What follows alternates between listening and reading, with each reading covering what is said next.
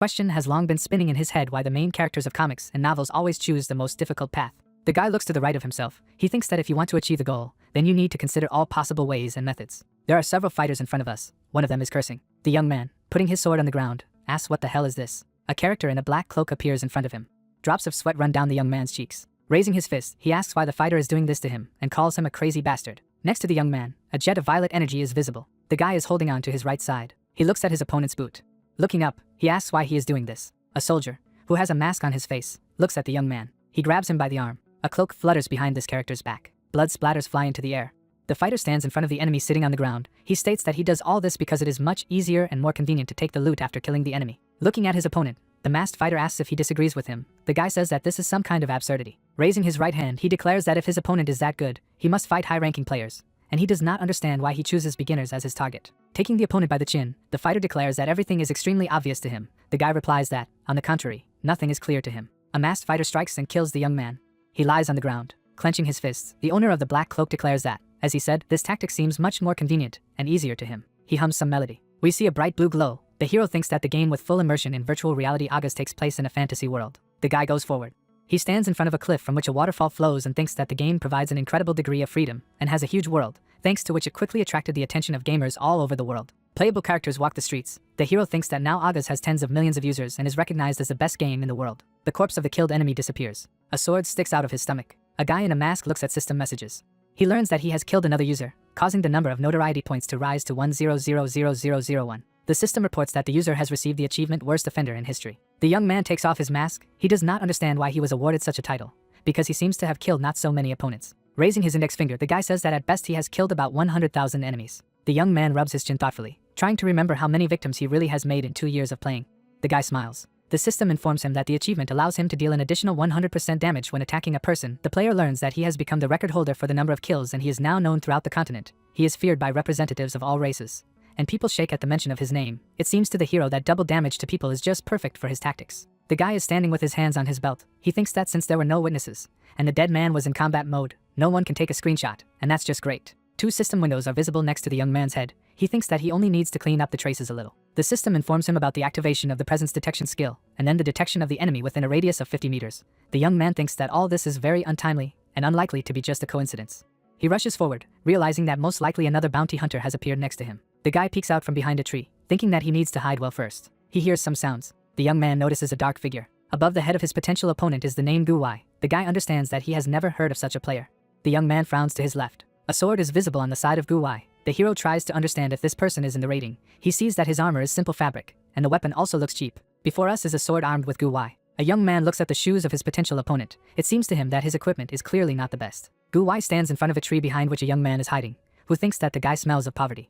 The hero looks over his shoulder. Raising his right hand, he walks away, thinking that it would be nice to find some more prey. Guwai states that he has found the guy. He listens to the voice in amazement. He holds out his sword in front of him, not understanding how his opponent noticed it while using his disguise. Crossed bright lines are visible in the air. Guwai holds his weapon with both hands. The hero's sword breaks exactly in the middle. Blood splashes fly up. The guy simply does not believe that he was attacked. He drops to his knees, thinking that all this is simply ridiculous. He falls face down on the ground. The young man sees his opponent. The image of Guwai is clouding. The worst criminal in history cannot believe that he was killed by such a weakling. The system reports that the hero has died and his killer does not receive any penalties due to the victim's high level of notoriety. The hero learns that he, as the worst criminal in history, cannot enter the game for the next 24 hours as punishment, and will be imprisoned in Great Sentinel Prison. There is an armchair next to the round table. A young man who is in the third booth utters a dirty curse.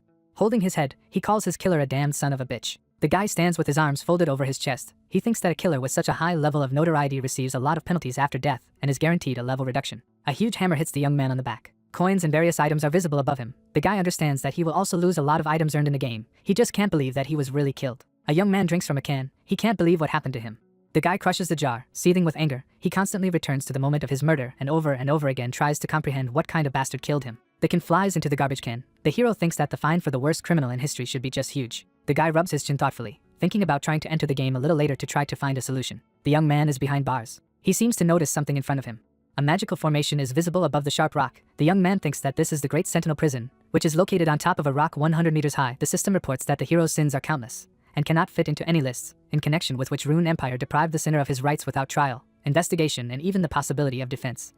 The young man learns that he has been sentenced to life imprisonment. The hero holds on to the bars of the bars. He laughs like a madman, Closing his eyes, the guy calls his jailers moral freaks and asks if they think that they should at least hold a trial. The guy points at someone with his index finger and shouts that life imprisonment is not funny at all. He puts out his right and then his left hand to the side. The young man raises his right leg, realizing that he is dressed in some poor clothes. The guy opens the inventory window and sees that he has nothing. The system informs him that he has been sentenced to life imprisonment and all his property has been confiscated. In addition, all his abilities have been taken away and his level has been reset to the lowest. The young man screams in despair and rudely calls those who treated him this way. Not far from the guy there is a knight with an axe. The hero, not stopping, shouts that something simply cannot be taken away, as it is no good.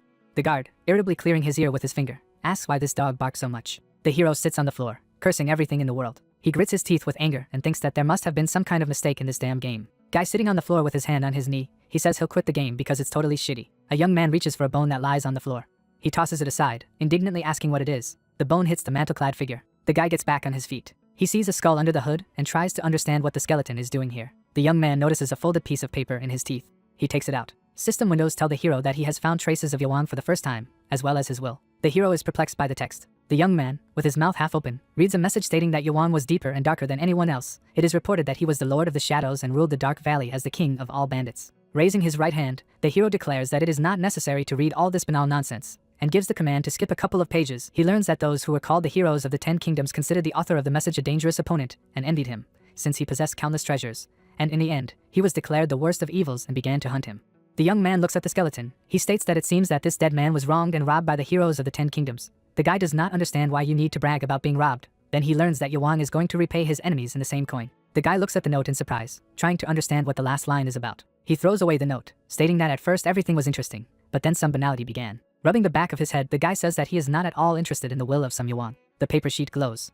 He hangs over the hero's head. Yuan informs him that one day his heir will appear, who will shake the world, destroy everyone and take everything, leaving nothing to anyone. The young man looks at the note hanging in front of him in surprise, trying to understand what is going on. Jets of purple energy rise around the skeleton. The system informs that Yuan, the ruler of the Dark Valley who was unjustly convicted and died in prison, wants to find an heir who will avenge his pain. The hero learns that in the last moments of Yuan's life, he has invested the remaining strength in his dying will and the hero meets the conditions for obtaining it. The last system window asks the hero whether he would agree to carry out Yuan's will. The young man looks at the dark window hanging in front of him in bewilderment. Covering his mouth with his hand, he happily says that he seems to have stumbled upon a secret quest, and will naturally agree to complete it. He stretches his finger to the yes option, but then decides to wait. A young man looks doubtfully at the system window. Standing behind bars, he says that something is wrong here. The hero falls to his knees, stating that even if he accepts the hidden quest, he will not be able to complete it, as he is sentenced to life imprisonment. The guy is crying. He is very sorry that he will not be able to complete the mission he received. A young man is sitting at a round table. He looks at his smartphone. We can see the screen of his device, where a search for the name Yuan did not return any results. The young man sadly declares that for the first time in this game he has found a secret quest, but cannot pass it, since all the items have been confiscated from him, and his abilities have been taken away. The young man yawns. He realizes that perhaps after what has happened, he just needs to give up this game. The player character looks at the system window, which informs that all levels, parameters and skills will be reset. The hero thinks that if he returns to the first level, he will be able to choose a hidden quest. The hero, who has a very frown on his face, sits with his arms folded on his chest. A smile appears on his face. He realizes that he has actually been offered a pretty good option. People walk along the streets of the settlement. We see someone's legs. A child in a white shirt raises his hands and shouts that he did it. The system reports the initialization of the character. The hero goes down from level 99 to the first level. He thinks that in August, when returning to the first level, there are two options: either continue from the place where death overtook him, or move to the starting village. The young man, raising his right hand, declares that he is choosing the starting village. A magical formation is visible under his feet. Rubbing his chin happily, the hero thinks that it is a little offensive for him to start all over again, but this is much better than getting a completely new character. The guy looks frightened at the knights approaching him. Two dark figures come close to him. The hero is afraid that the guards have already realized that he has escaped from prison. The young man covers his face with his hands. He curses everything in the world, realizing that he is very unlucky. The fighters pass by the frightened hero. He looks at their backs, thinking that this must be some kind of game mistake.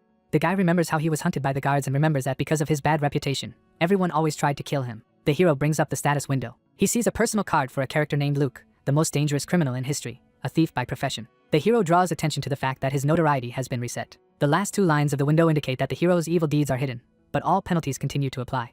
The young man raises his hands in shock. He thinks that this may be some kind of fraud, then he decides to look at his skills. Happily clenching his fist, the guy calls for the appropriate window. He clicks on the icon. The guy sees three windows in front of him. The first of them informs that his passive skill is the fake identity, which hides the accumulated evil deeds, but does not get rid of the application of penalties. The second rectangle describes the active skill search, which allows you to see the things of the intended victim at a short distance, and the action of which is interrupted if you move away from the target or stop looking at it. The guy also has the active skill steal, which allows him to steal items found when using the search skill. The young man scratches his cheek thoughtfully. He shifts his gaze from one window to another and realizes that he has become just an ordinary thief. Looking up, he states that he can't believe what happened and that it all needs to be checked right away. The young man's eyes glow. He uses the seek skill. Marks appear above the heads of the game characters. The guy looks at the system window, which asks to determine the target to search. He understands that this skill works with both game characters and NPCs. The young man pays attention to the curly-haired knight. Smiling, he thinks that he has found a suitable victim. Whistling a melody, the hero approaches two young people. There is a system window hanging next to the guy's head. He understands how it all works. The brown rectangle informs the guy about the property that the chosen victim has. The hero thinks that he can look into her inventory. The hero is beaming with happiness. It seems to him that all this is just amazing. He stands with his arms folded on his chest. The system reports that the distance for the search has been exceeded, and it has been stopped. The hero's eyes emit jets of pink energy. He calls himself by name, Yu Suk Woo, and asks not to worry, as there are many other goals around. The hero is standing on an empty street. As Woo walks down the street, he thinks that over time he will figure out how to avoid unwanted glances, find objects and places, and control the situation around him. He understands that the more observers there are, the less likely he is to commit a successful theft. Woo turns his head. He sees the cook sitting by the wall, covering his mouth with his hand. The hero thinks that he will certainly learn to steal so that no one suspects anything. Jets of dark energy appear around the hero's hand. He uses the search skill. The system reports that he is an NPC in front of him, the villager William. The system informs that this character has a rusty dagger with 100% durability. Putting out his right hand to the side, the hero uses the steal skill. The system informs about the beginning of the process. The young man's hand reaches for the dagger. Luke looks happily at the dagger and realizes that he has succeeded. The hero sees a system message that says that the theft was successful and he received a rusty dagger. Luke learns about gaining experience, increasing the level of skills and notoriety, and thinks that all this is just great. In his opinion, if things continue like this, he will be able to grow easier and faster than before. The young man thinks that he should only choose those as his victims who look stupid. Luke walks away from the drunken chef, contemplating who he should rob next. The hero hears someone nearby asking if his interlocutor really has a high-level item. The bald monk puts his finger to his lips and asks his companion to speak quietly. The latter replies that it is simply amazing, and he is very jealous of his comrade. The monk declares that he is very lucky to have received this object. Luke smirks happily, realizing that he can get his hands on a very valuable object. We see a lot of different objects. The hero thinks that there is a level system for items in the Aga's game. The most common ones are normal, followed by categories such as rare, unique and heroic. There are also legendary artifacts, but so far only one of them has been found. The characters of the game stand on a mountain of gold. The hero thinks that even if the item he can now steal is one step above normal, then he can still have unique qualities that prove useful even at high levels, which means that it can be sold very expensive. Luke looks at his potential victim, smiling. He thinks he already has a high-level item in the starting village, which is just wonderful. The hero slowly follows his victim. He listens to the conversation. The friend asks the monk if he is going to use the object himself or wants to sell it. The priest replies that he will first find out the price, and then decide what to do. Luke, smiling, looks at the bald character. He realizes that he is very careful, and this means that he will need to choose the right moment to commit the theft. We see a queue. The appraiser examines the items that people bring him. Someone says that the queue is quite long. The answer follows that nothing can be done about it, and you need to wait. The hero who stands behind the bald character understands that this is his chance. His eyes emit pink jets of energy. The guy uses the seek skill. The system reports that the selected character has useless junk, bandages and broken swords. Luke does not understand what the hell this is and why this person is carrying all this garbage with him. The hero continues to scan a potential victim. He already doubts that the monk has some high-level item. The system informs about the detection of a snail shell, beautiful pebbles and barley bread. Only in the third window, under the bitten apple and glass shards, the unidentified object item appears. The hero pays attention to the green color of the text and realizes that this is what he needs. The system tells the guy that this item cannot be stolen. Luke tries to figure out what it is about. The next window informs that some items cannot be stolen until the identification is complete. The hero realizes that he will have to carry out this process. The appraiser calls the next client to the table. The hero thinks that he will go crazy from all this, but he realizes that he cannot give up, and he will have to try to do what is required of him. Raising his left hand, he uses the identification skill. The recognition percentage rises to 46. Luke realizes that he has almost done it, and he needs very little more time. Happily clenching his fists, the guy stands behind his victim. The companion of the bald monk, who has a purse with money in his hands, says that he is finished. The hero, gritting his teeth, asks that the identification process go faster. A window appears in front of the guy informing him about the successful completion of the procedure. Luke uses the steal skill. The monk reaches into his knapsack and, after greeting the appraiser, asks him to evaluate something. The young man asks to see the object. The minister of religion cannot find the object that was in the bag. He asks where it could have gone. The appraiser says that if the young man has nothing to show, then he must give way to the next in line. The hero roughly elbows the monk in the back and demands that he move and not delay the line. The priest apologizes in fright. Clenching his fists, the hero asks if the young man is deaf. He looks frightened at the impudent man. Luke hands the appraiser a weapon and states that he wants to sell it. The young man says that it is just a rusty dagger. The comrade puts his hand on the monk's shoulder. He suggests that the item may have disappeared due to a bug in the game, and promises to send an official complaint. The robbed character states that it was a valuable item and doubts that it will be returned to him. Luke, looking around, walks down a narrow alley. He clicks on the inventory icon to check what exactly he has received. Surprise appears on the young man's face. Wu opens a can of soda. The guy smiles. He thinks that he got an object that he could not get, even by killing people. Above the hero's head, an elegant ring can be seen. He thinks that he got a bracelet of the wind, a special item with an illusory option to increase any attributes of speed, including attack and movement. The hero thinks that there are no restrictions on its use, so it is a very expensive item. Smiling, Wu closes his eyes. He begins to think that he should become a great swordsman. The guy decides to look for the best market price for this item. We see the edge of the screen. The hero is sitting in front of the monitor. He watches the news. One of the presenters says that recently there has been interesting news about high-ranking players. Or rather, that there is a new player who is hunting for them. Wu, smiling, says that this guy seems to be copying him. The TV presenter states that Luke, who is also known as the worst killer, seems to have used exactly the same tactics. The second announcer suggests that this could hardly be a coincidence. A portrait is visible on the screen in front of the presenter. The man says that thanks to one of the players, it was possible to confirm the appearance of the hunter for high-ranking players. He offers to take a closer look at the image. Before us is the same young man who killed the hero. Wu recognizes this character. He remembers how he approached him. The hero's killer holds a sword with both hands. Wu hits his knee. He screams that this is definitely the son of a bitch who is the cause of all his misfortunes. People in dark robes are sitting at the round table. It is reported that this is a meeting of 10 guild heads of the game Agas. One of those present says that there are only 6 left. The second states that they have this figure of 8. One of the participants in the meeting taps his finger on the table. He asks where the bastard named Gu Wai came from. The character sitting next to him states that he is trying to find out, but the information has not yet been obtained. The third guild leader, laughing, reminds everyone what they say about an unofficial high-level player. We see 2 more participants in the meeting. One of them says that Gu Wai should be killed as soon as possible. He is told that this guy still needs to be found. The man in the black hood raises his index finger and declares that Gu Wai is somewhat similar to Luke. The eyes of the 3 guild leaders turn round in amazement. One of them puts his right hand forward, swears rudely and asks why his colleague suddenly called the name of this bastard. The second, rubbing the back of his head, declares that he is sick at the very thought of this bastard. Above the guild leaders, the hero can be seen folding his arms on his chest, all of whom think that Gu Wai is just an angel compared to Luke. One of the participants in the meeting, raising his hand, calls on everyone to calm down. The head of the Goblin Guild Rishner declares that they must try to stop this arrogant man for the sake of their great cause. People walk along the streets of the settlement. Luke imagines the face of his killer. He thinks that it is not for nothing that this guy with short hair seems so strange to him. The hero understands that Gu Wai was not afraid to attack him, a high-level player, having the cheapest equipment. A guy passes by talking people. He understands that it may take him a long time to develop from scratch. He commits a theft right on the move. The young man's eyes glow. He thinks that one day he will take everything he has from Gu Wai. The system informs the hero that the theft was successful. Luke walks down an empty street. It brings up the status window. The hero sees that he has already reached the 4th level, and such progress in just 2 days seems to him just madness. The guy happily clenches his fists. He thinks that if everything goes on like this, then he will get to the 10th level in just a week. The hero frowns to his right when he hears that he is being called out. A big man with a dagger in his hand asks if the guy can spare him a couple of minutes. The second young man asks why the young man is silent when the elders address him. Luke tries to understand what kind of assholes they are. The scoundrels look at each other. The bald man asks his brother why he frightened this guy. The big man asks the hero not to be afraid, assuring that they are very kind people. He points a dagger at the hero and declares that he is in a difficult situation, after which he invites the guy to join forces with him. Luke, putting his hands in his pockets, leaves, stating that he is not interested in the offer. The system informs the guy that he can complete an unexpected mission. A system window appears in front of the young man with a description of the quest: clear the city of bandits. Luke learns that he needs to destroy 2 criminals, and he will receive rewards from the head of the village after completing this mission. The hero, smiling, thinks that since he is here anyway, he may well try. Luke turns to the guys and calls them bastards. The bald character asks in amazement. The protagonist, pointing his finger at the villain, asks why he has such a long tongue. Luke demands that he immediately put it back in his mouth. The bare-chested guy looks at the cocky young man in shock. He rushes to attack, threatening to kill the hero on the spot. Luke dodges the blow. He trips up his opponent. He falls and does a somersault over his head. The sword flies aside. The guy looks at the hero angrily and calls him a bastard. Luke raises his leg above the enemy's head and asks them to repeat their words. He steps on the back of the young man's head. A smile appears on the hero's face. He declares that he really likes what he feels now. A bald guy is frightened, calling out to his brother. Raising his fist, he demands that the son of a bitch remove his leg from his comrade's head. Luke looks menacingly at the frightened young man. He asks for clarification on what exactly he needs to do. He presses his foot on the head of the big man. He screams in pain. A sword appears in the hero's hand. Luke, smiling, looks at the weapon and states that he hasn't felt this feeling in a long time. The hero holds a blade firmly in his hand.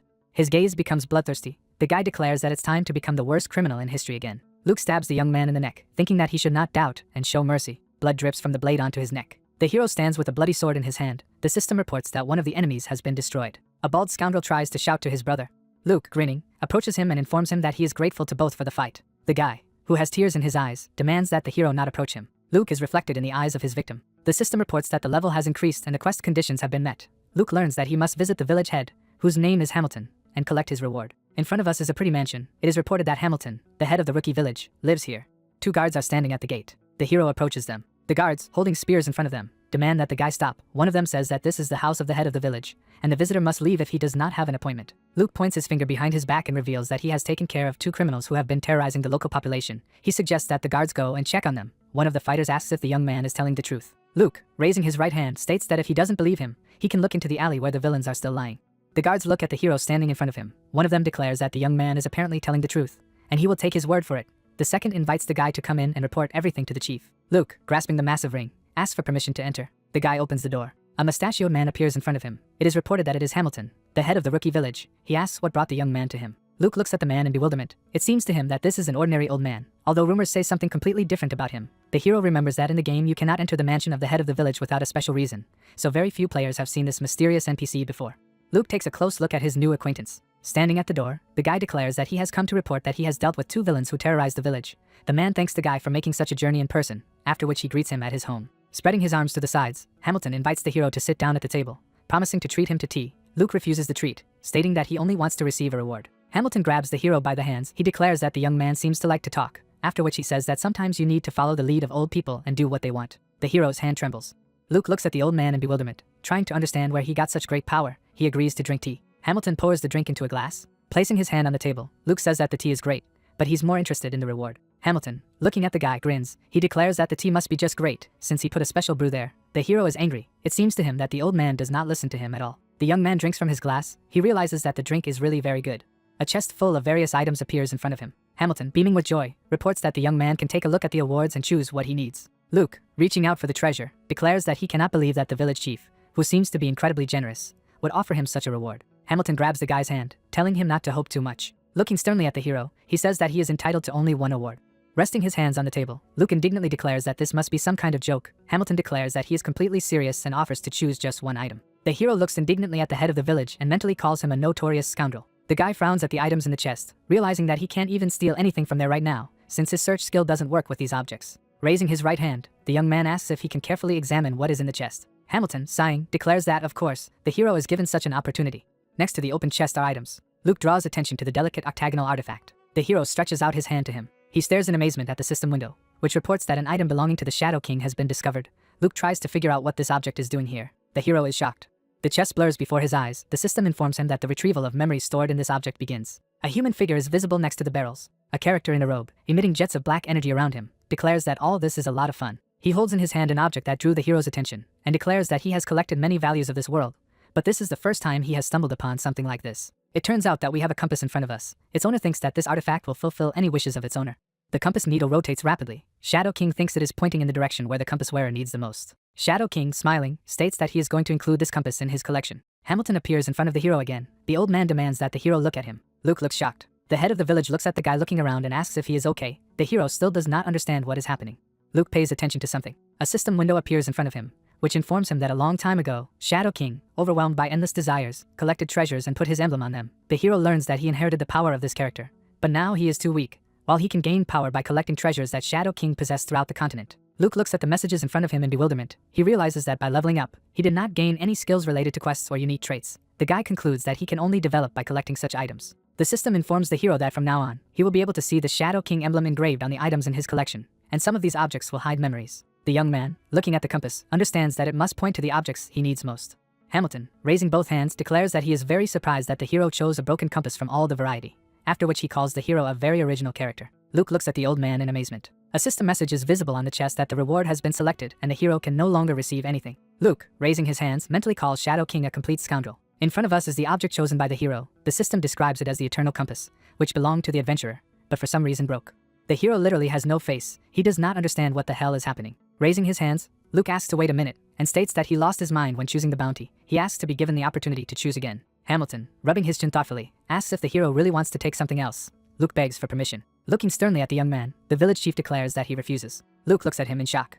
Folding his fingers in a special way, the old man declares that refusing requests to change the choice he has already made is part of his functional duties. Luke curses mentally. He raises his glass. The hero drinks. He declares that in this case he will just drink a little more tea and leave. The young man praises the delicious taste of the drink. Hamilton, laughing, thanks the young man for the compliment. Luke tries to figure out what to do. The guy sees a systemic message in front of him, which says that the head of the village of Hamilton is satisfied with the praise he heard, and his favor for the young man has increased. The hero mentally curses, thinking that he does not need the favor of this old man at all. Luke frowns at the head of the village, thinking that there is no way he will be satisfied with receiving a broken compass. The hero uses the search skill. The system reports on the detection of a target in the person of the village headman. Above the head of the old man examining some crystal, a search bar is visible. Luke learns about the discovery of the key to the vault. The hero looks thoughtfully at the chest. He realizes that the discovered key, most likely, does not fit him. A sly smile appears on the guy's face. Wu is sitting at a round table. The phone in front of him starts ringing. Looking at the screen, the hero realizes that his sister is calling him. He wonders what the girl could need. Rubbing the back of his head, the hero asks how Yumura is doing, after which he says that he is a little busy now, so he will call back later. his sister asks again in surprise. Cute girl holding phone to her ear, she asks why her brother behaves this way. A polar bear is seen on the bed next to her. She reminds that she is calling for the first time in a long time and says that she expected a more welcoming response. Squinting her eyes, Wu apologizes. He says he was joking and asks what happened. The girl replies that nothing serious happened and then asks if her brother is going to come this month. The girl excitedly declares that her mother misses the hero very much and she herself also wants to see him. Stroking his hair, Luke states that he will try to find time to come. Yumura replies that the hero must appear and says goodbye to him. Wu puts the phone down on the table. He thinks that now everything is too complicated and confusing, and now he still has to go to his family. Wu imagines the head of the village. It seems to him that all his troubles are because of this damned character. The young man clutches his head. He thinks that it will be easy to steal the key. But the problem is not in him, but in the vault, and also in the fact that the old man never leaves the house. The guy feels that his brain is about to boil. Someone gives the hero a can of carbonated drink and offers him a drink. A pretty brunette stands in front of the guy. She asks what worries him so much. Wu, opening the can, says that even if he tells, the girl still won't understand anything, after which he thanks her for the drink. Folding her arms over her chest, the girl asks again. The guy reports that he is disturbed by a person who does not leave the house. The question is what Wu will do if this character still leaves. Sighing heavily, Wu states that she can't say it. Looking at the guy, the girl states that in this case, he can force the unwanted person to leave. The guy complains that he seems to be listened to inattentively. Touching her chin with her finger, the girl states that Wu should just create a situation where the person will be forced to leave, since he will have no choice. She offers to arrange some cunning dirty tricks. Wu realizes that this is a good idea and reproaches himself for not thinking of it himself. Pointing at her interlocutor, Wu asks her to give him her booth. The girl asks in surprise why the hero needs it right now. Smiling happily, the young man declares that he seems to have found the answer to the riddle, and promises to thank the girl when it is all over. Wu opens the door of the cubicle, and the girl asks him to come out of there and tell what happened in the game August. She smiles sadly. Wu sits in front of the control panel. He realizes that he must create a situation in which the head of the village will be forced to leave his estate. He remembers that he can now safely pay visits to this old man. A bright flash occurs. Wu transforms into Luke, thinking that if he is given such freedom of action, he will be provoked to commit a theft. In front of us is the estate of the village headman. It is reported that the case takes place a few hours later. Guards stand at the gate. A hero appears in front of them, whose boots are stained with mud. One of the fighters greets the joyful young man as an old acquaintance. The guards open the gates, stating that Hamilton is already waiting. The hero enters, notifying the headman of his arrival. The old man happily spreads his hands to the sides and greets the guy. Luke sits down at the table and, complaining of dizziness, asks a man to make him tea. He declares that the taste of the drink does not get out of his head. Hamilton promises that the tea will be ready soon. Raising his left hand, the young man declares that the old man should not be in a hurry. Grinning, the young man says that he is not in a hurry. The system reports that the theft was successful, and the hero received the key. There is a glass of hot tea on the table. Luke thinks that now he can proceed. The hero brings the drink to his mouth and thanks the old man. He thinks that now all that remains is to find the vault. He thinks that he has examined all the corners of the first floor, but he has not found anything. Luke looks over the top of his glass. He realizes that he didn't look at one place only. The young man looks at the stairs, thinking that the object he needs is most likely on the second floor. The hero, giving the old man a thumbs up, declares that the taste of this tea warms his heart, and he feels the hand of a real master in it. Hamilton happily thanks the guy. The system reports that the village chief is incredibly happy with the praise he heard, and the old man's favor has increased again. Luke frowns, thinking that this is not what he wants at all. The guy looks to his left, trying to understand where the one he is waiting for is lingering. In front of us are the door handles. Hamilton, raising his left hand, asks the hero to wait a minute until he checks who is there. Luke replies that he will wait as long as he wants. The guy inwardly rejoices. The door opens. Hamilton greets Hutun. The system informs him that he is a local blacksmith. The thug states with concern that there is a problem with the gutter, and it would be desirable if the elder checked it with him. Hamilton, looking at the blacksmith, asks what exactly the problem is, who replies that as far as he understands, the ditch is tightly clogged with mud. The old man, looking at Hutun, asks again in surprise. The hero, smiling, sits at the table. The guy's feet are stained with mud. He asks the old man what happened. Hamilton, judging by the expression on his face, is beginning to suspect something. Standing in the doorway, he tells the hero that, apparently, there is nothing serious, but he has to go somewhere quickly, and Luke can wait for him in the house for now. The guy, smiling, says that the headman can take his time, and he will wait for him. The door closes. The hero stands with his hand raised. Putting his hands on the table, the young man thinks that everything is going according to his plan, and filling the ditch with mud was a very good idea. The young man goes up to the second floor. He thinks that it is about 10 minutes on foot to the place of sabotage, and he must do everything very quickly. The guy smiles. He thinks it's time to start a treasure hunt. Luke walks to the door. He stands in the middle of the room, trying to figure out where the old man could have hidden the hiding place. The young man turns his head, realizing that he does not have much time, and he needs to do everything very quickly. He pays attention to the hatch in the ceiling, and realizes that it may be what he needs. Luke reaches for his stick. He thinks he has to do everything before Hamilton returns. The guy is wary. The guards enter the room. One of them calls for the hero. The other asks in bewilderment why he is not there. Luke peeks out into the hallway. He can't understand why the guards entered the house. The guy hears his name. The guards approach the stairs leading to the second floor. One of them declares that he does not understand why the old man asked them to wait in the house. His comrade says that he does not understand this either, and then asks where Luke went. The soldiers climb the stairs. The hero looks out from behind the wall. He realizes that the fighters are rising and will soon find him. The hero turns his head in fright. The guard asks if the guy is on the second floor. Luke looks over his shoulder. The guards enter the door. One of them calls the guy by name. The soldier stands in the middle of the room in bewilderment. The young man covers his face with his hand. A door is visible next to the soldier. He asks if Luke is hiding there. The hero clams his teeth in fear. The fighter stretches out his hand to the door. The young man closes his eyes in horror. He mentally curses everything in the world and begs all the gods not to be discovered. The guard opens the door. He slams it shut, informing her that there is no one there. In front of us is the lower corner of the door. The room is empty. Luke trembles under a piece of white cloth. The guy gets out from under her and says with relief that if only a little more, and he would have to get rid of the corpse. Luke presses a stick on the hatch. He thinks that the end of his adventure is near, and he just needs to be patient a little longer. A ladder goes down. Luke walks up to her. He would never have thought that he would see such technology in such a dwelling. The hero puts his foot on the first step. He thinks that Hamilton is very smart, but he will not deceive him. The guy's head appears in the hatch. He walks over to the glowing chest. The system reports that the hero has found the secret vault of the village headman. Luke, smiling, looks at the chest, realizing that he has reached his goal. He pulls out a huge key, thinking that this is how to get rid of regrets for the lost reward. The hero inserts the key into the lock. He looks into the chest. The system reports that he has found items of clothing from an ancient hunter and an unknown map. Luke works with the inventory window. He realizes that he has found unique ranked items, and he is not going to give up any of them. The guy looks thoughtfully at the scroll he is holding in his hand. He wonders what kind of card it is, and assumes that it was kept here to be given for completing some quest. The system reports that the hero has found information related to a secret scenario. Wu sits with his feet on the table. He realizes that this whole quest was invented specifically for the sake of the map. The guy has a rather strange expression on his face. He is trying to comprehend the information received about the secret scenario. There are 3 playable characters in front of us. Wu recalls that a year ago the first main scenario appeared in the game Magas. It was a quest dedicated to the history of the continent, which instantly captured everyone's attention. Then a huge number of users entered the game. But the pioneers, of course, were high-level players and the top 10 guilds. The fighters stand against the background of the fortress. The hero recalls that most users thought that the strongest players monopolized quest rewards, but these expectations were not destined to come true. Smoke rises over the burning fortress. Wu thinks that even better players could not pass the very first stages. The ground is strewn with corpses. A giant monster rises in front of the lone knight. The hero recalls that the complexity of the script was incredible. A fighter stands in the middle of a maze. Wu recalls that the plot was divided into dozens of branches, and many difficult conditions had to be met in order to gain access to the blocked missions. An hourglass towers on the gold bars. The hero thinks that users did everything in their power to complete the main plot. They spent a huge amount of time, money and effort, and eventually managed to find the answer. A scroll hangs in the air in front of the joyful players. We see him up close. The hero recalls that the answer was a secret scenario that had to be passed in order to be able to continue advancing according to the main scenario. A lot of hands reach for the scroll. The guy recalls that when it became known about this condition, top players tried to find information related to the secret plot, and they are doing it to this day, even a year later. Wu wearily closes his eyes. He assumes that the map he discovered is the starting point for a secret scenario. The young man rubs his chin thoughtfully. He tries to understand whether it is possible to develop and grow quickly, taking up the passage of a secret scenario. The hero is worried that he may bring unnecessary trouble on his head. A chest with a cross can be seen on the map. Wu realizes that it shows the south of the continent, and he can reach this area in a few days if he finds a suitable vehicle. The hero opens the door of the game booth. He thinks that he can always transfer the quest to someone else if it seems too difficult and troublesome to him. And in addition, nothing prevents him from performing other tasks that he may come across additionally. Wu smiles. He decides to take on a secret quest. Game characters approach the huge fortress wall. A bearded man stands by the cart with a capacity of 3 people. Someone calls out to him. In front of him is a pretty girl with the nickname Rabbit. Raising his right hand, the driver asks if the girl is ready to go to the main continent. Smiling, she raises her sword and states that she has already reached level 10, so she may well try to do so. The man declares that there is no place for doubters on that land at all. He asks the girl to confirm that she is confident in her abilities. Rabbit first asks in surprise, and then confirms that she is very determined. The driver points his finger behind him and says that in this case, the girl should follow him, and he will see if she can safely pass through the forest of trials accompanied by him. Rabbit looks at the man in surprise and says that he will do so. Rabbit climbs into the wagon. The system informs him that the departure will take place soon, and the squad is formed.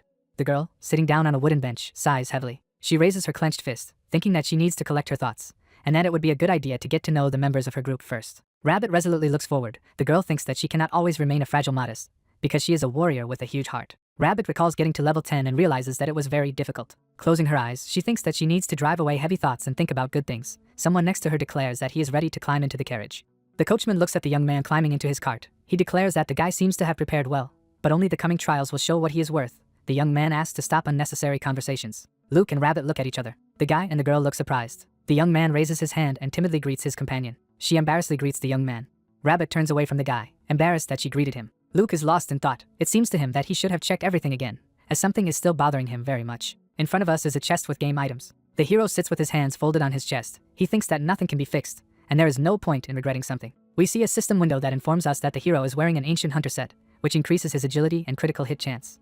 Luke sees a status window in front of him, informing him of the application of the effect of the ancient hunter set and the increase in the specified abilities. The guy looks at the coachman driving his horse. He tries to understand whether he can overcome the forest of trials in his new clothes. Under the huge trees, someone's red eyes are visible. The cart passes through the forest of trials. The hero thinks that only by driving through it can you get to the main continent. With many predators lurking among the trees, Luke thinks that, as the forest's ominous name suggests, there are many scary monsters lurking in it, and the only way to get through it is to take a seat in a cart driven by holes.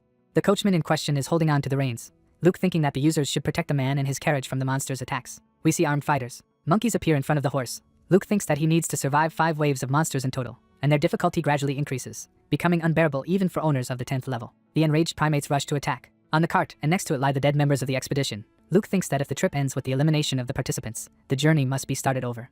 The young man looks at the gold bracelet. He originally did not intend to wear it, but now it seems to him that it is better to do it after all. The hero puts the jewelry on his arm. He thinks that the difficulty of the test is off the charts, and the members of his squad are unlikely to be able to help him in any way, so he must treat this trip as if only he can ensure the overall success. The system reports that all speed indicators have been increased, and the item is bound to its wearer. Luke looks at the bracelet in admiration. It seems to him that it looks simply amazing. Someone's hand falls on the side of the cart.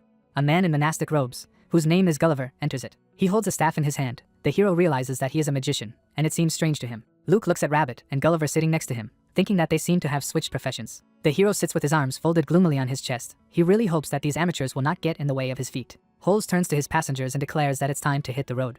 The cart passes along a forest road. Luke silently looks at his companions, thinking about how the whole thing is getting a little boring. His eyes emit a pink glow. The guy thinks that as long as nothing happens, he can start searching. Luke opens his mouth in surprise, and the system informs him that in addition to acorns and glass beads, Rabbit, which has been chosen as a target for study, has an object called Electro. The hero, with a dagger next to his head, covers his mouth with his hand. Luke happily clenches his fist. Although he does not understand where the girl could get a dagger of a unique level, the guy considers it a crazy coincidence and rejoices at incredible luck. Rabbit looks at the guy a little scared. Holding a round shield in front of her, Luke pays attention to the paltry probability of successful theft that the system shows him, and realizes that he will be caught by the hand if he makes even the slightest mistake. The hero summons the skills window. After reading the text, he understands that if he is caught, his behavior will be perceived as a hostile act. He will be considered a criminal, and all this will end in a battle. Luke thinks that he must first increase the probability of his success. The young man looks at his companions. He thinks that it is necessary to establish contact with the members of the squad and establish a suitable atmosphere. Rubbing the back of his head, Luke says that since they will be working together, it would be a good idea to get to know each other. Raising his hand, he suggests starting with a simple introduction and states that his name is Luke. The stern man frowns that he can be called Gulliver. The girl is frightened and reveals that her name is Rabbit. Raising his hands, the hero states that he has watched many training videos, and they say that the most important thing for success is the teamwork of the entire squad. Before us is a visual scheme of the expedition. The hero says that in total they have to repel 5 waves of monster attacks. That is, they will have to repel 1 attack, drive a section of the way, and again face monsters. He says that the wolves will be the first to attack. Their number will be impressive. However, fortunately, they will not attack all at once, but separately. Raising his hand, the guy says that he thinks it would be appropriate for him and Rabbit to be responsible for repelling attacks from the front. The girl asks in amazement. The hero, looking at the big man, declares that Gulliver will cover them from behind, who asks if the young man is in his right mind, because usually the warriors take the brunt of the blow, while the ranged combat classes stay in the middle of the group. Luke, pointing his finger at holes, says that this tactic won't work here, as they have to protect the wagon on top of that, and the main priority is to prevent a breakthrough from the front. We see what the hero thinks combat tactics should look like. Luke states that it is also necessary for melee players to take turns coming forward and dealing damage.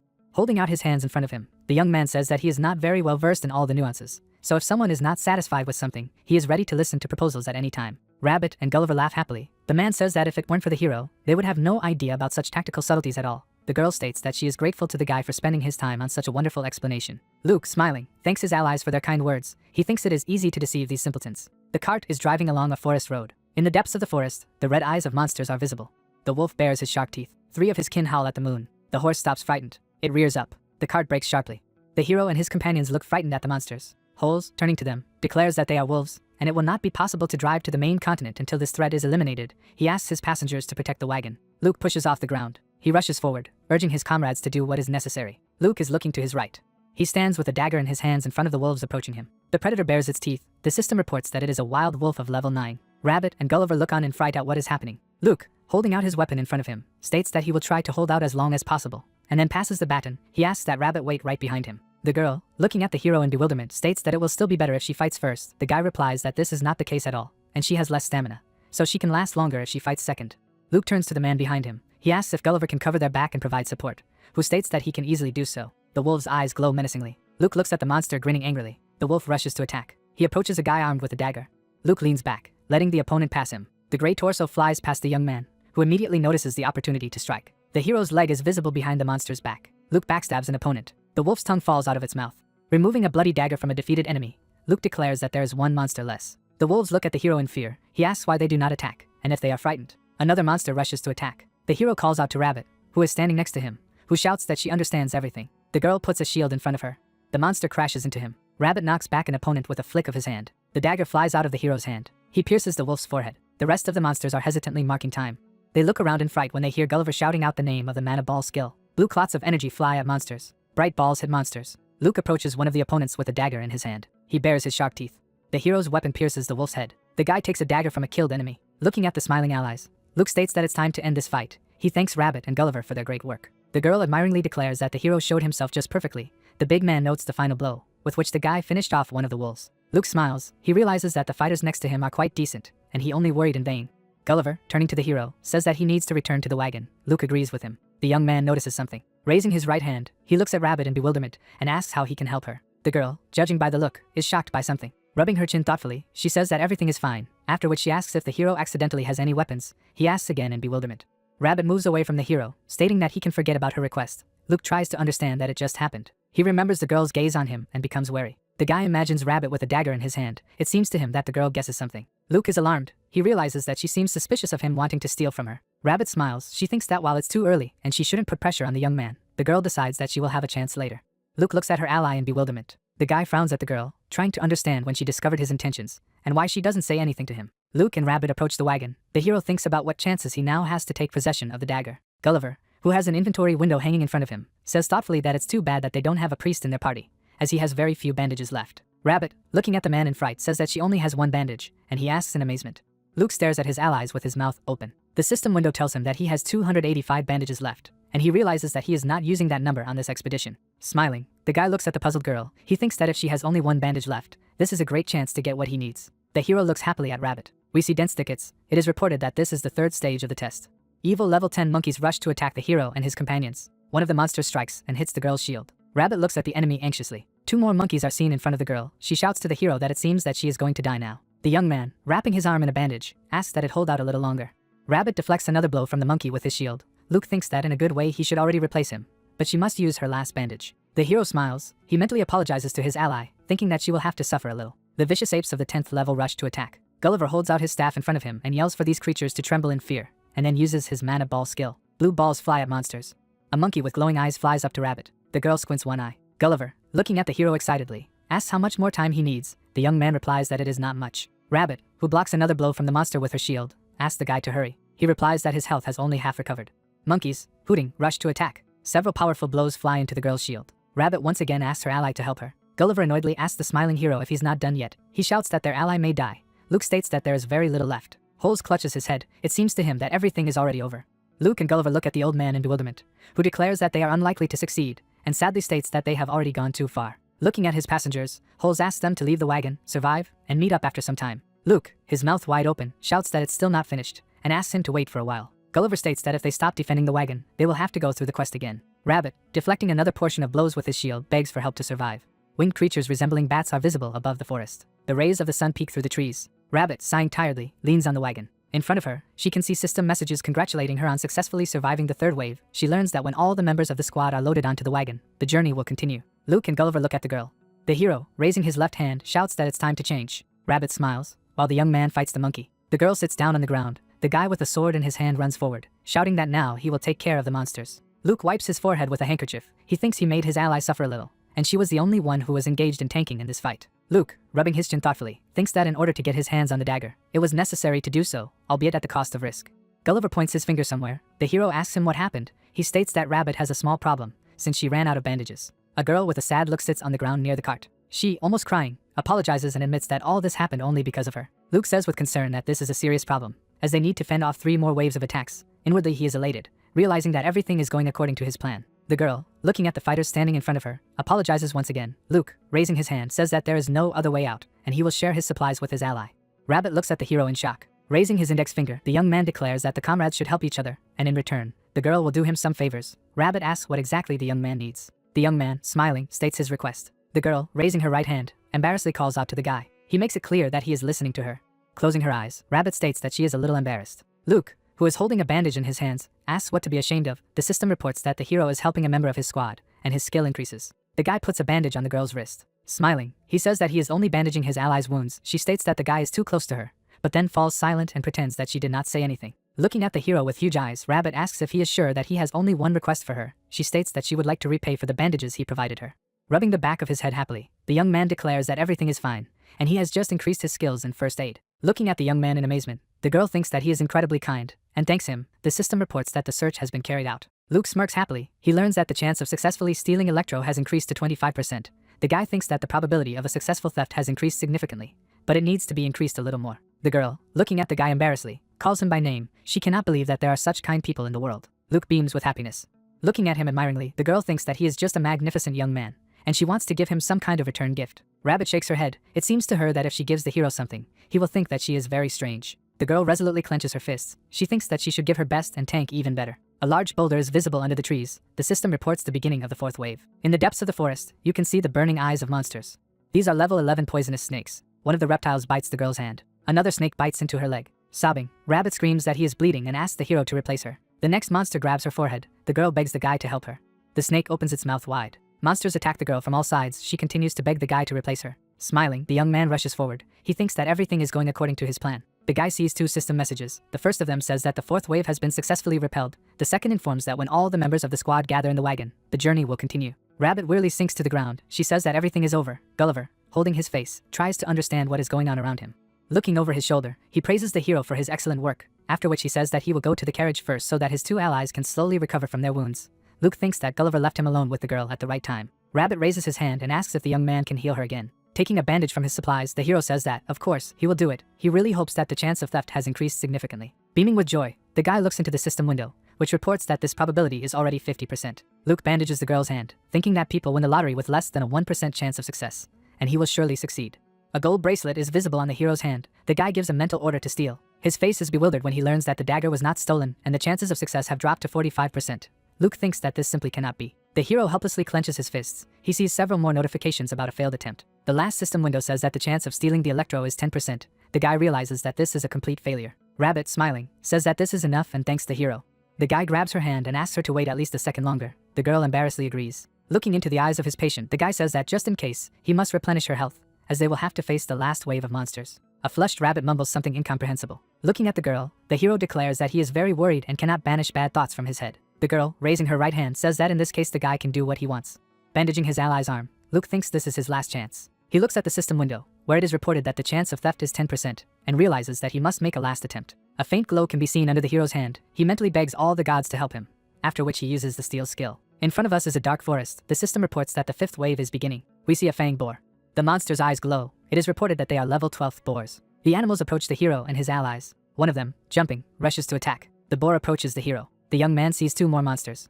He jumps, letting the boar pass under him. With a dagger in his hand, the guy hovers over the boar. The system reports that he has masterfully avoided the enemy's attack, and therefore the dodge skill has increased to a certain level, and Luke also learns that he has acquired the skill innate evasion. The hero sticks a dagger into the side of the monster. The boar hits its head on the ground. The monster lies at the young man's feet.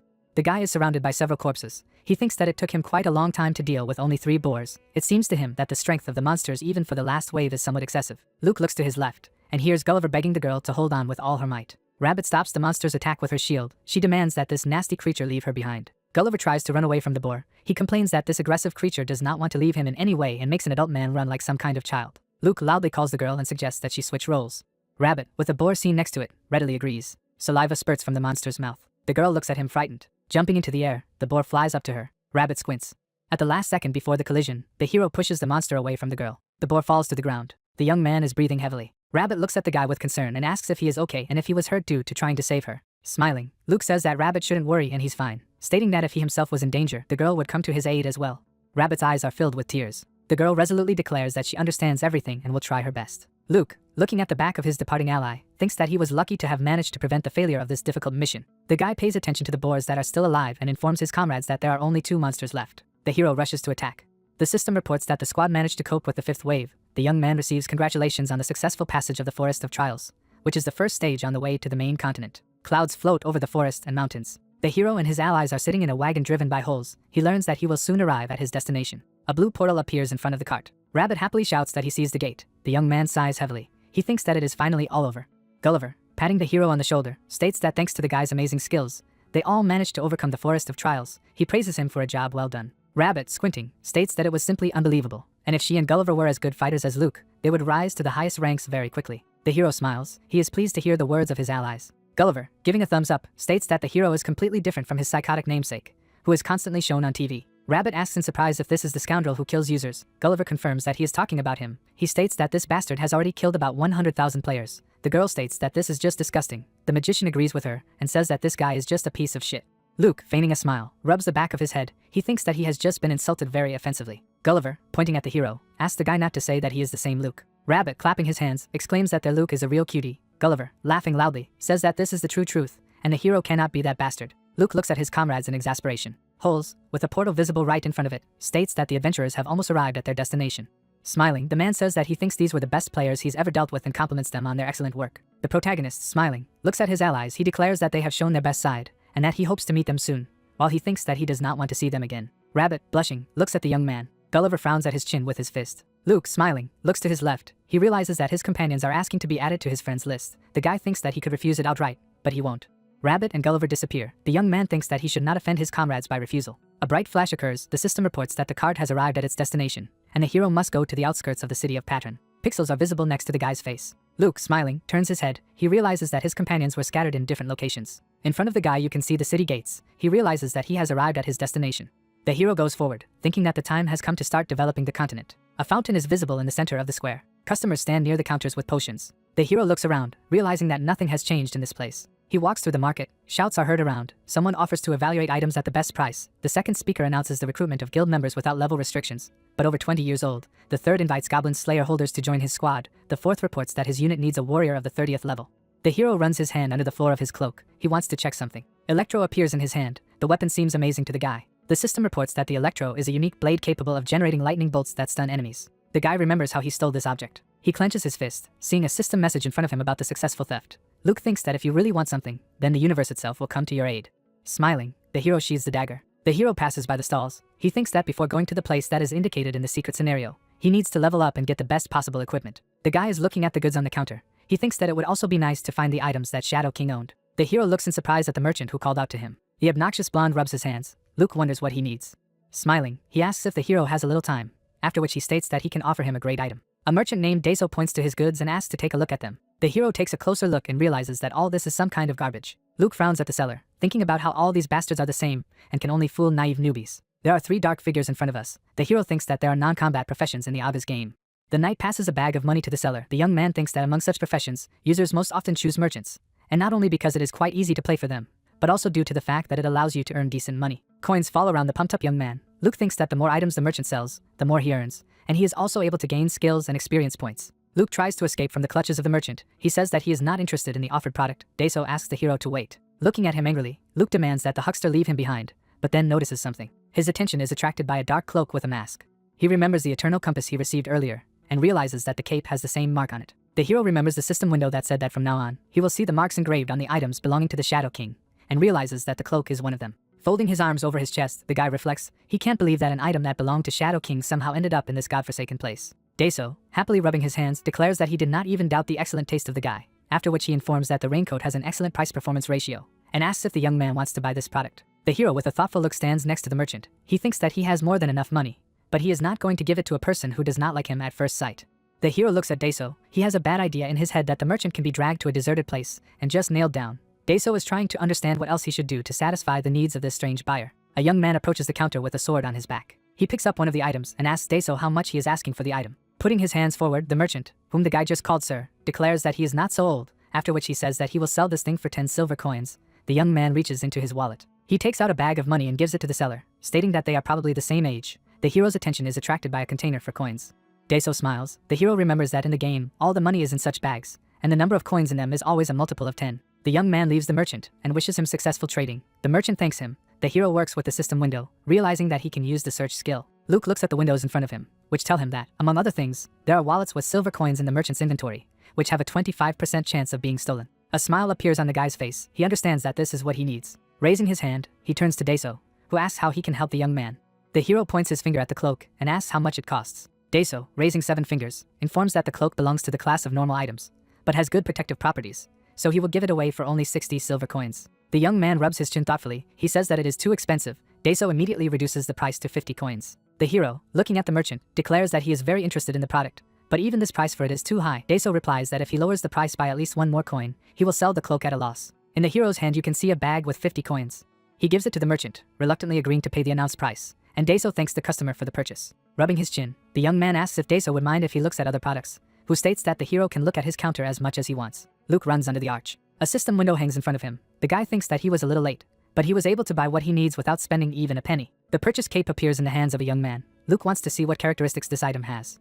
System windows are seen underneath the clothing. They inform that the hero has become the owner of an item that belonged to Shadow King and now feels the power in it. Luke learns that he can absorb the remaining energy of this item, and finally, it is reported that the hero has absorbed the power of the cloak and gained a new skill. Luke, looking at the cloak, is eager to see what ability he has got. A system window hanging in front of the young man's face informs about the receipt of the passive skill parkour, which can be used until complete exhaustion of stamina. The hero looks a little discouraged. The cloak he is holding in his hands begins to disappear. The system reports that Luke is absorbing the energy left in the cloak. Jets of white energy are visible in front of the young man. He raises his hands. It becomes clear to him that now, after absorbing the energy, he can use the parkour skill. The hero rubs his chin thoughtfully, trying to figure out exactly how this ability is used. The young man draws attention to the bricks standing out in the wall. He looks at them in surprise, trying to understand why they are different from others in their color. Luke looks at the wall. He touches one of the bricks with his finger, thinking that this is what is required of him now. The system notifies that the assistance function is turned on. His ghostly doppelganger appears next to the young man. Luke jumps up and down in fright. The hero double climbs the wall. The guy looks at the silhouette with disbelief. He understands that this strange assistant seems to call for repeating his movements. Luke grabs onto the bricks that stand out on the wall. His doppelganger is directly above his head. The young man looks up, realizing that this is exactly how this training works. He climbs the wall higher and higher. A smile appears on the hero's face. He realizes that he is doing everything right. Luke rises higher and higher, and what he does seems simple and easy to him. The hero looks at his double in bewilderment, trying to understand why he suddenly turned around. The mentor jumps off the wall. Then he starts jumping from one vertical surface to another. Luke thinks it's just some kind of madness. He doesn't understand how this can be replicated in practice. The hero's doppelganger clings to the roof with his hand. Luke thinks that trying to repeat such movements is akin to suicide. The guy, pushing off the wall, shouts loudly that he should be fine.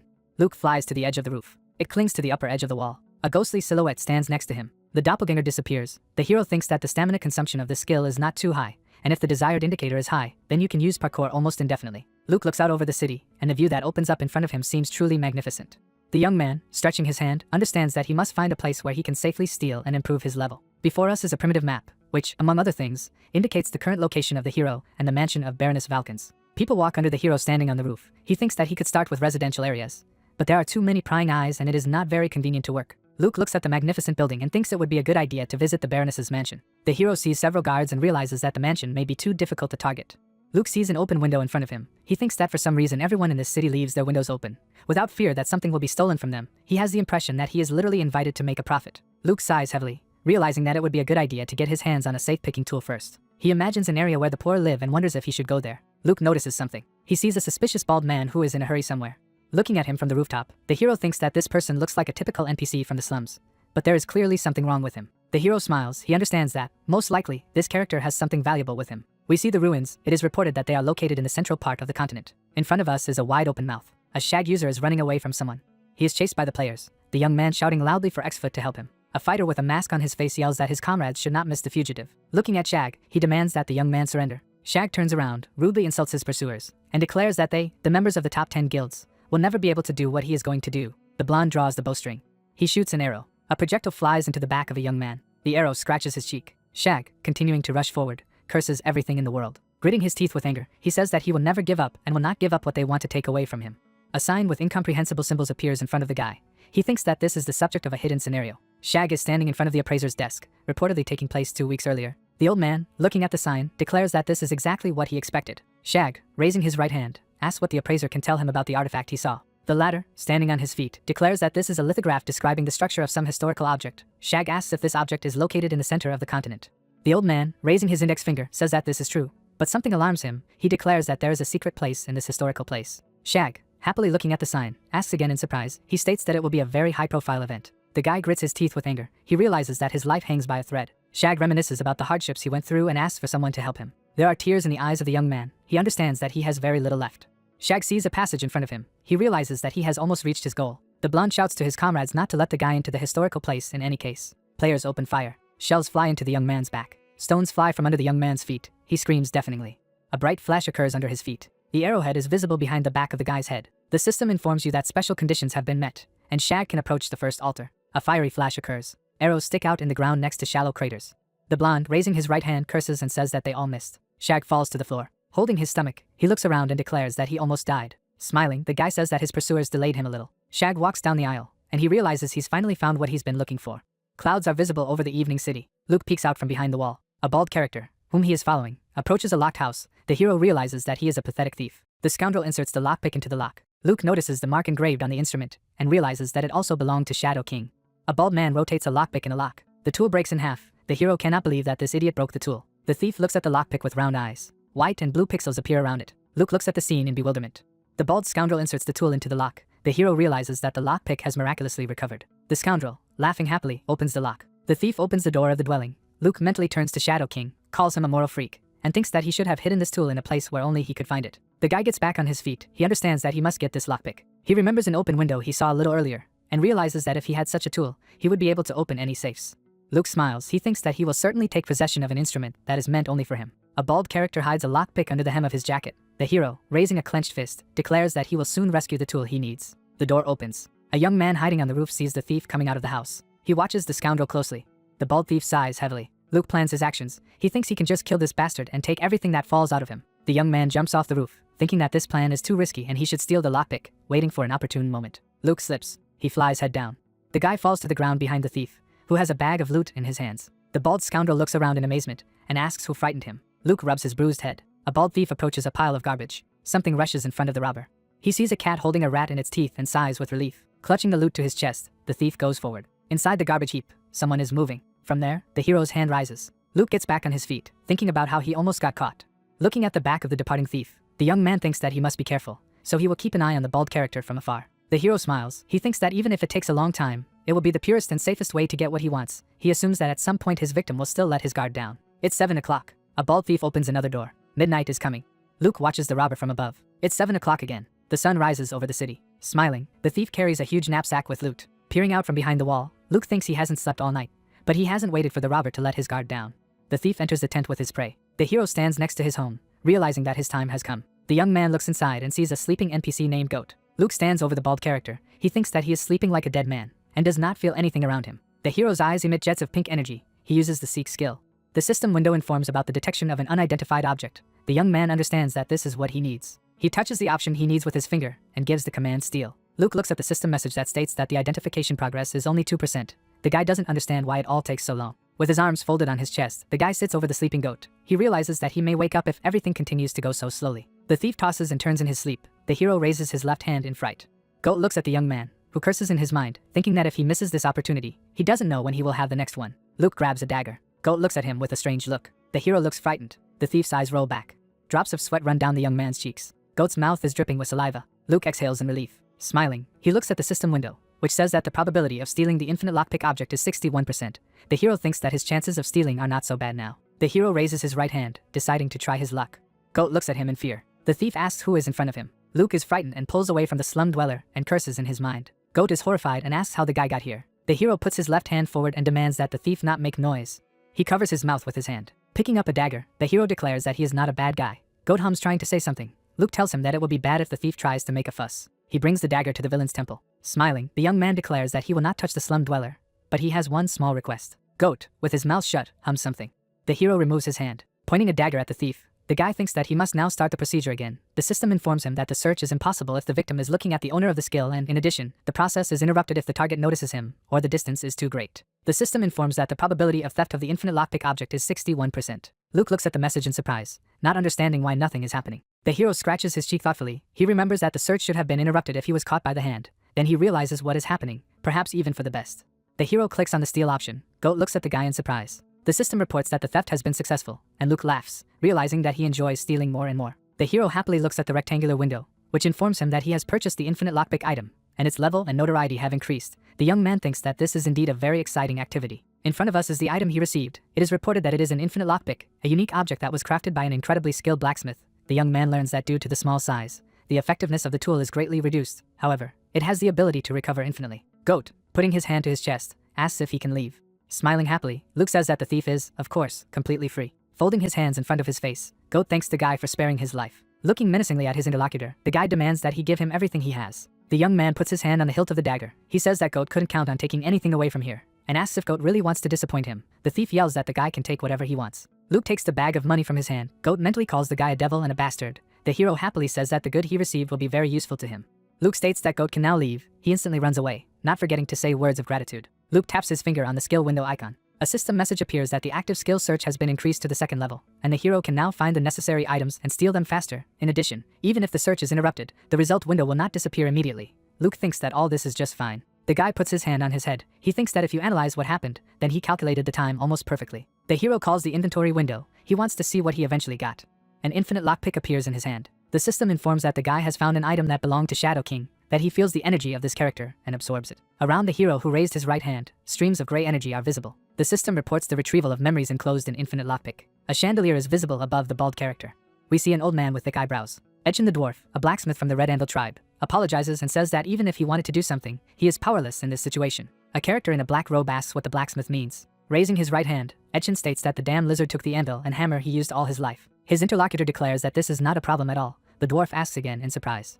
The blacksmith sees the tools in front of him. His interlocutor says that he has only recently destroyed the dragon's nest. Etchin cannot believe what he heard. Looking at the hammer in bewilderment, he says that these are indeed his tools. The dwarf thanks the god of fire Perumian. His interlocutor smiles. Taking the hammer in his hands, Etchin declares that the man is his savior, and if he brings the necessary materials, he will make anything for him. The owner of the black cloak, giggling, asks again. The blacksmith puts his hand to his chest. He says that their tribe does not waste words, and he just needs to say what is required of him. The answer is that everything is happening on time as never before. The interlocutor hands the blacksmith purple material and declares that he has brought everything he needs. Etchin recognizes the magic metal. Looking at the object, the old man says that only his tribe can work with this metal, and then asks what exactly he should make from it. His interlocutor, demonstrating magnificent teeth, says that he wants to get an incredibly important thing for himself. Etchin looks at him in surprise when he hears that he is required to lockpick. The man puts his hands forward and shows what size the tools should be. Etchin, looking at his interlocutor in bewilderment, asks if he is joking, and why it is necessary to spend magic metal on some kind of lockpick. A dazzling smile is visible under the hood. Its owner says that, of course, he is serious. Etchin, taking metal in his hands, says that he can create a magnificent tool from it. The customer declares that if the master pick has the ability to recover, the rest does not bother him at all. Etchin, looking at the man in bewilderment, asks why some lockpick needs to be supplied with such quality. Smiling, he states that he is tired of his tools constantly breaking when he tries to open doors, and he thought it would be convenient to have a lockpick that never breaks for long. The blacksmith says irritably that this is not a serious reason. The black cloak wielder states that the Red Anvil tribe seems to be trying to find a cheap excuse, reminding him that the old man has stated that he never takes back his words. The dwarf takes a hammer in his hands. He puts metal on an anvil. Etchin, with tears in his eyes, calls his interlocutor a scoundrel and shouts that he will do what he wants. The man laughs loudly. The system reports that the replay of memories has been completed, and the hero has acquired a new skill. Luke, raising his right hand, says that it seems like this guy was completely crazy if he ravaged the dragon's nest just to make one lockpick. Bird feathers are visible above the head of the owner of the black robe. The hero does not understand how such a character could turn into the one who became known as the Shadow King. The young man clicks on one of the elements of the system window. He wants to check the unlock skill. The system reports that it is a passive skill that uses a special tool to pick locks. While at the first level of the skill, only locks of the same class can be picked. In the last line, it is reported that infinite lockpick is a tool currently in the arsenal of the hero, which makes the guy assume that there are some other devices that he can get. The hero stretches his finger to the system window. He also understands that locks can also be of different levels. Luke walks out of the tent, thinking that he has to test the skill he has learned. Grinning, the guy says that he will empty all the safes in this village. In front of the shag, you can see a slab with an elegant ornament. He sees the recess and realizes that he must insert a stone tablet into it. The guy lowers the object he has into the recess. A bright light hits upwards. The young man sees the bow. The system reports that it is a sealed first hunter's bow. Shag is perplexed, trying to figure out how to print this weapon. A bright flash occurs in front of him. The young man looks up in amazement. The system informs him that the first test is about to begin, and he must return to the land where it all began and show what he is capable of. It is reported that the descendants will personally test the qualifications of the young man. Shag is amazed as he tries to figure out what this ordeal is and the land where it all began. A window hangs in front of him, offering to return to the land where it all began, and pass the test. The young man feels that he will have to face new difficulties. Shag grabs his head. He asks how long he will need to run laps. Clouds are floating over the buildings. It is reported that the case takes place at the same time in the village of Patron. Luke bouncing in the direction of the window. It pushes off the cornice and flies up. The hero lands. He sees a safe in front of him. The system warns the guy that he has entered the dwelling without permission, and his notoriety has increased in real time. Luke shakes his head. He believes that he is using a fake identity anyway, so it doesn't matter how much his notoriety increases. The young man thinks that he has checked everything and no one should be around. The hero, smiling, takes out a lockpick. He decides to open the safe. Luke pulls the tool towards the tampering object. He is amazed to notice the projection of the lockpick in front of him. She points to the lock of the safe. The hero understands that he is being taught how to work with this tool. The guy inserts a real master key into the slot of the lock. He turns it counterclockwise. Luke sees a message in front of him stating that the locked crate of the first level has been successfully opened. The system informs him about the increase in the number of experience points and the growth of mastery of working with the lockpick. The young man opens the door of the safe, thinking that it is just amazing that for this they also give experience points. There is a blue rectangular object in the safe. It turns out that this is a cloak. The hero understands that it is needed in order to hide his appearance. The system reports that the hero has stolen a valuable item that belonged to someone else. The second window informs about the activation of the characteristics of the profession. The guy learns that the number of experience points increases in proportion to the number of stolen items. And in addition, the skills related to theft improve. Luke stares at the window in front of him in bewilderment, trying to understand why opening a safe is also considered an act of theft. Looking over the cloak, the young man notices something else. He takes a sheet of paper out of the safe. In front of him is a note in which it is reported that the object of the tests demonstrates rejection. The experiment is considered impossible, and it is necessary to get rid of the object. The hero tries to understand what it is all about. Luke looks at the paper. He thinks it all looks like an experiment report, but it's very difficult to understand what exactly it's about. The young man is standing next to the bed. He plans to go to rob another safe. A system message appears next to the guy's face. The hero learns that the sender is his sister, and he can answer her now or later. The guy reaches for the system window, trying to understand why Mira is bothering him again. A keyboard is visible in front of the guy. He asks his sister what she needs. She replies that tomorrow she will be in the area where the young man lives, and wants to meet. Luke asks why this is necessary. The girl says that she is dating her friend, and since she will be in the area where her brother lives, it would be nice to meet him. The hero thinks that this is an acceptable proposal. Before us is the further correspondence of two relatives. The hero asks if his sister is dating a friend only because of him. Mira replies that this is just a coincidence. Luke asks if this is really so, to which the girl writes that the guy can trust his sister like no one else. The hero thinks that he can believe that everything is exactly like this. Luke, smiling, continues to type. He asks what time he needs to arrive. Mira informs that the guy should come to the bus station around 2 o'clock in the afternoon. He writes that he understands everything. With a wave of his hand, the young man closes the correspondence window, thinking that he still has a lot of time until 2 o'clock tomorrow. Luke smiles happily. He thinks that all the time left until the meeting, he will be robbing safes, and he has a huge amount of work ahead of him. The guy is visible in the window of the room. He opens another safe. The system reports that he entered someone's home without permission, as well as the information we are already used to. In the safe there is some money and a notebook. The system reports that the guy received 2 silver coins and a confidential report. The hero takes a sheet of paper in his hand. It is reported that several healthy men are needed for the 4th experiment. The guy climbs onto the roof. He runs forward under the bright moon. Luke runs to the edge of the roof. There is a smile on his face. The system reports that his notoriety rating has once again increased. A young man flies against the background of the moon. Clouds are floating in the sky. It is reported that the case takes place the next day. In front of us is the waiting room. The hero stands at the column. He looks at his phone, wondering where his sister is. The girl greets her brother with a wave of her hand. An embarrassed friend is seen next to her, who clearly did not expect that his sister would bring someone else with her. The hero, smiling, looks at the girls. Mira asks how long he had to wait. The guy replies that he has just come here. Looking at his sister, he asks if Mira mentioned this friend in the correspondence. She confirms this assumption. The girl, smiling, declares that they met a long time ago, but did not want to separate, so she decided to introduce her friend to her brother. The hero, raising his left hand, asks again in surprise. Mira happily states that her friend, who also plays Agas, needs help, and since Wu is a real expert in this game, she thinks he will be able to help. The hero states that his help is quite expensive. Mira shows the package she brought and says that the food is delicious, so the guy doesn't have to worry about paying. She turns to her friend and asks her to say hello to her brother. The girl, blushing, greets her, after which she says that her name is Hanul, who seems to recognize her. Thoughtfully rubbing his chin with his finger, he thinks that he saw this face somewhere. The guy tries to remember exactly where it was. Armor pops up in the young man's memory, as well as a deep neckline. The hero realizes that Rabbit is in front of him. The guy looks at the girl in amazement, realizing that it was her who was stolen by Electro. Wu looks at the puzzled beauty in fright and remembers that in the game her name was Rabbit. The guy is trying to figure out what she is doing here. The young man recalls his behavior in the game, thinking that Hanul must have already realized that he stole the Electro from her. The hero urges himself to calm down. Holding out his hand, he states that he is very happy to meet him. Then he reveals that his name is Yusuk Wu, and Mira is his younger sister. The hero thinks that the girl will not recognize him, and he will hide that he knows her for as long as possible.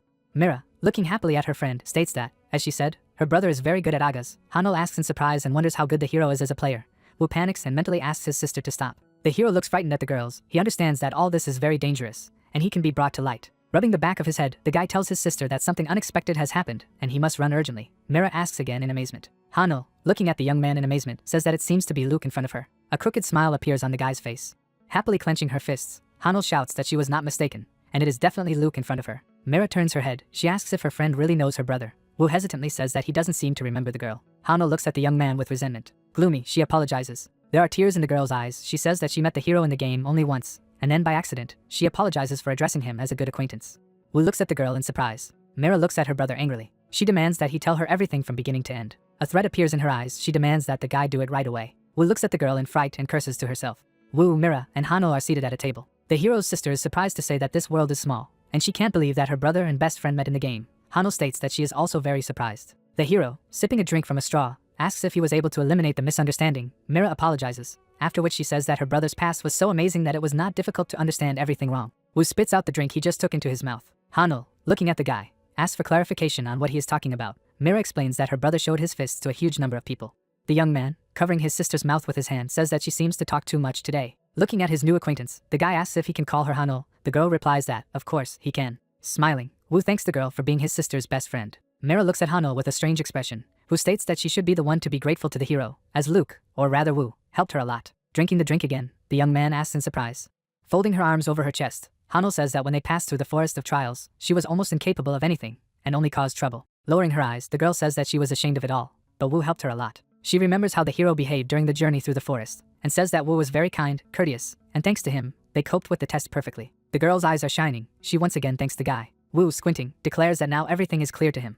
Hanul, looking a little frightened at the hero, states that she wanted to give him a thief's weapon, but it somehow disappeared. Wu, who stole the dagger, is happy that he is not suspected of anything. Mira, looking at her in bewilderment, states that she should have asked the system where the item went. Hanul says that everything is fine, and most likely she lost the dagger by mistake. Wu smooths his hair, a little embarrassed to hear this conversation, as it turns out that he robbed not someone, but his sister's friend. The hero looks away from the girl. He realizes that he still cannot admit that he was the one who stole the electro. Looking down, Hanul says that she is a little uncomfortable calling the guy by his first name. Moving her fingers in front of her face, she asks if she can call the young man an older brother. Raising his right hand, the hero says that the girl, of course, can do this. She happily asks again. Beaming with happiness, she thanks her older brother. Wu looks at her in bewilderment, trying to understand how such an innocent child can exist in this world.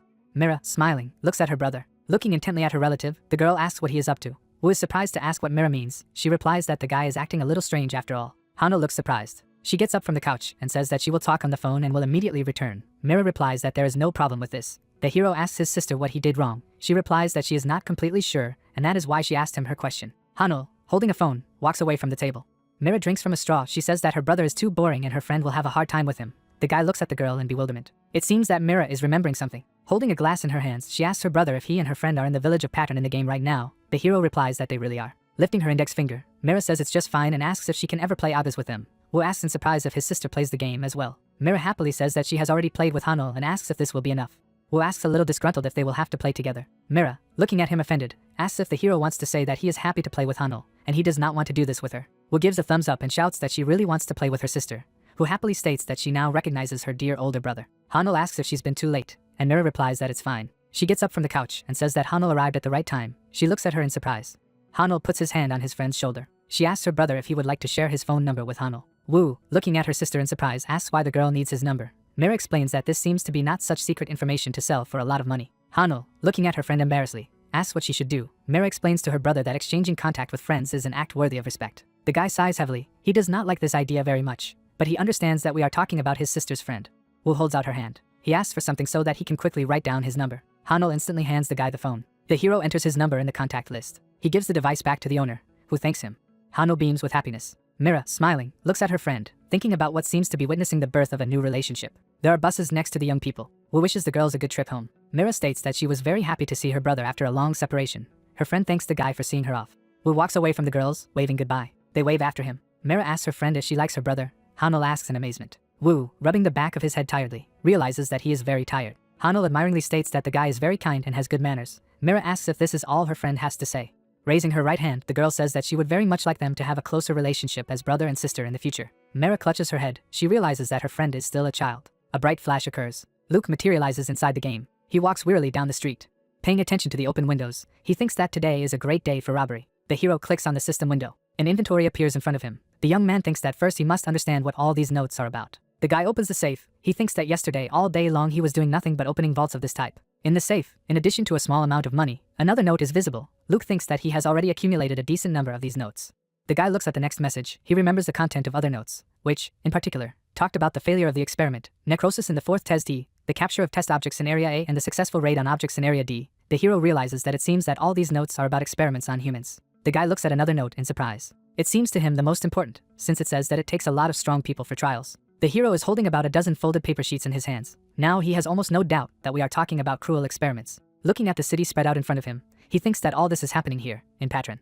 The hero imagines intruders leading a tied man. He tries to understand how the villains catch their victims, and thinks that this can hardly happen in the middle of the street, where there are many prying eyes. Luke imagines how the intruders lead the victim to the manhole. It seems to him that there may well be a system of secret communications in the city. The hero clutches his head, thinking that nothing is clear yet, since he clearly does not have enough reliable information. He stands in the middle of the street. Looking around, the young man thinks that he must search the area for more evidence. Luke jumps on the wall. He flies in through the window. The young man lands on the floor. The system informs him that he has illegally entered someone's home. There's nothing in the room. Luke thinks he shouldn't have climbed here. The guy stands in front of the window, thinking that he needs to search the next house. Suddenly, something catches his attention.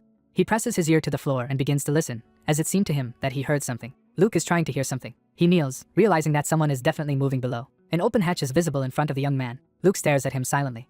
The guy stands in front of the hole, realizing that this may be exactly what he is looking for. The hero, smiling, thinks that he must definitely check what is down there. The system reports that Luke has discovered a hidden underground passage for the first time. A staircase is visible under the young man. We see this object up close. The system reports that the guy has discovered a mysterious passage in one of the residential buildings in the village of Patron. While the game does not know where this passage leads and what it is intended for. Luke descends. The system prompts the guy to figure out all the necessary information on his own. Coming down the stairs, Luke looks around. The guy smiles, thinking that although nothing is clear yet, he has made some progress. In his imagination, a picture of villains leading away their victim resurfaces. He realizes that, most likely, the passage is used to transport objects for testing. Tied up people sit on the floor. The hero thinks that somewhere nearby there must be a place where the bastards keep their prisoners. The system informs the hero that he has set fire to the torch. The hero raises the torch above his head. Grinning wryly, he states that the place he finds himself in immediately seems very suspicious. The young man takes a step forward. He goes through the tunnel. Luke holds the torch above his head, thinking that he has been walking for quite some time. Frowning, the guy looks ahead, trying to understand how long he has been walking along this corridor. A torch hangs on the wall. The young man hears someone's footsteps. He throws out his torch, which is immediately displayed by a system message. Luke peers out from behind the wall, wondering what those he hears are up to. The footsteps are slowly approaching. The guy sees 3 dark figures in robes. He presses his back against the wall. The scoundrels drag the sack behind them. Luke, peering out from behind the wall, realizes that the scoundrels are most likely dragging a man meant for experiments. He comes out of his hiding place, deciding to follow the people in robes. One of the corners of the bag is torn. A hand peeks out of it. The hero cries out in fear. The guy grabs his heart with his hand. He realizes that he almost got a heart attack. One of the villains notices that the bag is torn and offers to tie it again. He calls on his comrades to hurry. Since they are short on time, the man in the bag asks to save him. A drop of sweat runs down the young man's face. He sees that the scoundrels are tying the sack again. The guy seems to recognize the victim. This is a bald thief with whom he had spoken a little earlier, and from whom he had taken the lockpick. The young man remembers how this man was walking down the street. A thief pulls a lockpick from under the hem of his jacket. Luke recalls that keeping an eye on this character in the slums was a very difficult task. An idea comes to the guy's mind when he remembers exactly where he followed the bald thief. The pictures in his head begin to form a single whole. In front of the hero's mind's eye there are slums. He thinks that lawlessness reigns in this place. Brutal scoundrels beat up the inhabitants. Luke understands that if someone disappears in the slums, no one will notice. The villains twist the arms of the tied bald thief. The young man realizes that the residents of this area of the city, most likely, become victims.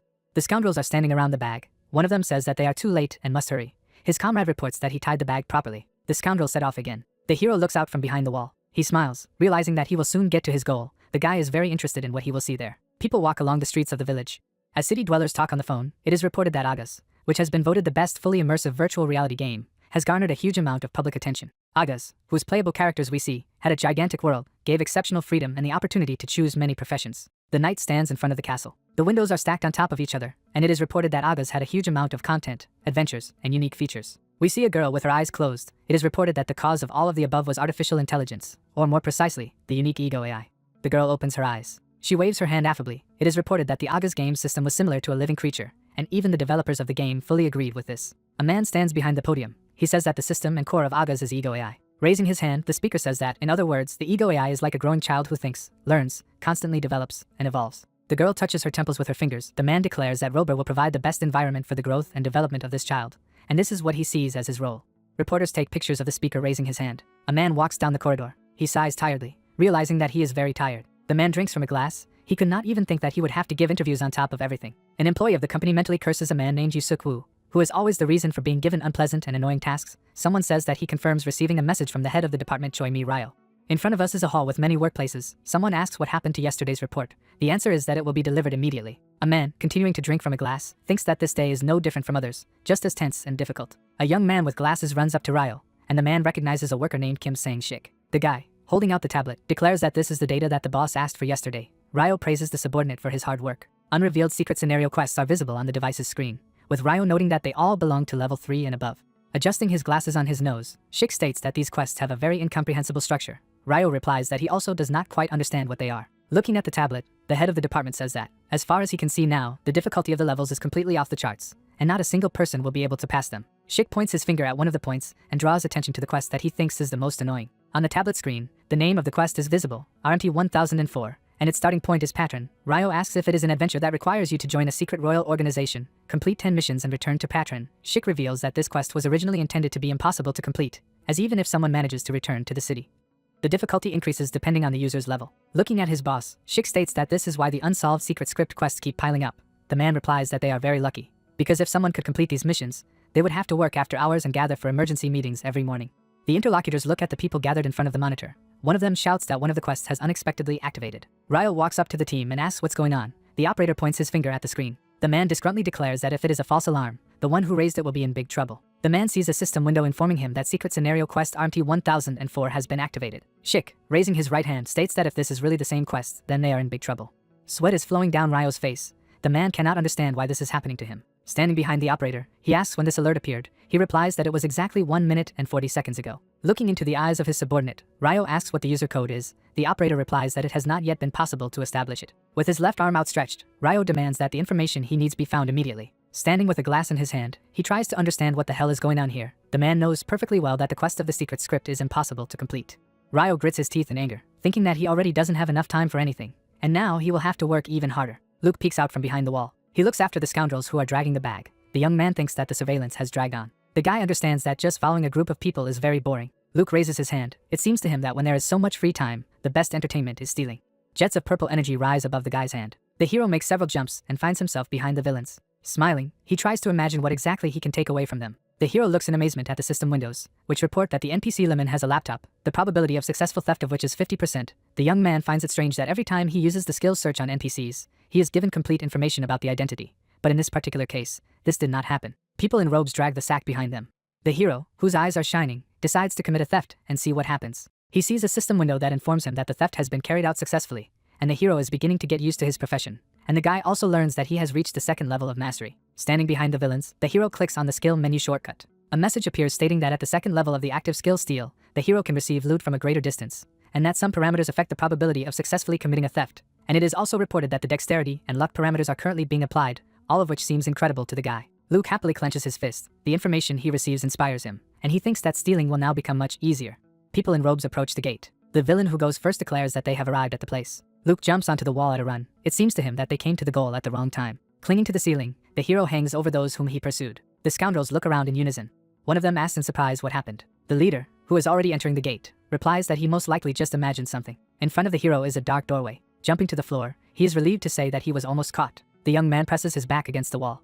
He peeks out from behind it, mentally asking the scoundrels what they are up to. The guy sees carts in front of him. People in robes are pulling white bags. They stack them at the carriages. The hero, looking at all this, understands that a large-scale operation is being carried out here.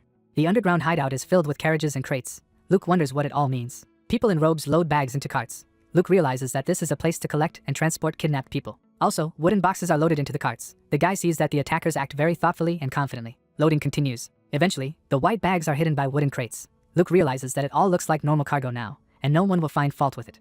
The villains put the bald thief in a bag. The young man thinks that after kidnapping the slum dwellers, they will be led through secret passages and transported to a place where secret experiments are carried out. People in robes are pulling a sack behind them. They load their victims into wagons. The vehicle is removed. Luke recalls the view of pattern from the roof on which he recently stood, trying to figure out where in this locality there might be a destination for carts leaving the dungeon. The young man hears loud screams. Someone declares that the master has appeared. Luke sees the backs of criminals. He happily rushes forward, realizing that if someone has arrived, then he has the opportunity to act. The hero jumps behind the back of people dressed in robes. He peeks out from behind a rock, hoping to see the face of the said gentleman. The guy is seen behind the mage, holding a staff in his hands. He addresses his henchman named Manhwa. The magician towers over the trembling villain. He asks why he was late. The young man admits that he committed a mortal sin, and reports that the bag in which the object for testing was torn. He wants to add something more, but the magician, calling his subordinate a pathetic worm, orders him to shut up. He puts forward his hand with his fingers outstretched. In horror, Manhwa covers his face with his hands and begs his master to spare him. Purple jets rise around the magician's hand. He shouts that he does not want to hear any excuses. Luke looks on in horror and can't believe his eyes. A bright flash occurs. A dark cloud creeps over Manhwa. Green energy streams from his eyes. The young man loses his flesh, turning into a skeleton. The corpse falls under the mage's feet. He raises his hands to the rest of his subordinates and shouts that if they dare to harm the experiment aimed at obtaining an ideal creature, they will die in unimaginable agony. People in robes make it clear to the mage that they understand him. The hero leans back on a rock. He curses mentally and thinks that he had a bad feeling about all this. The guy remembers how the magician killed his subordinate, and now he has absolutely no doubt that these scoundrels conduct cruel experiments on people. Chains and people screaming in terror can be seen next to the mage. Luke realizes that he is dealing with dark wizards. The guy pays attention to the passage located near him. He thinks that there must be a lot of valuable items behind it, but he somehow does not want to mess with dark wizards. A system message appears in front of the young man. The magician, hearing a suspicious sound, turns around and says that he feels something suspicious. Luke knows he's heard. The magician goes forward, informing his subordinates that he must check everything. He orders them to follow him. The young man peeks out from behind a rock. He really does not like the fact that he got involved with. As it turned out, a very smart character, the young man understands that he needs to get out of here as soon as possible. He reaches for the system message, thinking that he must first get rid of the pursuit. The guy opens his mouth, not understanding what is in front of him. Luke clicks on the inventory icon. He realizes that he has to solve the problem for now, and he can deal with the rest later. The hero examines the objects he has, trying to understand which of them can help him escape. People in dark robes drag a sack behind them. Luke smirks. He comes up with an idea of how to fool his pursuers. The system gives several messages about the use of the torch. Luke, smiling, holds 6 objects of this type in his hands at once.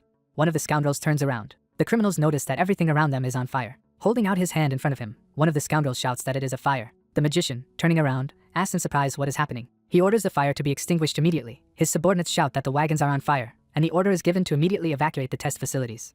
The magician, shaking his head, looks at what is happening. His eyes burn under his hood. He heads somewhere to the side. The servants call out to their master in surprise. The magician's hand emits a glow again. He thinks that the one who did all this will regret his act very much. A purple vortex swirls around the scoundrel's limb. He shouts loudly that he will torment the pyro for a long time. Spreading his hands to the sides, he calls his offender a royal bastard. The magician tries to understand what is happening. There is nothing behind the stone in front of which he stands. The villain begins to think that he was just dreaming. Suddenly, he notices something. The magician sits down on one knee and is asked if he needs help. Footprints are visible on the ground. The magician rises to his feet. One of the henchmen asks him what happened. He replies that nothing special. He turns to his servant and asks how much damage was done, and the answer is that the objects for the experiments are intact, and only the carts and wooden boxes burned down, so serious damage was avoided. The magician, smiling, declares that this is not bad. People in robes are trying to save boxes and bags. The magician, who has a wand in his hand, declares that the place where they are now must be left. He orders to immediately evacuate everything that is left to the remaining carts. His henchman asks in amazement. He states that if they refuse this object, in the future it will be difficult for them to obtain bodies for experiments. The magician looks at his subordinate, calls him a fool and asks if he does not understand anything, after which he declares that this object has been revealed. The servant, with a fire burning behind him, begins to guess what it all means. We see the tunnels lit by the light of torches. The magician says that the one who has entered here now knows perfectly well what is happening here. People in robes are pulling a white sack behind them. Raising his left hand, the magician declares that it is very dangerous to use this object in the future, and this must be reported to everyone who knows about it. The henchman makes it clear that he understands everything and will do what is required of him. He runs away in the direction where the fire is blazing. In front of us is the magician and the face of the hero. The scoundrel would very much like to know who set this arson and followed them. The mage is standing near the passage. He suspects that this spy works for the royal family. He imagines a young man running down the corridor and suggests that it could also be an ordinary thief. That is, one of the rats that are full of them in this city. Under the outstretched hand of the magician, a fleeing hero is visible. The villain thinks that the intruder could not have run far, and if they meet again, he will make him experience incredible suffering. People are walking next to the fountain. The hero looks at this object of the urban environment from the roof of the building. In front of him is the palace of the ruler of the city. The young man sees a lot of armed fighters. He thinks that there are very serious security measures for a tiny town. The guy looks anxiously into the distance. Everything that is happening seems very strange to him. Luke looks at the notebook, thinking that what he learned from it may be true. The hero tries to put magicians, bags, an experiment capsule, and the ruler's palace into one picture. He realizes that he is most likely dealing with dark wizards who pretend to be residents of the city, and secret experiments are carried out in a mansion that rises on the main city square. It seems that some idea comes to the guy's head. He looks at the notebook and remembers that it described the weaknesses of his likely opponents. The hero's hand rises from the hatch. It is reported that the case took place a few hours ago. Breathing heavily, Luke climbs out. He leans wearily against the wall, thinking that he could have been caught and turned into a lab rat. The young man understands that he can do something. He reaches for the system window, intending to check the status of the quest once again. The guy sees 2 system windows in front of him. They report that as part of the hidden quest, the mystery surrounding Patron, the hero has witnessed the secret experiments of dark wizards. The game assumes that the only thing a young man can do is to inform the royal family about what is happening, and for this you need to go to the capital of the kingdom and provide a report. Then the hero will find out the conditions for completing the quest, according to the last of which the guy must prove his accusations and convince the audience by making a speech. The hero draws attention to the fact that the level of difficulty is not specified and suggests that this can only mean that it is outrageous. Luke looks at the mountains in the distance. He realizes that he can easily block the road to the capital. He looks at the system window describing the conditions of the quest, and he does not like them very much, as he realizes that they are trying to use him as some kind of brainless messenger. Luke touches the system window with his finger, knowing that sooner or later he will have to go to the capital anyway.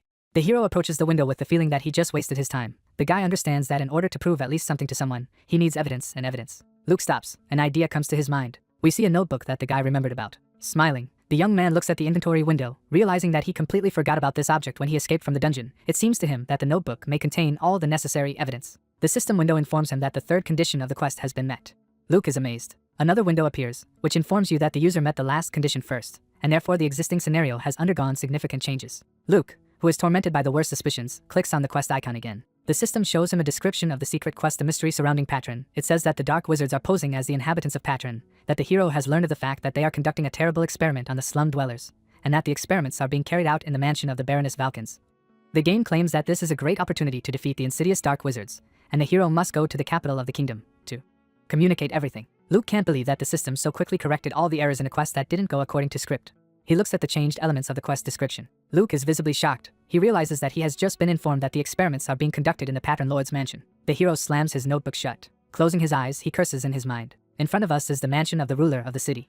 Luke stands in front of a high fence, realizing that behind it is a place where secret experiments are carried out. The young man thinks that he can use the parkour skill to sneak into the mansion and check what is happening there. The hero looks up. Behind the fence are fighters armed with axes. Luke realizes that the mansion is well guarded, that he can't do anything during the day, so he must try to get inside at night. Luke hears someone nearby demanding that Lord Valkans leave the mansion. There is bewilderment on the guy's face. He is trying to understand what exactly people are demanding. The fighters stand in front of an indignant crowd. People shout that they do not need a gentleman who cannot solve his own territorial problems. One of the protesters demands that the Baron immediately appear in front of them. The crowd protests in front of the fighters holding it back. Luke tries to understand what this unrest is about. The guy takes a closer look at what is happening. He realizes that he sees NPCs who are the inhabitants of Pattern, who have gathered in front of the mansion of their ruler and staged a protest. All this seems strange to the guy, since he has not seen anything like this in this game before. We see the fountain standing in the town square again. Luke smiles. He realizes that all of this can only mean one thing, and that is that the events that are happening are related to the quest he is performing. The young man remembers the system window of the hidden quest, the mystery surrounding Pattern. The protesters throw up their hands. They demand that the guards call the Baron. One of them shouts that Valkans must answer for his actions. People are really outraged. They are shouting that they will take what rightfully belongs to them, and they have their own rights on this land. The stone hits the shield of one of the fighters. The officer, looking at this, anxiously declares that the situation is heating up. He looks at the blonde man standing behind him, calls him Captain Kyle, and warns him that the whole thing is becoming dangerous. He asks for the necessary orders. The latter, closing his eyes, declares that he has a headache from all this, and he proposes to simply let people inside. His subordinate declares that this is complete absurdity, and in this case, an order to disperse the demonstrators is required. Raising his right hand, Kyle declares that he will not disperse anyone. The second officer asks what this means. Kyle, who appears to be a bit absent-minded, states that their job is to protect Pattern, which includes his citizens. The fighters talk angrily, one of them declaring that the captain is talking nonsense again, another complaining that he hasn't had time to eat anything today, and a third is making plans for the evening. The captain, looking at the lieutenant, suggests that he be honest with himself. The officers frown at the crowd. Kyle asks if his subordinate understands the current situation, namely how Baron Valkans is behaving. The lieutenant states that they must follow the orders of the higher command anyway. Looking at him, Kyle declares that the Baron does not care at all about what is happening in the city. The officers remember the robed men carrying the bag. Kyle states that their master is only concerned about the delivery of supplies to the mansion at night. The lieutenant asks if the commander is referring to suspicious people who cover their faces with hoods. He says that he is not even aware of what is being delivered to the castle. The man recalls his meeting with one of these people. He reports that even if he wanted to check what was happening in the mansion, no one would let him inside. Looking at the fighters in front of him, Kyle states that the situation is simply desperate. It continues to deteriorate, and there is no way out in sight. According to him, if everything is not solved here and now, it will eventually end in riots and real chaos in Pattern. Kyle imagines a city on fire and her fighters fighting the townspeople. The officers notice something. Behind the guards, a dark figure is visible. Its owner says that Captain Kyle has had to go through a lot. He states that the Baron has finally decided to get out. A gray-haired old man approaches the officer and asks to report on the situation at this point in time. He replies that the fighters are holding back the protesters, but there are no direct clashes yet. People point fingers at the Baron. They shout that this man has finally decided to show his face. Someone exclaims that he really sees Baron Valkans. The system reports that we are facing the NPC Baron Valkans, the ruler of the small town of Pattern. Luke, looking at this man, cannot believe that he rules the city. It seems that the young man understands something. He pays attention to the staff and realizes that he has already seen it somewhere. A man dressed as a priest comes out to the Baron, asks how the ruler of the city could have let the situation go so badly, and accuses him of sitting idly by and paying no attention to anything. Putting aside his right hand, the Baron declares that they have not seen the noble priest for a long time. He, raising his finger, menacingly demands to skip all the formalities and explain his actions. The Baron asks what explanations the priest needs. He angrily tells the Baron to stop pretending. He asks why the ruler ignores the suffering of the city's residents and merchants, after which he reminds that all this has been going on for many months. We see figures of unpleasant personalities. The priest says that the root of evil is in the slums, and because of the scoundrels who live there, Pattern is becoming more and more dangerous. The man states that if the Baron gave the order not to touch the scoundrels living in the slums, he must provide everyone with a convincing explanation. Luke looks at the interlocutors in surprise. He cannot believe that it was the Baron who ordered the slum dwellers to be left alone. The protesters, throwing up their fists, demand that Baron Valkans give them an answer, and here and now. The man sighs heavily when he hears these chants. Looking at the crowd, he asks if there is any special reason needed to show empathy for his countrymen. The Baron looks out the window. He declares that every time he sees this impoverished area, he feels guilty. The man explains that the unfortunate slum dwellers spend all their days on the street, in hunger and cold, and cannot get out of the life situation in which they find themselves. We see a drunkard sitting against the wall. The Baron states that it is the responsibility of the head of Pattern to help these people, and reveals that he has prepared supplies that will help improve the lives of the inhabitants of this impoverished area. Kyle remembers people in robes dragging some loads. Standing in front of the crowd, the Baron declares that he is well aware that the inhabitants of the city experience certain inconveniences, after which he promises that such incidents will stop happening in the future. He urges to show a little more patience and give time to solve all problems. The clergyman, clenching his fist, declares that he does not believe in these excuses, and demands that the Baron immediately get rid of these lousy scoundrels. A fist fight takes place on the street. The priest says that the scum from the slums go to other parts of the city and cause real chaos throughout Pattern. Turning to the crowd, the man says that these are pests that have already annoyed everyone, and the decent residents of Patron are not going to feel sorry for them. He states that the Baron has already turned a blind eye to what these scum are doing for too long. Protesters raise their fists when they hear the priest's words that the slum dwellers should be punished severely. Looking at the Baron, the priest declares that all those gathered here want only one thing, namely that the ruler of the city should use the stick more often than the carrot. He offers the Baron to make a wise and reasonable choice. The man looks at the priest. Luke, looking at what is happening, begins to have serious doubts that inhumane experiments are being carried out in the Baron's mansion. He recalls a system message that claims that the atrocities take place in the mansion of Baron Valkens. We again see sinister figures of armed people. The hero thinks that the Baron did not pay attention to what the slum dwellers were doing. Then he remembers the staff. The guy imagines the Baron in two different guises and suggests that perhaps this old man allows arbitrariness in the slums in order to take advantage of the chaos to make it easier to get people for his experiments. Baron Valkens stands in front of the protesters. Luke waves his hand, thinking that this is a hidden scenario, so the plot must be confusing, and there must be some surprises waiting for him. Smiling, the hero walks away from the mansion in front of which the protest is taking place. He thinks that he must wait until the evening, and now is the time to visit the shopping district. A man in a bandana passes by the hero. A stone is visible in his hand. He appears behind the backs of the protesters. The man swings. The stone flies right into the Baron's head. Kyle rushes to the ruler of the city. Luke turns around in surprise. Baron Valkens is on his knees, holding his forehead. The priest asks him if he is okay. People look at the ruler, who has blood flowing down his forehead, and try to understand what happened and who threw the stone.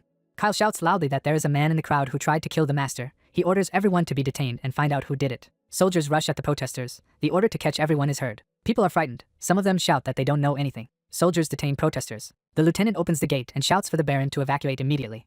He takes the gray-haired old man to the mansion. Soldiers beat one of the people caught. The order to close the gates sounds. Luke looks at the fighters chasing what they think is the intruder. The hero notices something. Behind him you can see a high fence. The young man looks up. Smiling, he thinks that it seems that he will not have to wait for the evening. Luke runs up to the wall. He jumps on it.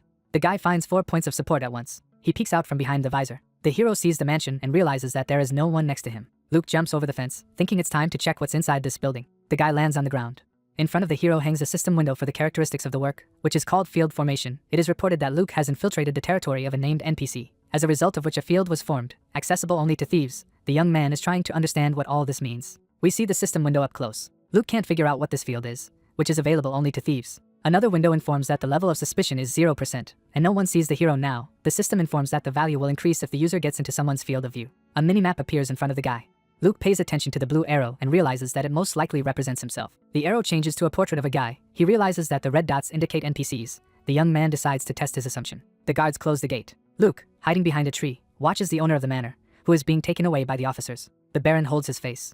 The hero, looking at the minimap, understands that the disposition of the icons exactly corresponds to what he sees in front of him now. 4 red dots are visible on the minimap. Luke realizes that they indicate the location of the NPCs closest to him. Smiling, the young man rushes forward. He thinks that if the information he received is to be believed, there is no one around except for the Baron and his entourage, which means that it is possible to enter the mansion. Kyle walks up to the Baron on half-bent legs. He asks if he is okay. The man, covering his eye with his hand, declares that everything is fine with him, and he received only a small scratch. The captain is frightened and says that the Baron's face is covered in blood, and he must get medical attention immediately. The fighters look at their master excitedly, who states that the wound really needs to be treated, but he can handle it on his own. Continuing to clamp the wound with his hand, he says that his subordinates are free. One of them offers to accompany the Baron to the mansion. Judging by the tense posture, the man does not like this idea at all. Raising his right hand, Kyle says that his master must be dizzy from the loss of blood. He angrily replies that he seems to have already said that he is fine. The officer puts his hand on the Baron's back and says that the adrenaline rush may not make him feel pain, but to prevent unwanted consequences.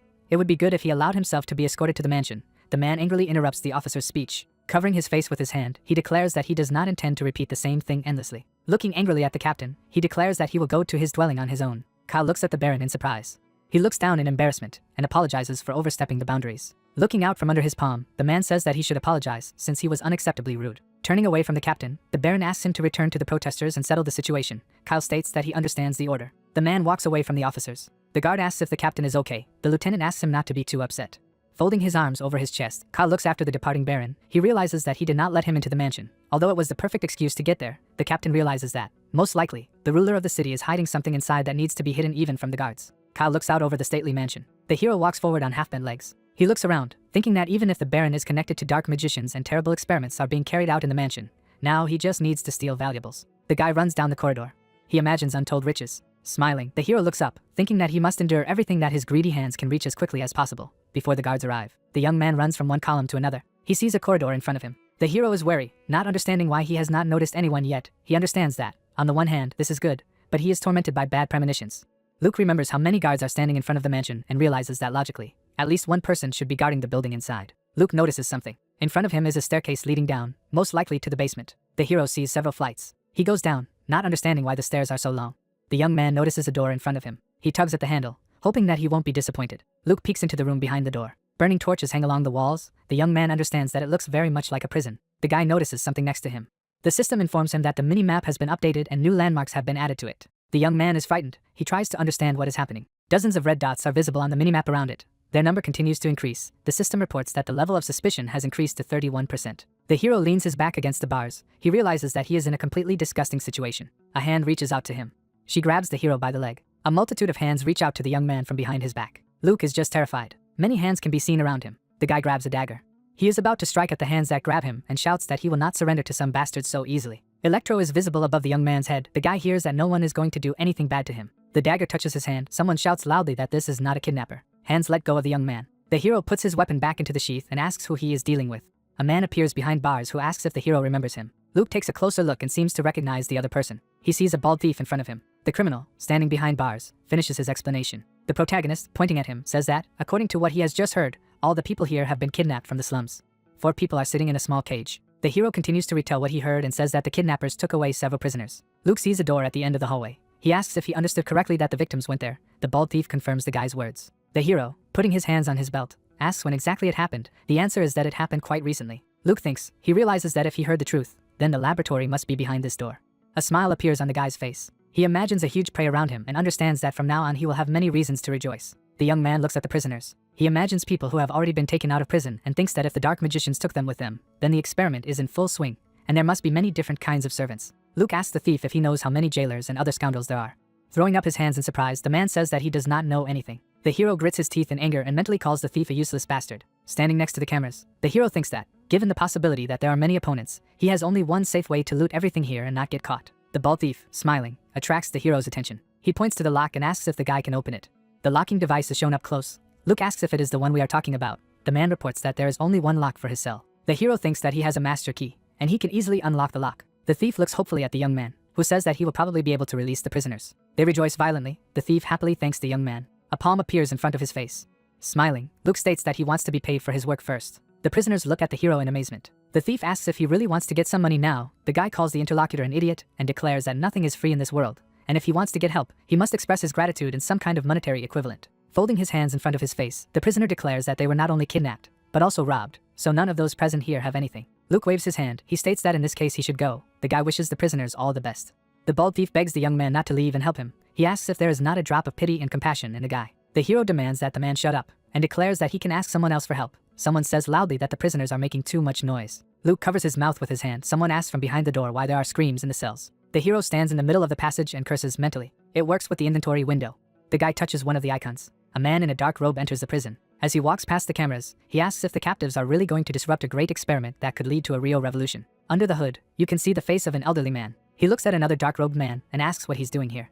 The hero, raising his right hand, points at the bald thief. The old man asks in surprise if his colleague really wants to say that he is checking the condition of the objects to be tested. Waving his hand, the man says that the guy is doing a completely unnecessary job, and it would be good if he went to the laboratory immediately. The hero looks at the old man's back. We can't see his face under the hood. The guy looks at the prisoners. He puts his finger to his mouth, asks them not to make noise and promises to save them a little later. 2 robed figures walk down the corridor. The hero looks at the old man walking in front of him. Smiling, he thinks that thanks to his ingenuity, he managed to prevent the crisis. The young man recalls one of his thefts. He could not even imagine that this robe, which he found in the safe opened with the help of a master key, would have the same color and style as those worn by scoundrels who kidnap people. Luke examines the robe found in the safe. The system tells the guy that the suspicion level is 48%. He understands that this figure is not increasing, and thanks himself for keeping the robe in his inventory. The old man asks the hero if he can ask him for a favor. Turning to face the guy, he declares that his back has been hurting lately, and asks the hero to carry something. Luke realizes that he has a chance to wander around the estate on his own. The old man points to the cage and states that it is about the animal that is inside. Luke sees a trembling raccoon in front of him. Raising his right hand, the old man says that this is just an amazing creature. The hero looks at his interlocutor, who declares that the raccoon can use magic. The guy, looking at the cute animal, realizes that in front of him is an enchanted creature with magical powers. Luke, grinning happily, imagines how much money he can make if he sells this animal. The raccoon shakes its head from side to side. The hero looks at him in bewilderment. It begins to seem to him that this creature understands human speech. The old man, patting the hero on the shoulder, declares that if he agrees, he will leave the raccoon in his care. Luke looks at the animal thoughtfully.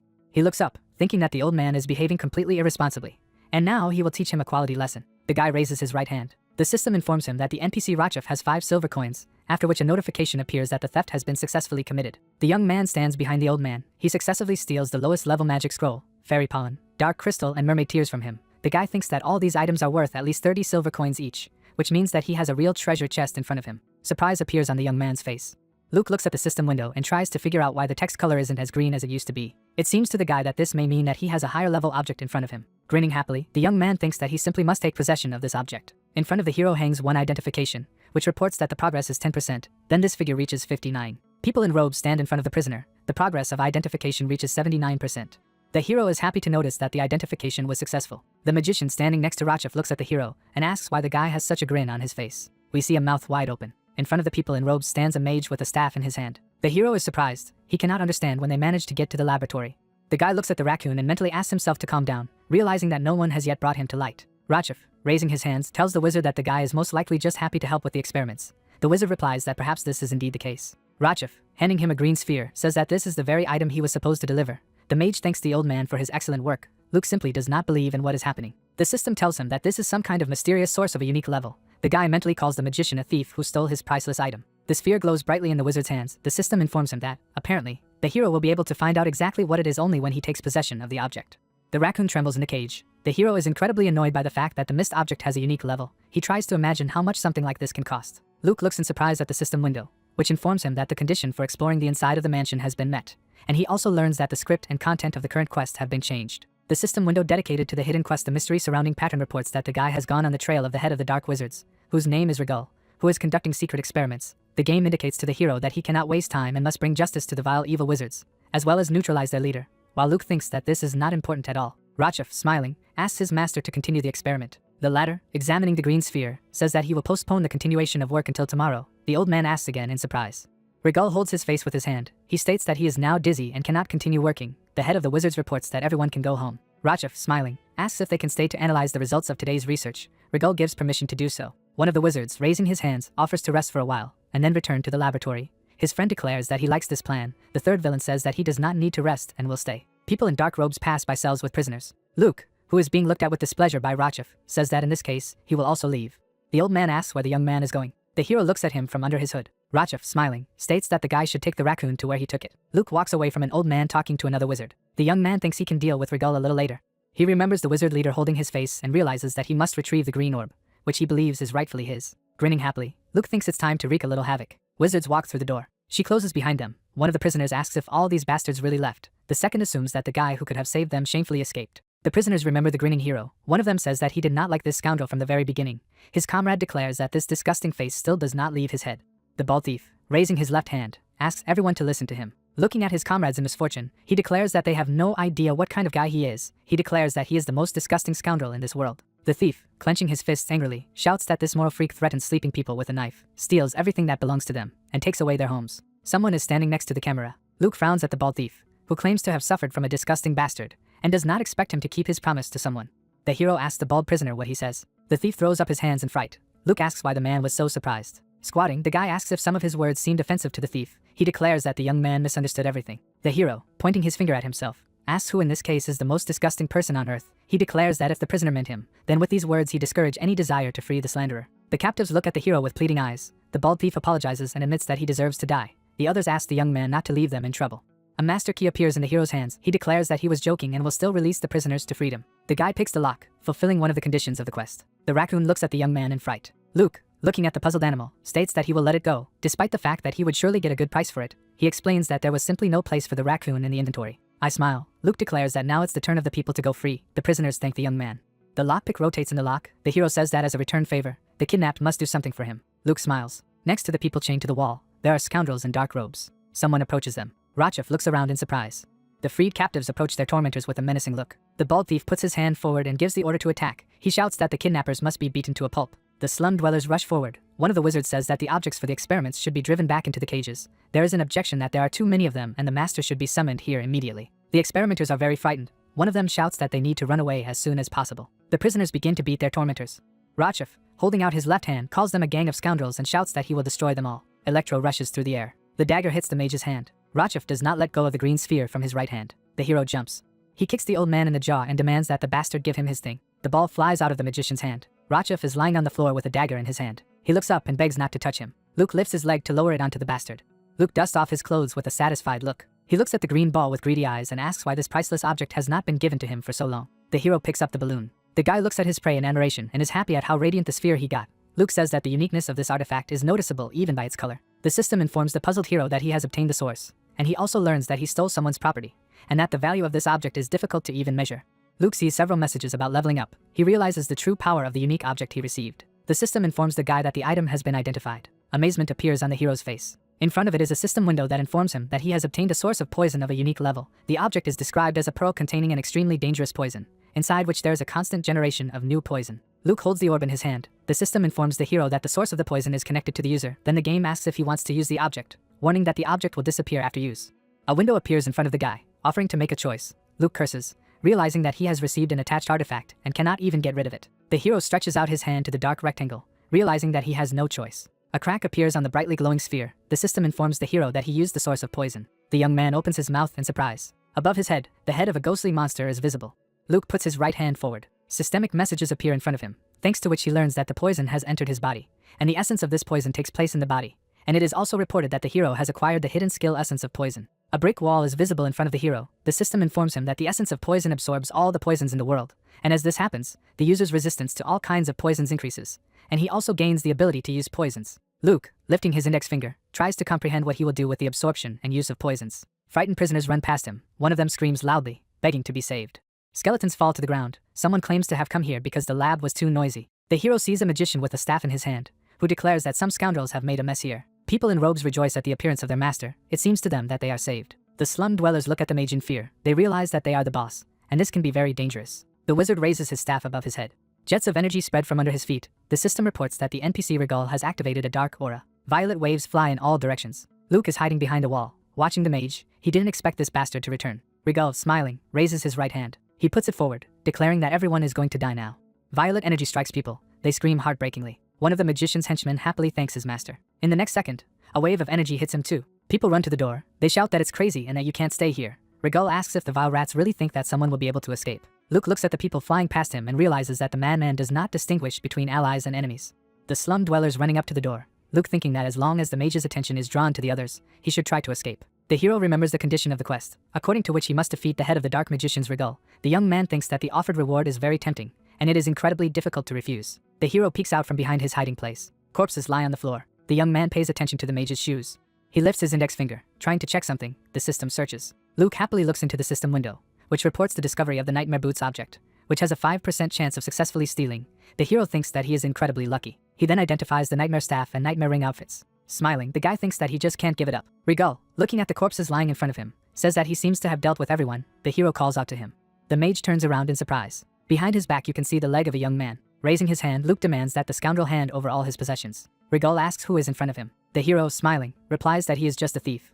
An eye is visible under the hood. Regal states that there really is a rat here. He asks who sent the guy here, and says that he could not have entered here without help, and that he would never believe that the villain entered such a place just to satisfy his pathetic desires. Luke closes his eyes and realizes that he really did come here to satisfy his desires. A purple vortex swirls under the mage's feet. Regal screams that he can't believe that everything has gone to pieces because of one young idiot. Raising his left hand, Regal states that the hero will not get out of this place alive. Sharp projectiles are visible in the air. Pikes fly at the hero. Luke looks at the mage and mentally calls him an idiot. He makes a series of quick movements while avoiding punches. Purple formations are visible in front of the mage. Regal cannot understand how the young man managed to remain safe and sound. Luke looks at the minimap and happily realizes that he sees everything he needs. Another shelf flies under the guy's feet. Luke does not know when the guards guarding the mansion will run into the laboratory, but he understands that he must end this fight as soon as possible. The guy rests his foot on the floor, realizing that he must move to the left. A bright flash is visible in front of his hand. The mage looks at his opponent in surprise, not understanding how they got to him so quickly. Regal curses in his mind as the loud noises get on his nerves. A bright mark from the blow is visible between the opponents. Electric discharges are visible next to the magician's hand. He understands that the guy is attacking only his weak points, and this seems very dangerous to him. Regal puts a barrier in front of him. The hero exclaims that this is a real bone wall. The magician puts his hands forward. He plans to block the hero's paths and save magical power as much as possible. The bones and skulls fall right in front of the young man. Luke, frowning at his opponent, realizes that he, unlike others, knows how to gain an advantage in battle. Black balls appear above his head. They rush down on the young man. Gritting his teeth from the tension, the guy looks up. He realizes that he needs to come up with something before he runs out of stamina. Looking at the bone wall, he realizes that he can use the parkour skill. Black balls fly up to the young man. He curses. The hero takes throwing darts from his inventory. Holding the projectiles between his fingers, he plans to overcome the wall of bones and deal a fatal blow to the enemy with this weapon, although he doubts the accuracy of the darts. Enemies are separated by a bone wall. The young man, dodging the black spheres, tries to figure out what can be done to increase his attacking power. He notices a broken bottle next to him. A bubbling liquid spreads across the floor. Luke realizes that this is the potion that was used to conduct experiments here. A smile appears on the young man's face. Black balls fly past the bone wall. Rigel thinks that he will not allow the hero to get out of this scrape alive. The mage puts a wand in front of him. He realizes that the experiment for which he worked so hard went to waste because of just one person. Rigel wants to kill the scoundrel and take away from him the source of the poison that he got with such great difficulty. The old man grits his teeth with rage. Looking at the bone wall, he thinks he'll finish off the bastard when he appears from behind the wall. Rigel uses his staff to send another black ball flying. He crashes into the wall. The magician realizes that his opponent was not in the place where he expected to see him. Luke, throwing darts in hand, stands on a mountain of bone. He throws his weapon at the enemy. The blades pierce the mage's torso. Rigel thinks it hurts a lot, but he realizes that the darts haven't been able to penetrate deep into his body. The magician, laughing happily, declares that his opponent used a rather clever trick, but, unfortunately, simply disgraced himself. Luke looks at his enemy. The old man, grinning, states that he did not expect this attack, but he will definitely not die from his wounds, and besides, this trick will not work on him twice. Looking at the guy in front of him, he suggests that he just admit defeat. Rigel states that if the guy gives up and asks for his life, he will do it. Luke, rising to his feet, informs his opponent that the darts have been smeared with a potion that mages have been experimenting with. Rigel stares in shock at the blades sticking out of his body. The hero, smiling, declares that the toxic poison obtained from the source of the poison should be fatal even for a dark magician. Rigel, which is surrounded by several bone walls, states that this simply cannot be. Above his head, a system window is visible, informing him that a level 47 Rigel black mage has been confused and poisoned. Before us are the faces of two opponents. The hero declares that his attack was perfectly effective. The old man calls the enemy a disgusting son of a bitch. The bone walls are crumbling. The young man is a little surprised, but he understands that, given the condition of the one who erected these barriers, all this, in principle, is logical. White smoke spreads in front of the mage. The villain says that he simply cannot die here. He is surrounded by clouds of thick smoke. He declares that no one will force him to abandon his plans. Luke, looking at the enemy, realizes that they are using the smokescreen escape technique. White footprints are visible next to the mage. He admits that the hero is very strong. Looking at the guy, he declares that, nevertheless, he could not kill him, and now he will definitely lose. Luke, showing a blue bottle, asks if the old fool is confident in his words. He throws the container at the mage. Smiling, the young man shows his dagger. The blade glows brightly. The guy says that this is just an incredible weapon. A powerful discharge hits the floor in front of the hero. The floor in front of the mage cracks. Opponents stand close to each other. Luke, looking into the old man's eyes, declares that he is about to die. A powerful explosion is heard in the laboratory, above which even a mushroom similar to a nuclear one rises. Rigel is on his knees. Luke, towering over him, declares that he makes a fuss for no reason at all and uses violence where it is absolutely unnecessary. The hero kicks the mage. The old man flies out of his boots, and the hero gets the opportunity to take nightmare boots. Luke happily leans towards his prey. Rigel is lying unconscious on the ground. The hero declares that he has 2 more items that he probably needs to familiarize himself with. The guy looks at the defeated old man in surprise. He remembers the head of the city and realizes that the magician is very similar to that person. Looking at the mage lying at his feet, the young man understands that this is definitely Baron Valkens. Above the boy's head, a system message can be seen, which says that the head of the dark magicians who carried out secret experiments in the dungeon was Lord Rigel Valkens, the ruler of the city of Patron. Several more messages hang above the young man's head, from which he learns that he killed Rigel and stopped the atrocities of the dark magicians, and the whole world will soon know about the terrible experiments. They will show great interest, as well as in the unknown hero who dealt with the dark magicians. And finally, the game informs that soon a squad of investigators will be sent from the royal palace to Patron. The hero clutches his head, messages pour in on him one after another. He learns that he killed an NPC who committed atrocities, due to which his notoriety did not increase, but on the contrary, decreased. The guy becomes aware that the loot will be added to his inventory, and he must get out of the mansion before he is captured by the guards. Luke hears footsteps not far from him. He looks at the mini-map, but does not notice anything on it. Clouds of white smoke are visible around the young man. The guy assumes that Thief Field turned off after the death of the named NPC, and it seems to him that this happened at the wrong time, since he still has to get out of the mansion. The hero runs to the door. He realizes that he can only get out through the back door that Rigel used. The guy runs down a long corridor. He looks at something in surprise. In front of him are 3 passages in the body of the cave. The young man looks anxiously at the possible ways of retreat, trying to understand which one he should choose. He realizes that if he makes a mistake with the choice, then he may come to an end. Someone pulls at the hero's robe. The guy turns around in fright, assuming that one of his opponents is still alive. He sees a raccoon in front of him. Smiling, the hero squats down and asks the animal why it didn't run away somewhere. Raccoon points the guy to one of the passages. Luke realizes that he must go through it. The young man looks at the funny creature, wondering if it wants to ambush him. The raccoon runs in front of the hero. He sits down in front of one of the passages. Luke trying to figure out if he needs to trust this creature this time. The hero runs out of the cave. He stands on the bank of the river and realizes that this is the same waterway that flows along the edge of the city. The guy did not expect that a secret passage would be made from the mansion here. Trees are visible on the bank. Luke realizes that this is the part of the river that is often visited by the townspeople. The young man looks around, trying to understand where the raccoon has gone. He does not see anyone and understands that the animal has disappeared. The guy rubs his chin thoughtfully, realizing that if it really was a magical creature, then it could be sold for a very good price. At the same time, he realizes that the raccoon would not fit in his inventory, and he wishes this animal good luck in later life. We see correspondence in one of the public pages dedicated to the game mangas. One of the users reports that yesterday there was a significant incident in the small town of Patron. She is told that the girl is most likely talking about secret experiments conducted in the mansion of a local lord. The man sitting in front of the monitor writes that the ruler of the city was also a dark magician, followed by the answer that a squad of investigators from the royal castle is heading to Patron. A long procession passes through the city street. One of the users writes that investigators will have to check what really happened in the mansion, and the developers of the game broadcast this event live. The knights lead the bound prisoners. One of the commentators reports that all the remaining dark magicians were apprehended. The townspeople point fingers at the intruders. One of them declares that these scoundrels used the inhabitants of the slums for experiments. The answer follows that the scum deceived the entire population of the city. A girl is seen behind the backs of the young people. Someone says that, according to the slum dwellers, they were freed by an unknown young man who single-handedly defeated the entire gang of dark magicians. The question is who really put an end to the inhuman experiments. Wu stares at her phone screen in amazement. It shows nightmare boots, which belong to the category of rare items. Wu thinks that these shoes can only be used by warlocks, so they can easily be sold for at least $500. The guy looks at something in surprise. Dark mages are seen on the screen. Wu realizes that he is watching a broadcast dedicated to the events in Patron. He realizes that his identity has not been revealed, but the incident is riveted by the public. The hero thinks that he still planned to bring everyone to Patron to the surface. The young man receives a message from Hanul, who calls him brother and asks if he can see him in the game again, along with Mira, of course. Wu thinks that the girl looks very modest in real life, but in correspondence she is quite determined. He tells her that perhaps they will soon be able to play together. Hanul asks if in this case it is possible to add him as a friend, which she failed to do last time. The guy agrees to this. The girl sends him a cute picture of an embarrassed bear. Wu gets up from his seat. He thinks that Hanul is his sister's friend, so such a request can be granted. The guy notices a girl sleeping on the table and asks her what she is doing. The sleepy brunette tells the guy that she is glad to see him. He replies that she looks like a zombie and wonders where she could have exhausted herself so much. Wu holds a bottle in his hands. He asks the girl not to worry and offers her a drink. She says that she is just very thirsty. The hero asks to quickly accept the payment, as he needs to enter the game as soon as possible.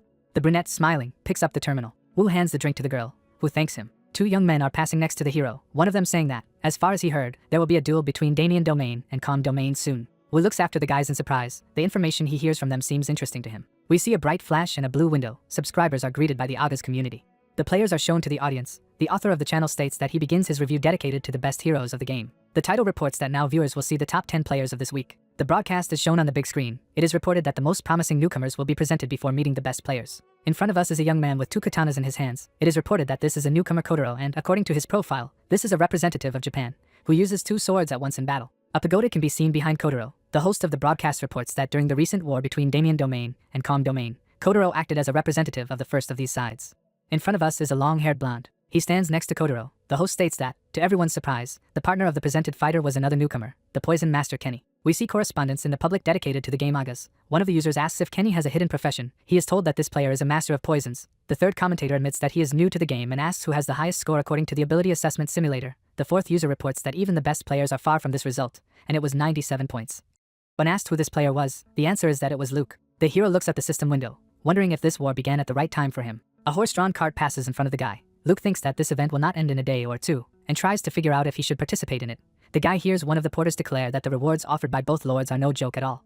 The information heard makes the guy think. Frowning at the loaders, he listens to their conversation. One of the hard workers says that if the participant gets into the top 10, he is guaranteed an excellent item. His interlocutor reports that the 3 best participants will receive rare items. The answer is that it will be very difficult to get into the top 3. Luke, rubbing his chin thoughtfully, remembers that before such events begin, the game always announces a list of possible rewards. The hero imagines mountains of treasure and tries to understand whether he can steal all these awards with the help of his profession as a thief. While he understands that even if the theft fails, it will not be so difficult for him to get into the top 10. Sparkles appear in the guy's eyes. He understands that by participating in the war, he can increase his level and earn a decent amount of money by stealing from other participants.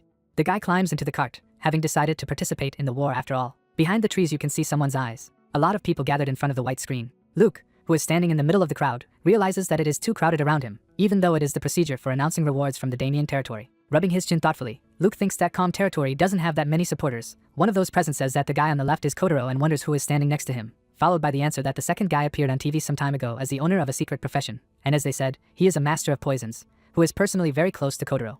Luke, looking at the two fighters, digests the information in his head about the owner of the profession of a master of poisons. Luke recalls the description of the essence of poison active skill, and realizes that he can use his ability to absorb the poison used by the poison masters. The warrior holding the scroll loudly declares that he will announce the rewards for participating in the war. Blue system windows appear next to him. The hero understands that all the rewards are very worthy. It seems to him that it will be safer to join the Damien territory team, which will surely win, and calmly receive a couple of these prizes. While he realizes that, judging by the excellent security that is located around the commander of the knights, it will be almost impossible to steal these awards. Luke walks out of the crowd. It is very clear to him that Calm Territory is in a much worse situation, but he decides to check out what this side of the upcoming conflict offers just in case. A young man who sees desperate people begins to think that he is in a semi-deserted art gallery. A knight with a scroll in his hand announces the rewards offered for participating in the war on the side of Calm Territory. Above the hero's head, you can see system windows with images of prizes. The guy understands that for the most part these are items that are sold at high prices in auction houses. Amazement appears on the young man's face. He draws attention to one of the objects that he has never seen before. It turns out that gloves are offered for the first place, and next to them you can see the image of a mask. Luke takes a closer look at the familiar symbol and realizes that it is one of the items that belong to the Shadow King. The guy cannot understand why this object is offered as a reward for participating in the war. The situation ceases to please the young man. Kenny and Kotaro look at the crowd gathered below. The brunette, smiling, declares that they managed to recruit a sufficient number of people. The blonde states that the two of them can gain quite a lot by participating in a small territorial war. And besides, they do not risk dying here, since there is no death sentence in the event. Kotaro states that it will be a rather boring war. His comrade replies that nothing else should have been expected from such a backwater. He says that nevertheless they have to do the work they have been assigned, as they would not even have been here if the boss had not offered them decent compensation. Outside the settlement, high mountains are visible. Kotaro states that he fully agrees with his comrade. Standing on the top floor of the pagoda, Kenny suggests just getting your job done as quickly as possible and getting out of here. Looking down, the blonde says that he did not notice anything interesting for himself in this town. The door of the game pod opens. Wu is looking at the phone screen. He's going to check out the community of the game mangas, and more specifically, the videos uploaded this week. The guy finds a video dedicated to Kotaro and Kenny. These players are presented as newcomers worthy of attention. Wu looks closely at the phone screen. He realizes that this war is the official debut of two players, although their position in the ranking is quite high, and they come close to the best Agas users. Kenny is surrounded by jets of green energy. Wu thinks that this guy has only 70 points, but the profession of a master of poisons makes up for all his shortcomings. The hero is sitting on a chair with his legs apart. It seems to him that everything will be more difficult than he thought, and he does not understand at all why an item belonging to Shadow King is put up as a reward for participating in the war on the side of Calm Territory. The guy decides to concentrate on watching videos dedicated to newcomers. Wu listens to what the author of the video says, who describes how Kenny, using an AoE poison attack, deals with 5 opponents. Wu frowns at the screen. He realizes that he may still be able to deal with the opponents, although it will take some time. We see a desert area over which the sun is shining brightly. The system reports that the war is about to begin, and it will take place on the plateau. Kotaro and Kenny go ahead at the head of an entire army. The system informs that the mode of war is occupation. Blue cubes are visible on the plateau. The hero learns that in order to win, you need to occupy all enemy bases in the amount of 7 units. The system then reports that the war between Damien Territory and Calm Territory has officially begun.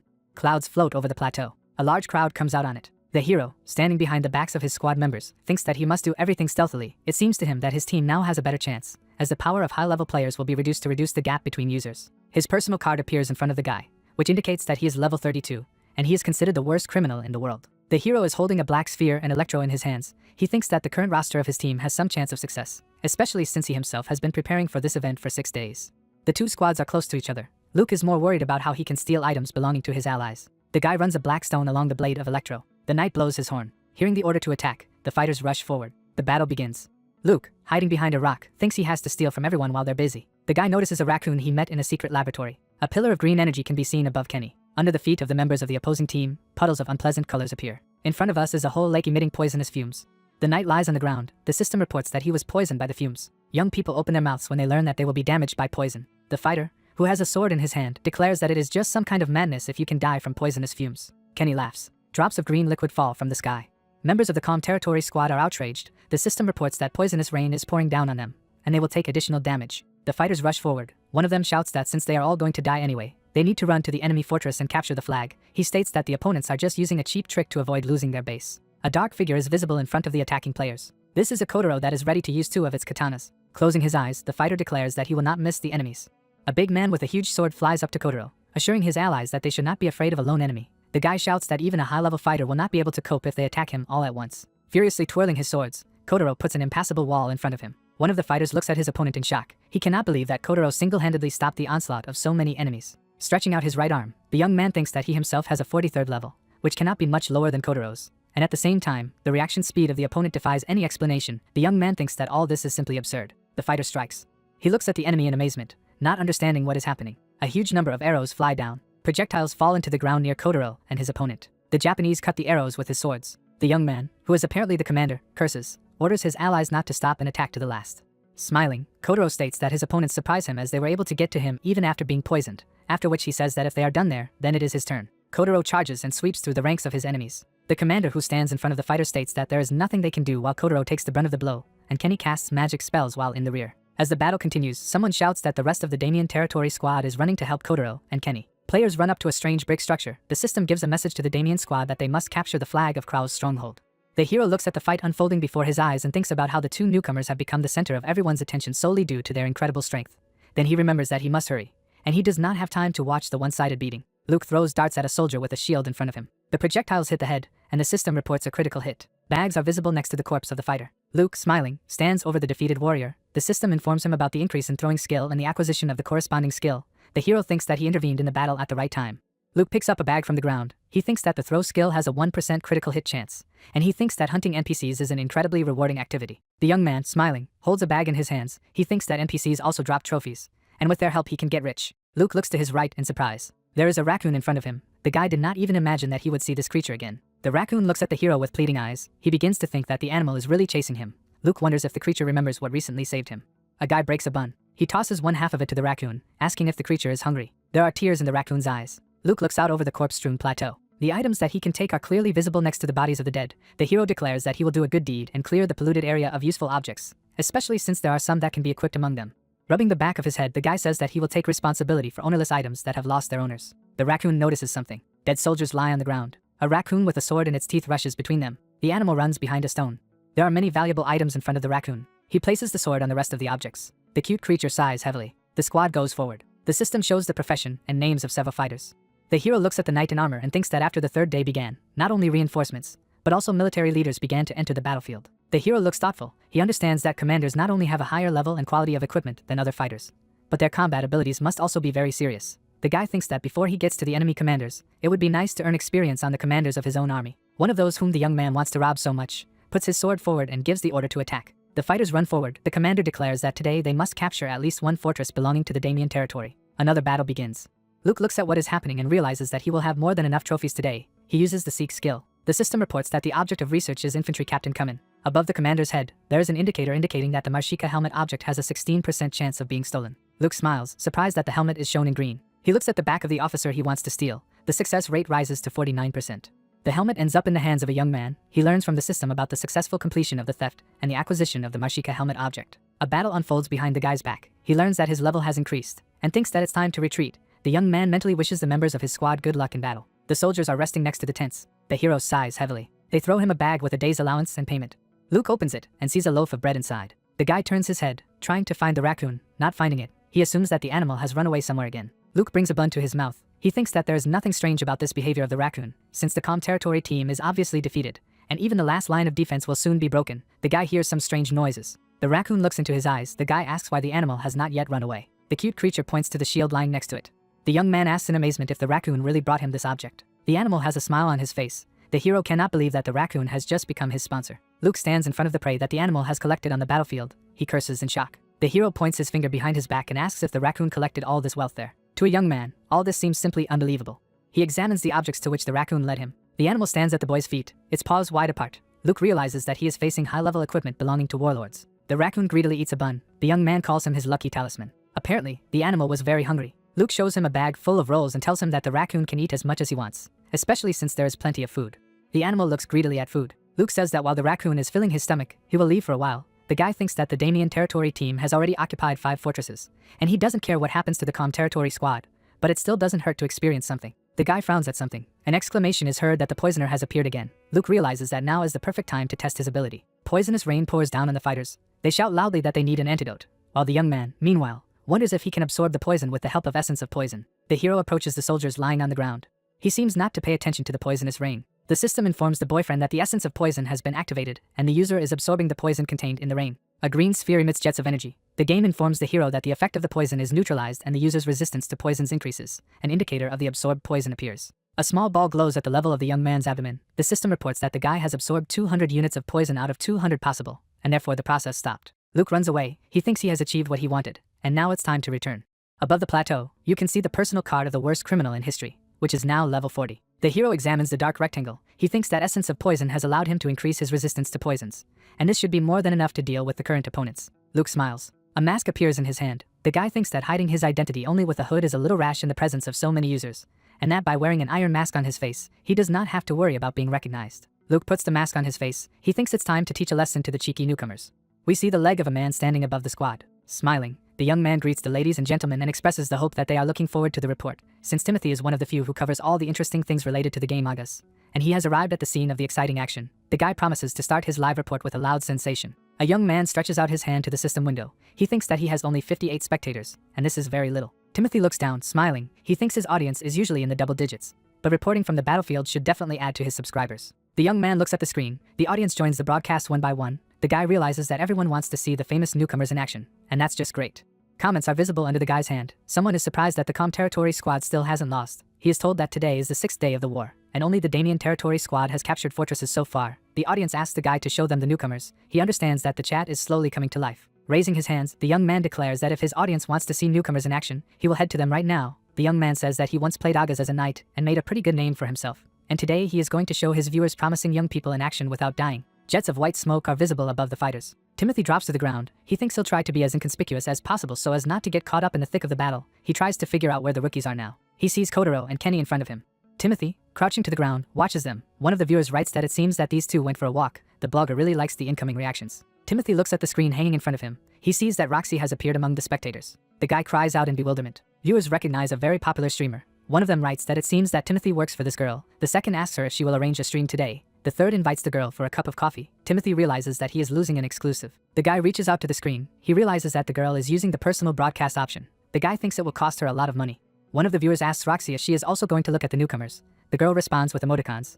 The audience exchanges meaningless comments. Timothy looks at the screen excitedly. He thinks that despite the fact that everything was going well before, Roxy's sudden visit will still benefit him, as people will hear that she has come to his broadcast and will subscribe to him more actively. While the guy understands that he must not be careful on the battlefield, otherwise he will be killed. Kenny states that he thinks they are almost done with their task. Kotaro suggests that he complete it to the end. Timothy is lying on the ground. One of the spectators asks Roxy who will win if she fights Kotaro. Timothy thinks that this is a very stupid question, since undoubtedly the victory will remain with the girl. Roxy, in turn, replies that she will lose. Kotaro fights an opponent. The viewer asks the current #1 newcomer, which is Roxy, if she really thinks so. He assumes that she is pretending. Roxy replies that she is quite serious. And in case anyone has forgotten, Kotaro has 81 ability points, and during this mission he has already reached 88 points, and this is more than herself. The enemy Kotaro is fighting puts his sword forward. The promising rookie calmly blocks the blow with his katanas. Roxy writes that it is also very important that the guy uses blood parrying. Kotaro knocks the sword out of his opponent's hands. Roxy reports that blood parrying is a difficult skill that causes a lot of damage when repelling an attack. Kotaro hits the enemy with 2 hits. The girl is typing on the keyboard. She reports that blood parrying is impossible to avoid if you make even the slightest mistake in battle, and Kotaro performs the most difficult parrying blows almost non-stop, which requires incredible skill. The young man in question holds his katana with his eyes closed. Roxy writes that she will surely lose, and other newcomers can hardly compete with this fighter either. In her opinion, there is no one in their generation more skilled than this young man. The girl sits in front of the screen. One of the viewers suggests that she overpraises the fighter. The second writes that she does not seem to have any self-respect. Roxy, whose lower face we can see, replies that she is just stating facts. Someone asks if there is a possibility of avoiding retaliation from Kotaro. The girl replies that there is such a possibility. Timothy reads everything that the viewers of his broadcast write. Kotaro fights with another opponent. Roxy replies that in order to avoid a retaliatory blow, you need to predict the direction of the blow and its moment, and then perform the appropriate movements. One of the viewers writes that this is probably a joke, and even artificial intelligence cannot cope with such a task. Roxy sits in front of a screen. She admits that whoever can do this can be considered a real monster. Timothy looks happily at the screen. Roxy writes that this is why she can't win. The girl admits that the ability meter is not just some meaningless number. It raises the question of whether other high-level players who have even more ability points, such as Luke, can avoid the retaliatory attack that Kotaro conducts. The girl rubs her chin thoughtfully. She replies to the viewer that Luke, in her opinion, is quite capable of this. The hero with a dagger in his hand runs forward. He runs up to Kotaro. Timothy trying to figure out what the kamikaze is. The young man holds a dagger in front of his face. One of the viewers calls him a sacrificial lamb. The second user writes that he is already tired of Kotaro killing his opponents one by one. Kotaro looks at the hero in surprise, and a comment appears that the desperate madman is about to find his death. A bright flash occurs between the opponents. We see the faces of 2 opponents. Roxy gets up from his chair to take a closer look at the screen.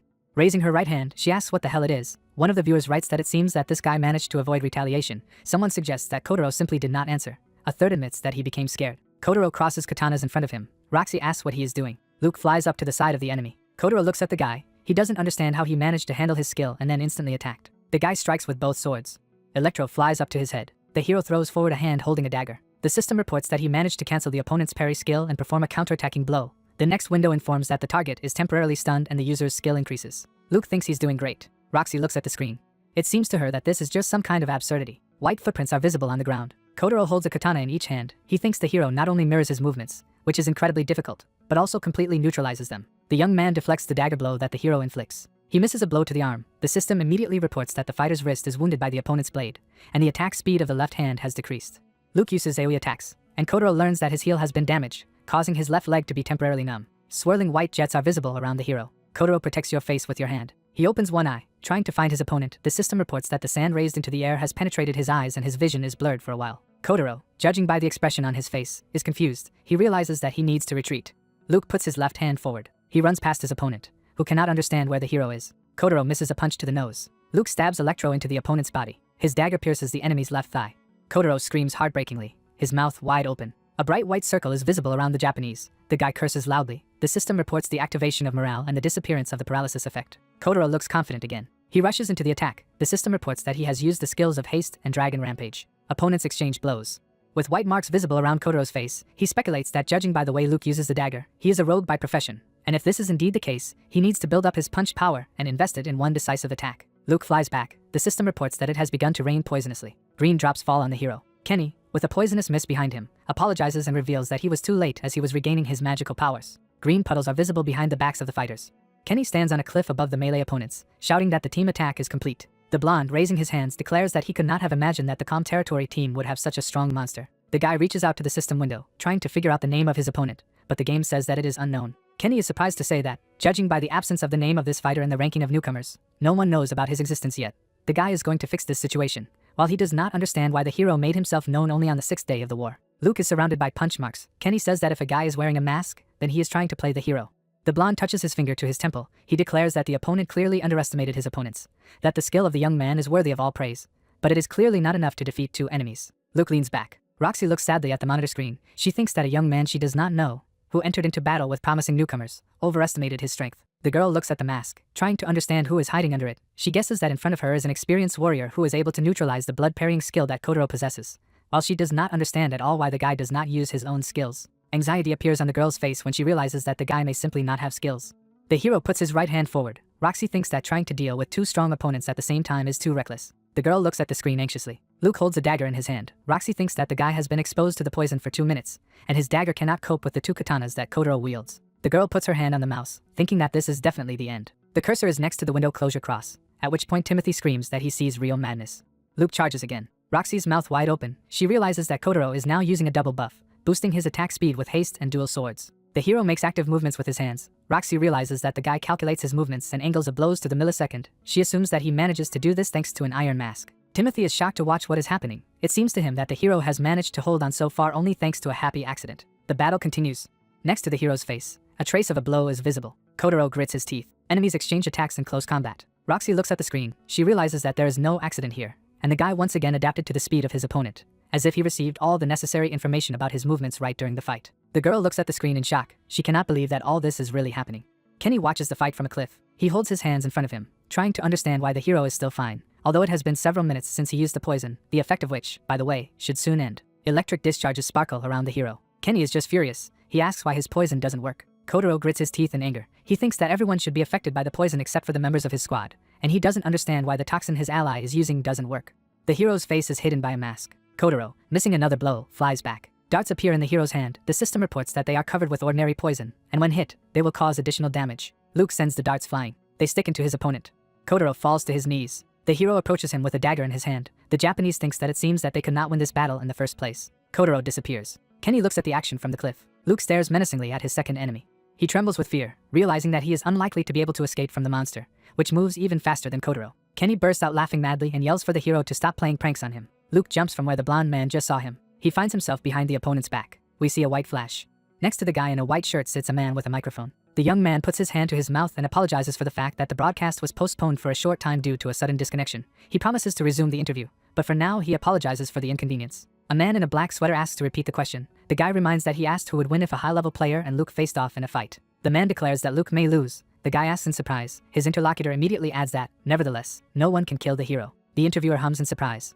The man states that there is a common misconception among the public that winning a fight and killing is the same thing. He says that high-ranking players are well aware that Luke often disappears during battle, regardless of whether he wins or loses. We see the hero running away. The young man asks if this means that many players have defeated this character at one time. Smiling faintly, the man says that everything is exactly so, since they are now talking about real monsters. We see the players that the man is referring to now. He asks if anyone really thinks that the world of apex predators can be conquered by just one character. Even if it is Luke, he immediately answers his own question, stating that it would be simply absurd. The guy raises his hand and asks why, in this case, all these apex predators avoid fighting the hero. The man replies that this is due to the fact that they cannot kill him. Then he informs that Luke never gets involved in a fight in which he can lose, and acts, carefully thinking through all the details, including the retreat.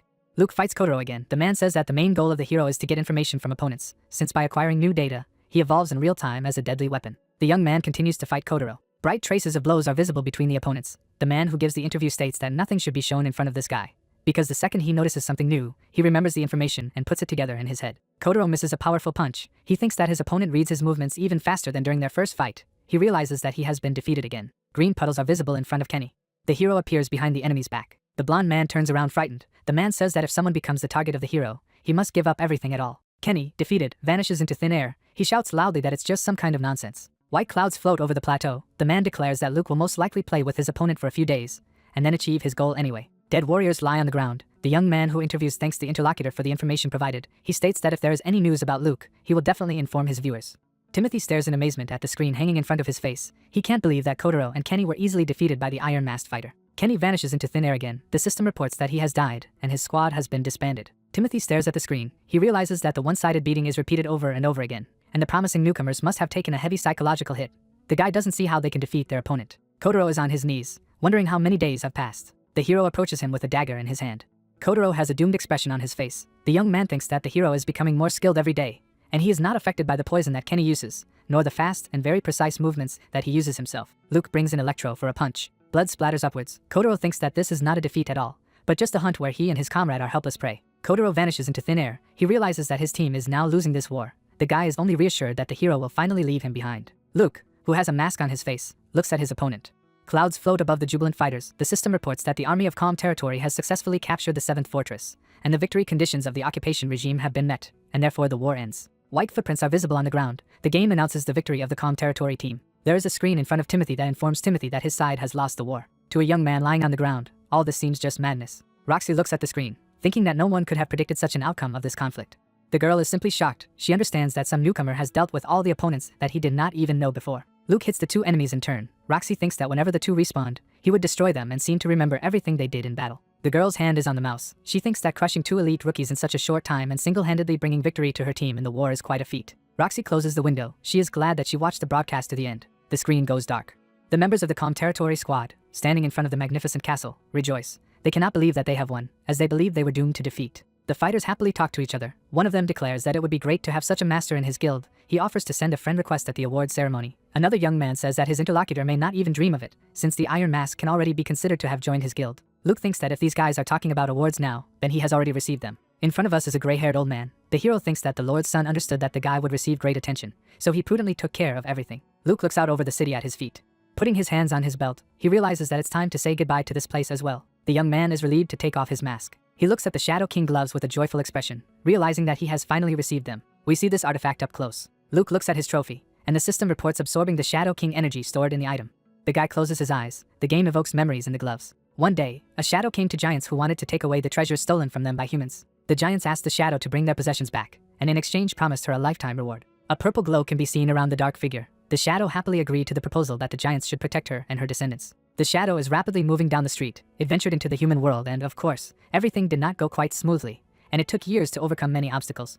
A tiny shadow stands in front of the giants. She was able to return the treasure to them. Her body was torn to shreds after the arduous journey. However, she rejoiced as she believed that the giants would protect her and her offspring would be safe. The giants turn away from the shadow, telling her that they never made any promise to her. The shadow looks gloomy. It seems to it that it has been betrayed, and it does not understand why it went through the most severe trials. The shadows turned out to be weak, and in the end, their world was invaded by people who destroyed everyone who was close to the heroine of the story. She arrived in her homeland when it was all over, and could only mourn the dead. Then she came across the surviving shadow, distraught and wandering in the desert. Two dark figures are talking. The shadow learned that the giants betrayed when they decided to unite with humans, and her patience ended there. She stood up to the giants who had come to finish what humans had failed to do, and one of them said that their clan could only survive if they destroyed all the remaining shadows. It became clear that the giants lied from the very beginning. The shadow realized that in this world you can either use someone or be used yourself. A shadow smiled in the abyss. She laughed wildly as she watched the fire consume the world, illuminating everything around her with an unbearable light. A purple glow can be seen around the shadow again. She realized at that moment that where there is light, there is always darkness, so it cannot disappear anywhere and will exist forever. A dark stream pierces the giants. The shadow realized that it was not helpless at all. As the heroine wanders through the desert, Luke learns that the black waves of darkness that have always been part of the universe have become subject to shadows. Lightning flashes over the horizon. The hero is informed that this is how the primordial darkness was born. The guy stands with his eyes closed. The system reports that the memory retrieval is complete, and he has received the Shadow's grudge item. A system window hangs in front of the young man, which informs him that the gloves are endowed with the Shadow's grudge property, as a result of which the user has a chance to perform 2 consecutive attacks. Luke, looking at the description, realizes that the number of his attacks could actually double. Rubbing his chin thoughtfully, he thinks that the description says about some kind of probability, but he will be able to understand what it really is only if he tries a new skill in action. We see the gloves that the young man received again. He holds them in his hands, not understanding why his new skill does not make itself felt in the same way as, for example, the parkour skill he received last time. Luke stands with his mouth open. The system informs him that he has enough energy to absorb an item belonging to Shadow King. He learns that the hidden ability has been unlocked, and he gains an initial awakening. Luke is surprised, and the game prompts him to complete the initial awakening of the listed organs and body parts. The young man repeats the information he has just received in shock. In the desert area, sharp rocks stick out. It is reported that they are located somewhere on the continent of the game Agas, and the action takes place at the same time. The fighter brandishes his sword. It is surrounded by streams of pink energy. The young man stabs with his sword. His opponent's weapons are still in their scabbards. 2 blades collide. The guy, gritting his teeth, says that it seems that his opponent used reverse parrying, after which he declares that it simply cannot be. The young man puts his foot on his toes. Looking at his opponent with wide eyes, he declares that this is simply impossible, and he does not believe that this is happening to him. His opponent, looking the guy straight in the face, declares that he is right and it should not work like this. He strikes and cuts the young man in half. The dismembered body disappears. The fighter, yawning, covers his mouth. He says that this is already beginning to irritate. Here is Gu Wai. He asks if his opponent can't concentrate better. Looking up, he states that he was very tired and was forced to do so. He calls out to Gyo Yeohu and admits that he was wrong. The defeated fighter stares down with lifeless eyes. Gu Wai asks if he can get someone stronger. The young man, who is apparently Gyo Yeohu, states that the defeated fighter claimed that he represented some kind of strong guild. Gu Wai has his hand on his sword. Going deep into the desert, he asks not to be found fault with. The hero approaches Horn Mountain. He thinks that this is the key to the secret scenario that he managed to steal from the house of the village elder. The hero looks up thoughtfully. In front of him is a system window with a picture of a map, which informs him that he is completing the quest traces of a great legend. Luke realizes that he has gone about halfway through, and he still has about half a day to go up. A raccoon appears behind him. The hero looks around in surprise. He asks if the animal is going to continue to follow him. The cute creature looks at the hero questioningly. He declares that he does not mind such a company at all. He understands that the raccoon has helped him before, and he can continue to at least collect useful items for him. Luke looks down in bewilderment. Its legs are surrounded by a white glow. The hero smiles. He thinks that the awakening skill was even better than he expected. The system window informs about the passive skill Shadow Step, which hides the presence and sounds of footsteps, allowing him to move like a shadow, and this skill also improves his sense of balance. The young man looks at his hands. The system reports the active skill Silent Kill, which allows him to quickly approach the designated target and hit it with a dagger, while the prepared skills of the enemy can be leveled. Luke thought that he would be able to use awakening only on his hands, but he managed to do it with his legs as well. The guy smiles happily. Luke, looking at the raccoon, mentally praises him for keeping up with him. The hero pours some water into the lid and offers the animal a drink. He tells it not to be afraid and comes up to him. The raccoon quenches his thirst. The hero does not understand why this creature always appears next to him. The young man strokes the raccoon and says that he, probably, also had a very difficult time in life. The striped animal trembles. The guy understands that it is not trying to move away from his hand. When the raccoon closes its eyes, it makes strange noises similar to Poco. Luke interrogatively repeats the sounds he heard. The animal makes them again. The guy wonders if all raccoons make such sounds. Smiling happily, the hero declares that from now on he will call the raccoon Poco. Luke looks up in surprise. The system informs him that this is the first time he has interacted with a spirit. He learns that he has achieved the corresponding achievement. Poco looks at the hero with loyal eyes. The system window informs that the hero has given a name to the spirit, and the favor of this entity has exceeded a certain limit, as a result of which the hero can view the Poco status window from that moment on.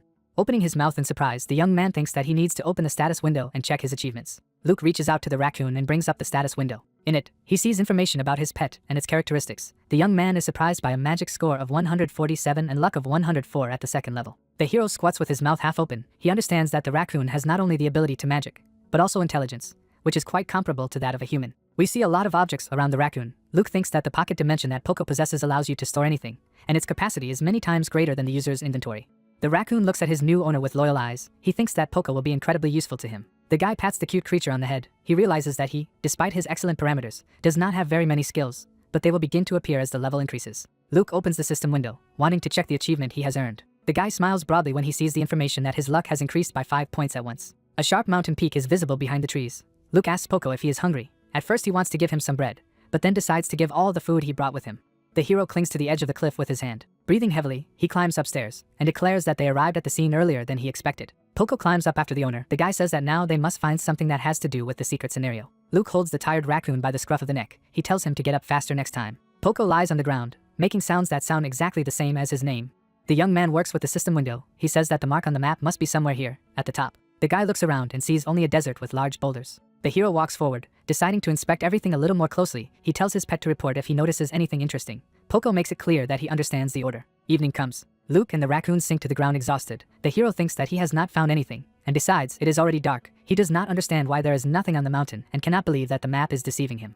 Not going to give up easily, he looks into his inventory. His attention is drawn to a compass that, as far as he knows, if it hadn't been broken, would have pointed in the direction the user most needed. Luke stares at the object in his hand in amazement. It seems to him that the needle has barely noticeably moved. The guy understands that perhaps the compass is still working. He brings up the system window with the traces of a Great Legend Quest map. The system immediately informs him that Eternal Compass is reacting to the map. The device emits a bright glow. The game informs that the current target has been determined. The state of the Eternal Compass has changed, and its arrow has begun to move. The hero stares intently at the glowing device. The system reports that the Eternal Compass is pointing to the target. Luke and Poco stand in front of the megaliths. The young man realizes that nothing like this has ever happened in this place before. He sees a staircase going down in front of him. The game informs him that the entrance to the hidden dungeon is open. A man and an animal stand above the stairs. The young man, smiling, thinks that for the first time in his life he has found a hidden dungeon. The system reports that traces of a great legend is guiding the hero. In front of us is a fountain from which water does not pour. Shag stands with his eyes narrowed. The young man thinks that he is in this place again. The fighter is holding a bow in his hand. It seems to him that life would be uninteresting without such plot twists. And it's time to do everything right. Starting from here, the system invites him to prove his worth on the land where it all began. It is reported that the heir of the clan will personally check the qualifications of the young man. He thinks that this is all an echo of the events that happened in the ruins, where he got first hunter's bow. A brightly glowing system window hangs in front of Shag. The young man thinks that if his guesses are correct, then the clan's there must be a comma somewhere in this village, and he must find this NPC to access the hidden scenario. The young man clicks on the helmet icon. He assumes that the top 10 guilds are already chasing him, trying to intercept the hidden scenario, so it would be wise to cover his face to hide his appearance. Luke and Poco stand in front of ghostly megaliths. The young man realizes that he has found a hidden dungeon. Jets of white energy swirl around his legs. The guy thinks that he changed his profession to great thief at the right time, and that if he hadn't cleaned out the safe of the village elder, he would never have been able to get this card. A system window that appears informs the young man that he has discovered a hidden dungeon. It offers to make this information available to the public. Luke clicks on the no option with anxiety on his face. He states that he is not going to do anyone a favor. The system informs that the publication of the achievement has been rejected and the discoverer of the dungeon will remain anonymous. The hero goes down the stairs. He asks Poco to follow him and not get lost anywhere. The raccoon makes the only sound available to him, indicating everything, including receiving an order. Luke is standing in front of a dark passage. The system informs that it is recommended to complete the quest The First Tomb of the Forgotten to be level 70. And it also informs that there may be many other similar burials on the continent, and that the condition for completing the quest is unknown. Luke rubs his chin thoughtfully, realizing that this is most likely not the first object of this type that he will encounter on his way. He thinks that this is a hidden scenario, and he would be very disappointed if it ended up with only one dungeon being completed. A young man walks along a narrow passage. He holds a dagger in his hand. The system reports that he feels an eerie aura emanating from somewhere, and a cold shiver runs through his body. There are tombstones along the walls of the cave. Luke realizes that he is dealing with the undead, who most likely awaken when someone comes within a certain distance of the tombstones. The young man wonders what he will encounter in this dungeon. The guy goes forward very carefully. He understands that the distance is already minimal, but no one has appeared in front of him yet. Luke guesses that this is due to the shadow step skill he currently has. A smile appears on his face. He realizes that he may be able to pass unnoticed. Poco looks attentively at its owner, who gestures to the raccoon not to make noise. The hero walks past the tombstones. Stepping out of the dark passage, he notices something in front of him. Underneath it are scary monsters, which the system identifies as level 70 vampire zombies. There are a lot of these creatures below, and the young man understands that he will die instantly if he goes down there. Luke sees that the distance to the stairs on the other side of the spacious underground hall is quite long, but it seems to him that there must be some way to get there. Looking down at the green monsters, he realizes that he can use his parkour skill. With a trembling hand, the young man touches the mark on the rock. He climbs up. The hero walks along a very narrow ledge, realizing that for the first time in his life he is overcoming such a dungeon. He approaches a hole visible in the wall of the hall. This entrance seems very suspicious to the guy. Luke squeezes between the rocks, wondering what lies ahead. The hero looks down. He realizes that the passage is very narrow, but it is still possible to pass through it. Luke wearily sits down next to the rock, sighing heavily. He says that it was very difficult, the raccoon making sounds indicating that he agrees with his owner. The guy looks around, realizing that you can usually find something very useful in such places. In front of him are two large treasure chests. Poco gives his name with a questioning intonation. Luke replies that he himself is quite pleasantly surprised. Grinning happily, the guy asks which of the chests to open first, as if Poco is trying to warn him about something. The guy's hand hangs over one of the chests. He says that he will probably start with the left. A huge tongue is visible under the lid. Poco looks frightened at the chest, which turns out to be nothing more than another monster. The toothy monster closes its mouth. The system informs that the hero is using the silent kill skill. Luke, dagger in hand, flies away from the monster that released him. The guy, looking at the chest in annoyance, states that he thought he was lucky, but in fact it turned out to be a trap.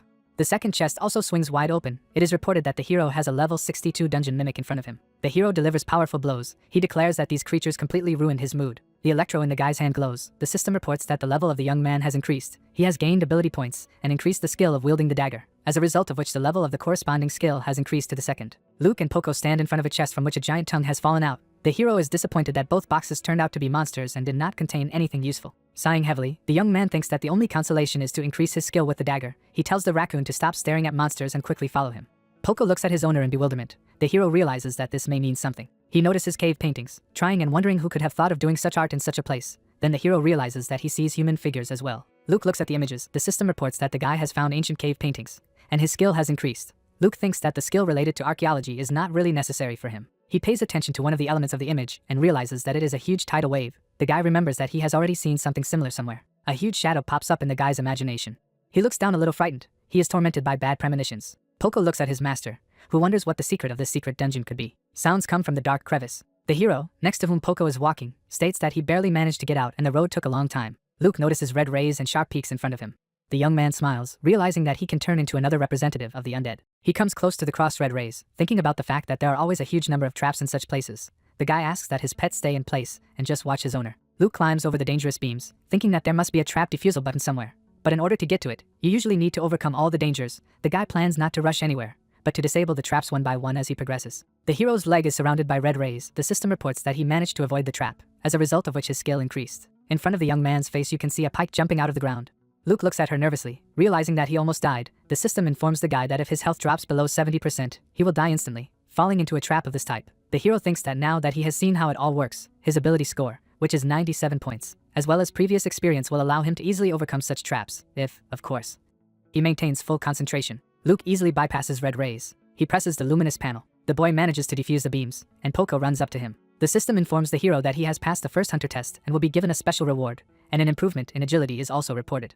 Luke looks up in surprise. He can't believe that his stats have been boosted as a reward. The guy happily looks at his personal card. He thinks that if he can find and pass all 15 tests of this type, his parameters will increase by a total of 29 points, and this will be equivalent to increasing his level by the same number of points. The young man's eyes shine with joy. He thinks that the hidden dungeon, or rather, even the entire hidden scenario, is worth going through. The hero approaches the door. He looks at the strange cylinder, and it seems to him that he must somehow engage it. A text is seen in front of the guy, according to which whoever gets to this place can use the device on the pillar to cause an illusion. The guy learns that he will have to go through 20 combat stages to get to the end. Luke grits his teeth in anger. Such a number of fights seems to him clearly excessive. Poco looks inquiringly somewhere. Luke, looking at the door in front of him, thinks it's much easier to find his way out of the room. He draws attention to the keyhole. The system informs that the large iron gate of the hunter is closed. The young man tries to unlock the lock with a lockpick. The game immediately notifies him that the level of this door is too high compared to the user's skill level, and the chances of success are 0%. Luke continues to work with the thief's tool, thinking that if he is given the opportunity to make an attempt, no matter how much skill it takes to open the lock, he sees the numbers that the game tells him and realizes that the chance of success has increased, but only by 0.1%. The young man happily looks at the lockpick. The system reports that the infinite lockpick has been restored, and its durability is 100% again. Attempts to open the lock do not stop. Poco wearily closes his eyes. Luke looks surprised at the system messages stating that after a series of failed attempts to open the lock, the user managed to figure out the correct method, causing the lockpicking skill to reach a certain point and increase to level 2. Luke continues to spin the lockpick. He thinks the infinite lockpick lives up to its name, as he broke this tool 116 times and still managed to unlock one of the 2 locks. The door opens. The system reports that Luke has opened the door, and his skill in unlocking the locks has increased again. The young man states that this is just wonderful. The hero looks at something in bewilderment. The game informs him that he has defeated the illusions and passed all 20 combat levels, in connection with which he receives rewards. Luke sees a system error message in front of him that caused the wrong route to be taken. We have a black and red ribbon in front of us. The system calculates the degree of error, tries to correct it, but fails to do so. The young man is surrounded by alarm system windows. The guy is trying to figure out what the hell is going on. And is it really impossible to leave the room just by unlocking the door from it? Luke looks anxiously in front of him. The system informs him that Agas will make its own decision. Poco looks at the young man with large round eyes. The game informs the hero that the analysis of the method of completing the task and the existing condition does not allow for a verdict of error, and therefore the system settings change. Luke thinks that he seems to have avoided the worst case scenario. A white glow appears around the hero. He sees several messages about leveling up. Luke realizes that his rank has jumped by a total of 5 points. And he also sees a notification that he has received a special reward, which is a key. A strange cylinder behind the guy's back is glowing. A scroll and a key hang above it. The system gives a description of the scroll of enlightenment object, which increases the value of skills of the 3rd level and below. Luke looks at the scroll he is holding in his hand. He realizes that he hit the jackpot, and such an item will cost a lot of money on the market, so he will not have to worry about his budget for a while. The hero is surprised by something. He looks over his shoulder, wondering why the doors open on their own. The guy realizes that he is as if he is invited in. He thinks that just in case, he must be ready for anything. Luke takes the key. He sees a splash of white energy. Poco's eyes light up. The hero looks at something in shock. A ring hangs in the air in front of him. The guy assumes that this is the main reward of this dungeon. The jewelry glows brightly. Luke understands that by taking it, he will be able to increase the progress of the hidden scenario. And even if he does not need the ring, he can sell it for decent money. the system reports that the hero has reached the last room of the dungeon, in connection with which the conditions for passing the last stage became known. It turns out that this condition is proof of his eligibility. Luke reaches for the ring. The guy thinks that he needs to fulfill the last condition and complete the passage of the hidden dungeon. A bright light flashes in front of him. Behind the ring, a mask already familiar to the young man appears. The system reports that he has discovered an object belonging to King Ya, and now he will see the memories contained in this object. We see a burning city. An old man lies on the ground, pierced by many thorns. Fighters are standing around him, one of whom says that this should be enough to keep the old man in place. The second offers to take possession of the treasure. The third states that he will choose first. The ring is removed from the old man's hand. The fighter, who is wearing a lion's skin, declares that he will take this jewelry. His comrade irritably says that the royal armor should be divided equally. An old man lying on the ground asks to wait and asks if the fighters really think that they can cope with his property. Smiling happily, he declares that they will regret it. A pink glow appears around the warrior who took the ring. He tries to kill an old man lying on the ground. One of his comrades asks him what happened. The old man has a crazy smile on his face. Giggling, he asks the soldier if he is afraid. The looter, his eyes ready to pop out of their sockets, shouts for the old man to shut up. He declares that this warrior is doing everything right and must allow fear to consume him. He promises that the villain will experience this horror for eternity. Luke stands with his right hand outstretched. The system informs him that the memory playback is complete. The hero realizes that the 13th protector has just been in front of him. The young man is surprised to see the ground cracking in front of him. The system calls him the heir of the Great Hunter and asks if he is ready to confirm this title. It informs him that if the user agrees, he must prove his eligibility by passing the test that the 13th protector has prepared. Under the skin of a lion, a human skull opens its mouth wide.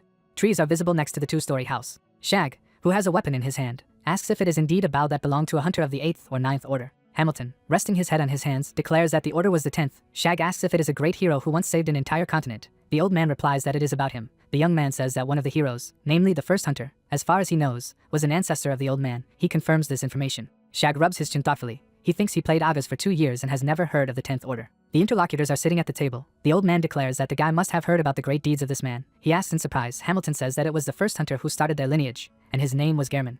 Here is a warrior with a lion's head instead of a helmet. Hamilton claims that this man united the hunters of the Great Forest and was a skilled archer, capable of striking enemies at a distance of hundreds of meters, and in addition, he was excellent with a dagger. Shag sits with his mouth wide open. He realizes that this exceeds all his expectations. Shag remembers the hero giving a thumbs up. He recalls that he doubted when he had such a great opportunity, and thinks he was a real fool then. Hamilton, placing his hands on the table, reveals that Gehrman ultimately defeated the Shadow King, who is also known as the Demon King, at the head of a squad of other heroes. Shag asks in surprise. A lot of red eyes are visible in front of Gehrman. The old man reports that some also call the defeated enemy of their ancestor the Night King. He states that this character can indeed be considered the source of all evil on Earth. Hamilton says that the 10th Order could not tolerate the abomination that was happening on the continent and decided to strike. Shag asks what happened to the Night King. The answer is that this man has spent the rest of his life in prison and thus it can be considered that justice has been served.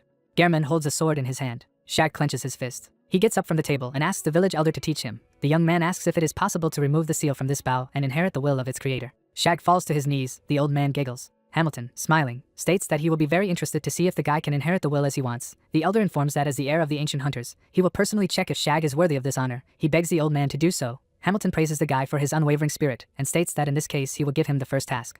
Shag throws up his hands. He thinks it's just a starting village, so the quest he'll get shouldn't be difficult anyway. Hamilton informs him that the guy has to catch 1,000 squirrels. The creatures in question sit on tree branches. Shag asks in amazement. Streams of pink energy flow from the eyes of Gehrman, the first hunter. The system reports that the ancient hero has awakened to test the user who has overcome all obstacles. Luke learns that this is a spirit who was once considered the hero of the entire continent, and is now just an ordinary skeleton, as a result of which his fighting qualities are greatly reduced. The game advises the guy not to relax, since during his lifetime, Gehrman was a hero of heroes and defeated the Demon King. Luke looks at the grinning opponent and realizes that he is approximately level 85. In the hand of the hero Electro, he cannot believe that the secret script is related to the 10th Order. Someone praises the guy for his calmness.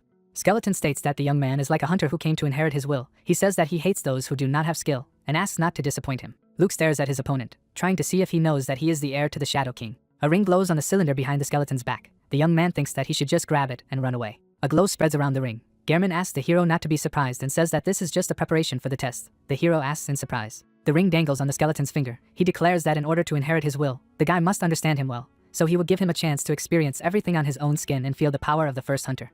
The skeleton opens its mouth wide. It shouts that the ordeal is beginning. Gehrman stands with an arrow in his hand. He angrily asks where his bow went. The skeleton has a surprised expression on his face. He once again asks where his bow is, which he immured in the ruins of Ariandel and reported to his descendants. Luke stands with his head bowed. Gehrman asks if the guy has met his descendants, if he came here to remove the seal, and if he knows where the bow is.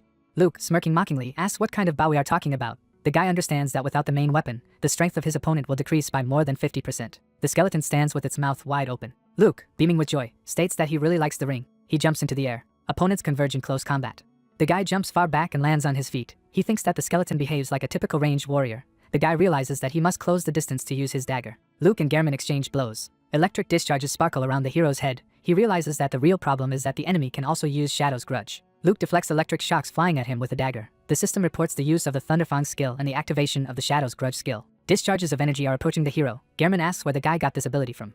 Enemies are facing each other. Luke states that Gehrman is muttering something incomprehensible. He demands an answer. The hero states that the skeleton is standing still and takes damage, despite the fact that he has the skill activated. The guy looks at his opponent appraisingly. He realizes that he is not using Vengeance of Shadows, and this is completely incomprehensible to him. Since everything else seems to be already involved, the skeleton says that he senses the ability of the Shadow, which can only be used by representatives of the Night Clan. Luke, smiling, thinks that Gehrman has seen through the ability of his gloves after all. The hero, grinning, says that it is a sin not to use what is at hand. Gehrman, whose back we see, states that this is simply impossible, since he destroyed all shadows a long time ago. The skeleton emits a pink glow. It demands that the hero stop joking. Luke, his eyes bulging, stares at the enemy. Next to the guy you can see the traces of many blows. He understands that an advanced hunter skill is being used against him. Gehrman puts his hands in front of him. He shouts that he is just a ghost from his past, and he sees nothing more than an illusion. The skeleton promises to chop the young man to pieces and prove once again that the Night Clan has been completely exterminated from Earth. In front of us are the limbs of the hero. The system reports that he is wounded in the right wrist, as well as in the leg, as a result of which the sense of balance weakens. Gritting his teeth in anger, he learns that his health has dropped to 50%. Luke cannot understand how the skeleton manages to hit him without good dagger skills. Darts appear in the hero's hand. The system reports that they are covered in poison. Luke throws projectiles at his opponent, who declares that this is a very insidious trick. The hero carefully looks at the enemy. He understands that the speed of the skeleton's reaction is comparable to that demonstrated by Kotaro, and if Gehrman had a bow, everything would have ended long ago. Enemies repeatedly converge in close combat. The hero understands that he needs to somehow change the course of the battle. The hero's hand glows. He uses the silent kill skill. Gehrman hits him in the left side with a dagger. He shouts that the fake creature must disappear. Blood gushing out of the young man's mouth. He thinks that even if Gehrman was a member of the 10th Order, 100 attacks in such a short period of time is something unrealistic. The system informs the guy about bleeding and a temporary slowdown in movement. Luke uses the blink skill. Hunters are seen in the trees. It is reported that blink is a short-distance teleportation that allows you to disappear almost instantly. We learn that this skill is not used by hunters, as their fundamental physical abilities are not the same as everyone else's, and they can move through forests, mountains, and battlefields without using blink. Here is a ring. Luke thinks that the hunter can use blink in one single way. The guy crouches with his arms wide apart. He thinks that this skill gives the skeleton a ring, which probably has many other properties. Luke thinks that the legendary hunter from the 10th Order using blink is something truly disgusting. We see the skeleton's mouth wide open. He says that his opponent is very pushy, but he will not let him go. Luke is on one knee, knowing that he will have to resort to an extreme method. A blue object appears in the boy's hand. Luke calls the opponent a cowardly scoundrel and accuses him of trying to win with the luck that the item has. The skeleton looks at the guy in bewilderment. Luke lowers the staff of the white flag to the ground. He states that it was the skeleton that started all this. The system reports that the guy is using the banner of the brawler, in connection with which brawler's territory begins, inside which all effects are blocked for a certain period of time. Luke, smirking, calls his opponent a son of a bitch and says that their fight will be much fairer now. This is banner of the brawler, which blocks all effects within a certain radius for a certain period of time and can only be used once. Various objects are visible above the young man's head. It is reported that items, passive and active skills, and all kinds of effects cease to work, so the consequences can be very serious not only for the enemy, but also for the one who uses banner of the brawler. Two fists collide. It is reported that the only method of confrontation after using this item is fist fighting, while the range of banner of the brawler is not very long, and if the target is outside of it, it is not affected. Concentric circles are visible in front of the hero. He thinks that usually at a difference of 30 levels or more, this item does not work. Luke learns that his health has dropped below 20% and the bleeding has not stopped. The hero gets down on one knee. The skeleton raises his fist, on which the ring is visible. The young man thinks that, fortunately, the difference in levels is not so big, and since the room he is in is very small, there will be no problems with the radius. He understands that banner of the brawler does not last long, but believes that he will have enough time. The hero smiles. He intends to use his main weapon from now on. Skeleton looks at his ring in surprise. He realizes that it has stopped working. Luke asks if the opponent liked his gift. Smiling, the young man declares that he prepared it especially for his enemy. Gehrman, opening his mouth, looks at the hero. He says that his equipment has stopped working, but this effect will probably last very short. Blood flows from the corner of the hero's mouth. Luke pays tribute to his opponent, who remains calm even after his main power has ceased to work, while the young man realizes that everything is too late for the skeleton. Gehrman and Luke stand opposite each other. The system informs them that the item used has blocked all effects and skills for a period of time. The heroes ask the skeleton why he feels out of place. He states that the undead, of course, were not afraid, but now they are just a pile of fragile bones, although they were once a hero from the 10th Order or some other celebrity. The skeleton whose head we see continues to hear insults from the guy. Luke says that his opponent does not have a bow, but he can use a dagger, albeit without the blink skill. Luke asks if the hero from the 10th Order cannot surpass some green rookie in the use of melee weapons. Putting the dagger forward, the guy declares that it seems that he is not a real hunter at all. Jets of blue energy swirl in the air. Luke realizes that he cannot allow the skeleton to wait for the end of Banner of the Brawler, and he must provoke him further. The hero states that Gehrman is very wise to wait for the end of Banner of the Brawler, as otherwise he will lose shamefully. Luke defiantly taunts the skeleton. He realizes that he needs to tease his opponent. The young man smiles, realizing that he has achieved his goal. Gehrman puts his hand on the lion's head. He declares that he now sees that he is not an illusion or a ghost from the past. 2 columns are visible between the opponents. The skeleton states that the guy is just a fake design to deceive him. Gehrman puts his foot on the ground. He declares that this place will be the grave of the guy. The skeleton opens its mouth wide and rushes forward. Luke thrusts his dagger forward. He realizes that his ruse has worked, and the skeleton is now just furious. Gehrman strikes, but the hero manages to dodge. The skeleton chases the guy around the hall. Luke bounces off his opponent and slows down with his legs. He thrusts his sword forward. Gehrman looks at him in bewilderment. Electro leaves a bright trail in the air. In the chest of the skeleton, bare bones are visible. Luke rushes forward. Gehrman holds out a dagger in front of him. He asks why the guy is moving faster than him. The hero looks menacingly at his opponent, who thinks that just recently this young man was on the verge of life and death. The guy's weapon leaves a white mark behind it. A jet of white energy rises above the skeleton. He tries to understand what kind of opponent is in front of him and how he has become stronger than he was just a few minutes ago. Gehrman suspects that the guy is getting stronger by the moment.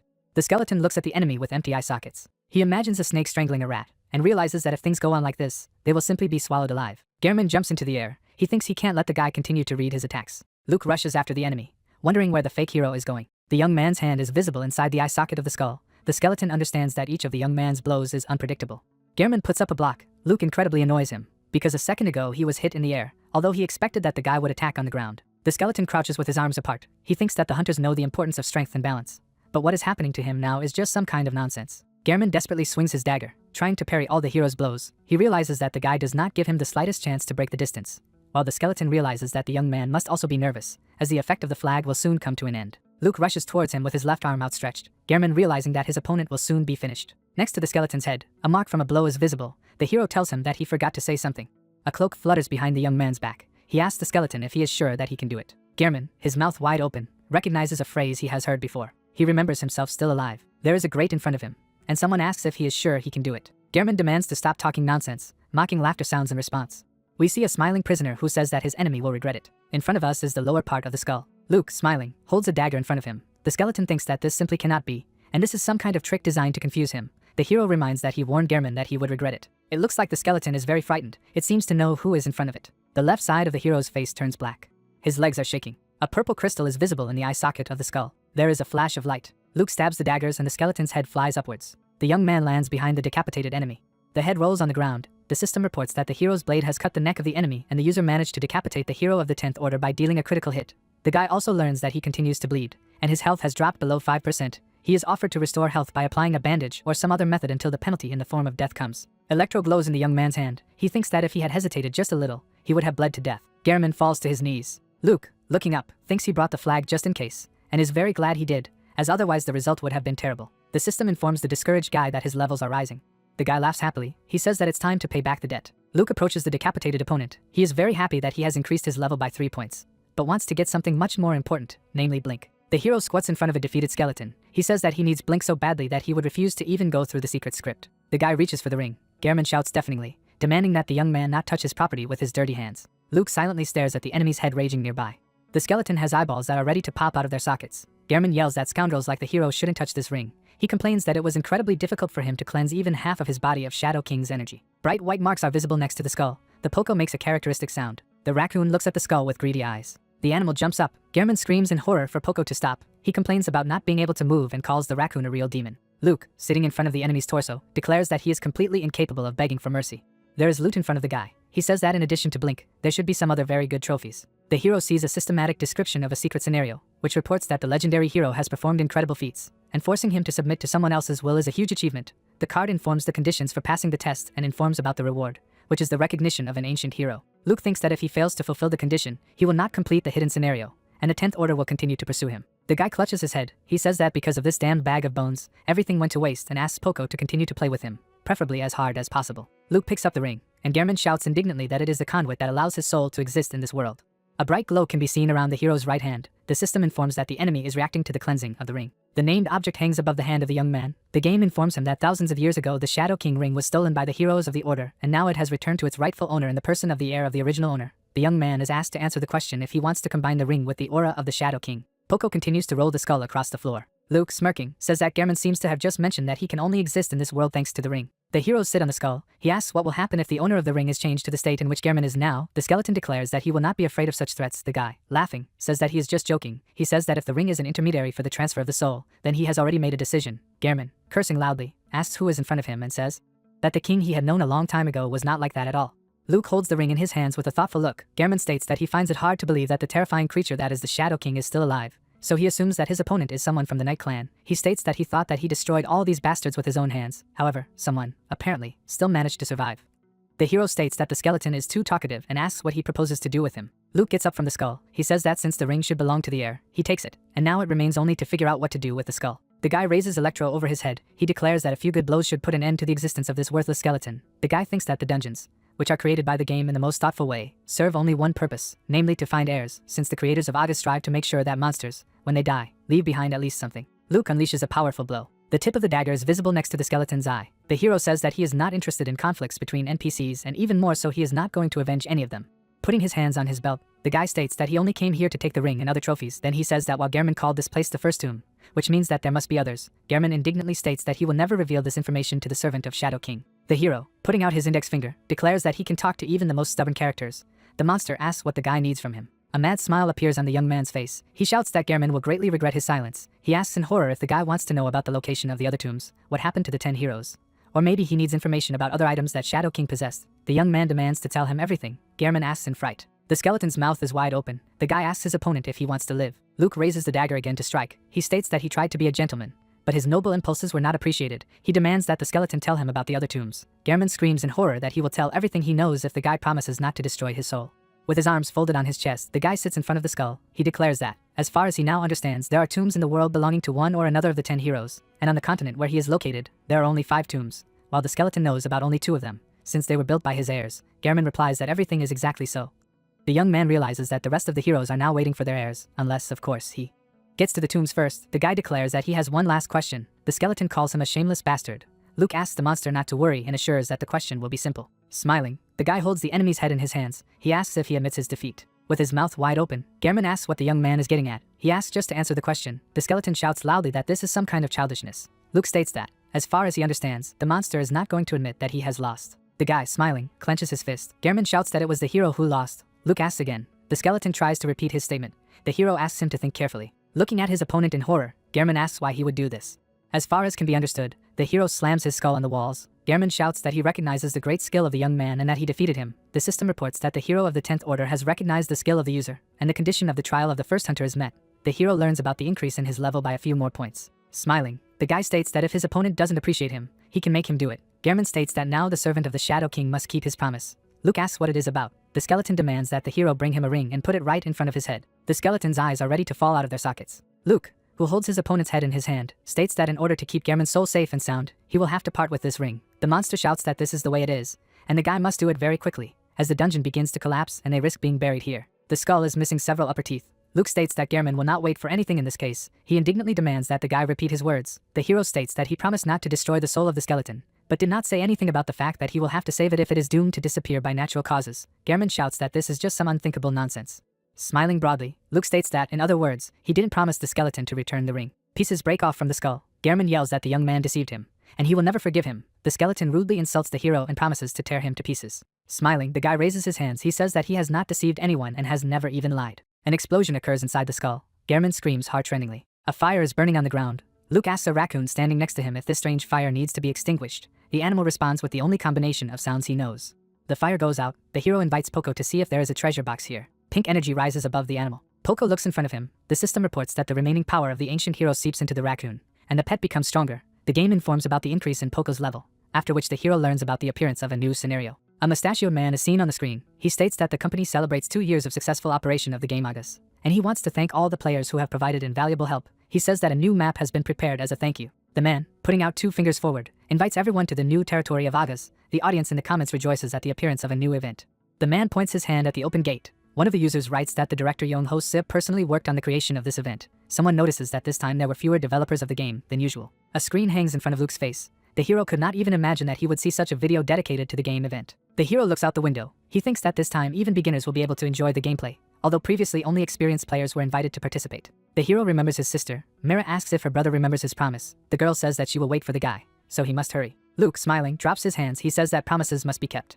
Poco, sighing heavily, lies next to the guy, who wonders where the animal was hiding before. The young man thinks that he made some kind of contract with him. However, even on Mount Horn, this small creature survived perfectly alone. The young man also mentally notes that Poco is quickly gaining strength. Above the raccoon's head, His personal card is visible. Luke examines the ring. He thinks that the rapid development of his pet is very good. However, the problem is that the raccoon cannot use the power of the Shadow King that he absorbed from the first hunter. The guy is a little offended that he has forever lost some amount of power that could have been transferred to him. For example, through the ring. The young man looks displeased somewhere. He thinks that another problem is that the purpose of the hidden dungeon was to find the heir. In front of him is the hidden scenario card of the death of 10th Order Ancient Hero. It says that the will and hope of the deceased ancient heroes, as well as the treasures contained in the tombs, are passed on to the heirs. While the heirs of other ancient heroes can also claim to fulfill the will of the fallen, the system invites the young man to take this opportunity to nip potential enemies in the bud. At the end, the condition is announced, according to which the hero must discover several graves of ancient heroes and remove treasures from there. Luke now has little doubt that the information he received earlier is true. A carriage is driving along the road. Luke thinks that the strangest thing in all this is that this quest does not have a reward, although it promises to be extremely difficult. The guy understands that he will have to do a lot of work just to find tombs, and he will only receive incomprehensible trophies. The hero decides to focus on the event dedicated to the second anniversary of the release of the game August. The young man looks out the window, thinking that he needs to calm down a little. The hero wearily puts his head on his hands. He thinks that he can no longer look out of the window, and he wants to walk, despite the fact that he has paid the fare. We see the wheels of the carriage. The hero is very annoyed that it goes so slowly, and also stops to take new passengers. Luke wonders what kind of fool decided to get into the carriage in this place. The guy frowns out the window. We see someone's leg. Its owner greets the hero. Kotaro appears in the doorway. He asks how the guy is doing. Kotaro stands with his sword on his shoulder. He thinks that he has not set any goals since the beginning of his time in the game. The words of other players are heard around him. Someone asks if this guy is really that strong. The second user says that this player has 81 points according to the ability score. A young man cuts off the head of an opponent. He thinks that he started playing Agas as a very ordinary user, and never thought that he would have any talent, but immediately earned the title of a promising beginner. Kotaro sits wearily on the ground. It seems to him that a huge responsibility has immediately fallen on him. Kenny, smiling, declares that the guy has incredible skill, after which he reveals his name. Looking at Kotaro over his shoulder, the blonde promises that they will make great partners, and no one will be afraid of them. The young man thinks that after he began to cooperate with Kenny, his confidence in his abilities began to grow, and the weight that he felt on his shoulders seemed to disappear. The guy destroys another group of enemies. He thinks that he is strong, so it is quite natural to demand recognition of his abilities. Kotaro recalls that then it seemed to him that the era of his greatness was just around the corner. Luke, who has a mask on his face, holds out a dagger in front of him. Kotaro remembers the words he heard after being defeated by this character. Someone shouts that the man in the iron mask crushed two newcomers. Another player states that he did not expect calm territory to win. A third calls the hero a real monster and asks who can be hiding under this iron mask. Kotaro is standing in a beam of light. There is an opinion that he is strong, but he is no match for a guy in a mask. Another player exclaims that the two newcomers must be very ashamed now, and most likely they will not be back in the game soon. Kotaro thinks that after facing that opponent and being defeated, he lost a lot, if not all. Kenny slams his fist on the table and cursing, says that the hero most likely had a very high resistance to poisons. He states that he must create a more powerful poison and then he will surely kill this villain. The guy apologizes to Kotaro and says that they need to break up, after which he thanks his friend for everything they went through together. Kotaro sadly wanders through the forest. He thinks that even the Kenny he trusted so much has left him. The young man is completely devastated. A carriage passes in front of the guy. He thinks that it will probably be better if he goes somewhere. Kotaro and Luke are seated opposite each other. The new passenger states that this may seem unexpected and inappropriate, but he wants to tell his story. The hero, whose back we see, is silent. Kotaro, with his hands on his knees, states that his travel companion doesn't have to answer and can just listen. He reports that he recently ran into a wall that he couldn't overcome. The carriage continues on its way. Kotaro says that he just didn't see a way out of the situation he was in. As he thought he was a magnitude and deserved recognition, he states that in reality he turned out to be just a frog inside a well. And when he realized this, he felt completely lost. The guy's face is sad. He says that a man who got into a carriage and suddenly began to pour out his soul probably looks very funny. Opening his eyes, the young man looks at the hero. He asks if he can also tell his story. Luke's mouth is dripping with saliva. The hero sleeps with his mouth wide open. The guy stretches sweetly. He thinks that he was dying of boredom, but now that he has slept, everything seems to have fallen into place, and the hero did not expect to meet his former opponent in such a place at all. Luke puts his foot on the ground. He thinks he doesn't have to calm down the guy trying to comprehend the purpose of his time in the game. The coachman, looking at the guy, wishes him a safe trip. Luke thinks that even if he is in a hurry somewhere, he will never get into this old man's carriage again. The vehicle continues its journey. Poco pulls on the hero's clothes. Luke lowers his gaze and says that he has completely forgotten about his pet. The raccoon makes characteristic sounds. Folding his arms on his chest, the guy looks at the animal. He tries to understand what to do with it. The idea comes to him that he can rent a room in a hotel and settle the raccoon there for a while. Luke squats down next to Poco and says that he will need to leave for a while. The raccoon hits his owner. He points to his left, and the guy guesses that Poco wants to hide there. Luke, looking at the bushes, asks the raccoon if he wants to climb there. The animal pronounces the only sound available to him with an affirmative intonation. The hero pats Poco on the head. He calls him stubborn and asks that the raccoon not show himself to anyone until he returns. Then he adds that you should also not take food from anyone if it is offered. In front of us is the lower part of the body of a young man. He arrived in a city called Zurumi. Other people are visible next to the hero. He looks up, thinking that the meeting is scheduled for the fountain. A dark figure is visible behind the guy's back. He thinks that he should add his sister as a friend when they meet. A hand rests on the young man's shoulder. Luke imagines a muscular man, feeling the pressure of the limb on his shoulder heavy and cold, like that of a typical fighter. The guy looks around frightened. Mira happily greets her brother. The system says that he is a level 30 fighter with the nickname Deer. The girl, pointing at her brother, asks why he made the two girls wait. The guy apologizes guiltily. Mira states that thankfully, he arrived before the in-game event began. Hanul hides behind her friend. The system reports that she is a level 31 warrior with the nickname Rabbit. The girl greets the hero. Luke rubs the back of his head guiltily. He says that he hasn't seen the girl for a long time and apologizes for the fact that she had to wait for a long time. Hanul embarrassedly declares that the young man should not apologize for anything. Mira tells her friend not to hide, but to come forward and speak more boldly. She replies that she is not ready for this yet. The hero's sister says that her brother is already familiar with Hanul, and she continues to act like a shy stranger. Luke sighs, smiling. The young people go forward. Mira tells her brother that they should add him as a friend. The guy states that he completely forgot about this procedure. A system window hangs in front of the young man. He takes a closer look at it and sees a message according to which the event dedicated to the second anniversary of August is about to begin, so the participants must immediately move to a safe place. The system informs that squads can also participate in the event, so if someone wants to form one of them, they must do it now. Invitations begin to sound around. Mira reaches out in her brother's direction and states that they should join forces. Luke agrees to do so. Young people see a system window in front of them asking if they will be participating in the second anniversary event. All three give a positive answer. Players with the tower behind them clutch their heads. One of them asks what this stupid song is. He states that it looks more like an amusement park than a territory for a game event. Mira looks up admiringly. She says that she hasn't been to the children's park for a long time. Hanul sighs happily. Luke, folding his arms on his chest, looks at what is happening. He thinks that the event seems large scale. However, in his opinion, there are quite a few users. The guy assumes that the developers of the game divided the event into many small sections. The young man turns his head. He understands that in this case, there must be hundreds of identical districts in the game. A clown jumps in front of the guy, who invites everyone to the lands of Agas. Luke thinks that, judging by the different levels of the participants, their professions and equipment, the selection of participants in each section was carried out randomly. The hero does not yet know what the essence of the event will be, but it seems to him that his squad can show a good result. The clown, with his index finger thrust forward, reveals that his name is Pierrot, and he will be an assistant in the event dedicated to the second anniversary of the game.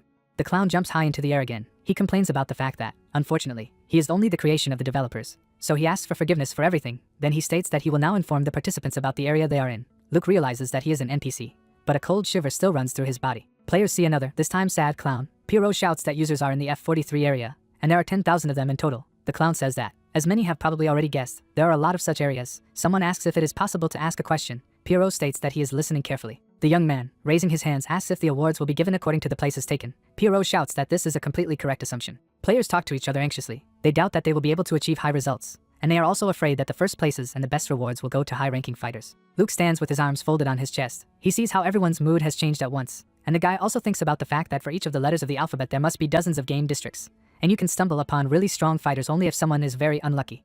Luke looks around in surprise when he hears someone say that he was very unlucky to meet his interlocutor here. Behind the young man's back, two dark figures are visible. The one to whom the previous phrase was addressed agrees with her. We see players fighting. The hero thinks that over the past 2 years, countless stars have flashed and disappeared in Agas. New users sign up for the game every day, and some of them shine brightly for a while. However, very few manage to prolong their success for a long time, but they are the ones who become high-level players with talent, money, luck, fame, and power. In front of us are the characters in question. The hero thinks that the creator of the game Agas, Young-ho Sip, somehow spoke about them. In front of us is an unpleasant young man with a cigarette. He states that each of the high-level users can be considered a real army, as he has incredible strength and is on a completely different level compared to ordinary players.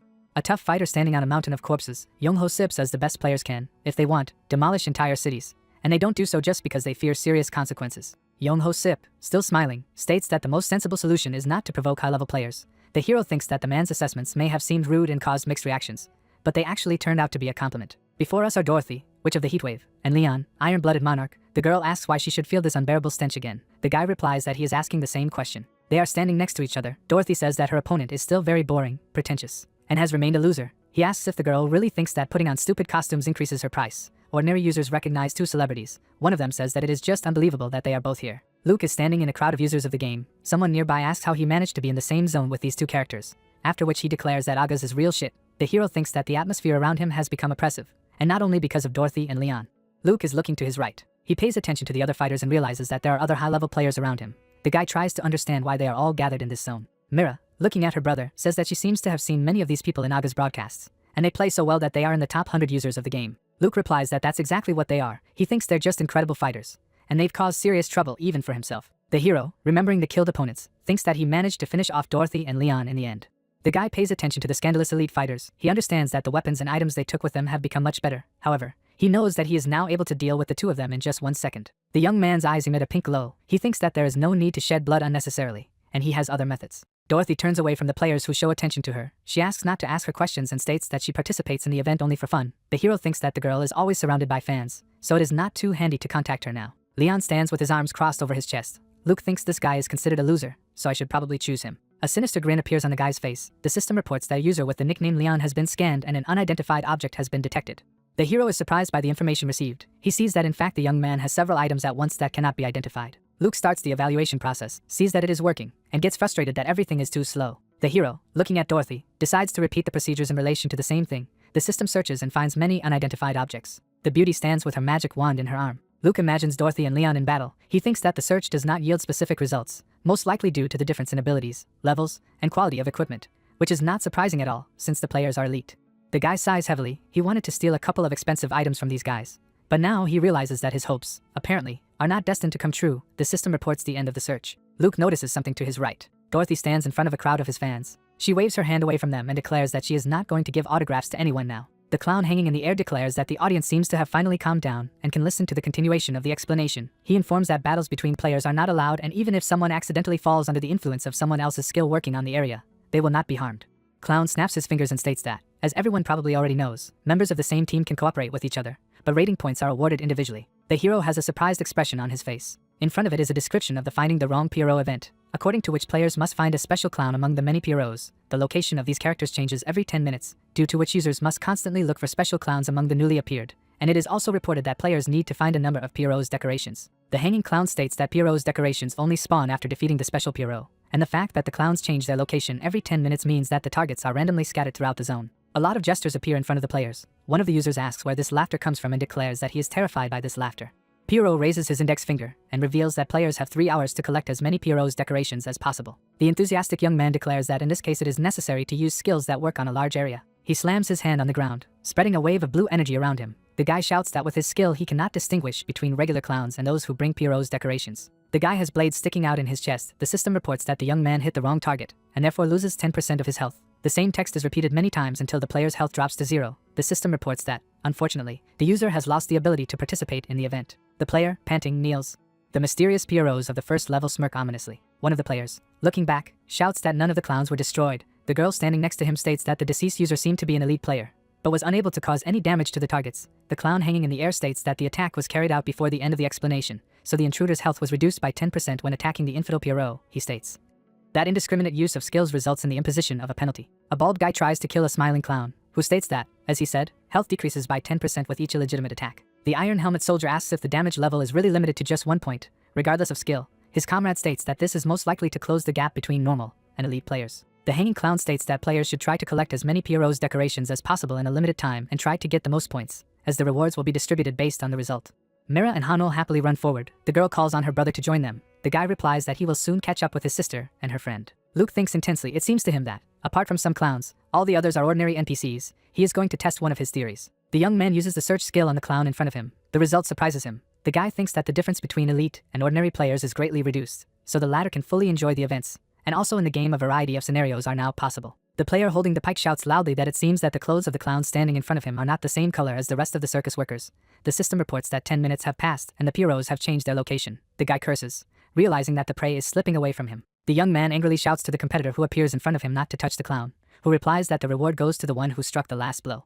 A winged creature hangs over the houses. Someone calls to watch everything carefully from the sky and let them know as soon as a special Pierrot is seen. This player promises to immediately finish off the target and take the reward. We see an old man with his hand outstretched. He shouts that he must stop competitors, the guys who are not allowed to pass by the barrier state that some bastard has blocked their way. A clown is visible behind the backs of the young people. It is reported that, of course, sanctions were applied against violators of the rules. A player in a red cloak deals with several clowns at once. It is reported that the goal of the operators of the second anniversary event was only halfway achieved, and the reason why they failed to achieve it fully was because of elite players with superior items and the highest skills. Pierrot tries to stop the player, but he seems to be unable to do so, reportedly seeing the highest concentration of elite users in the F-43 sector.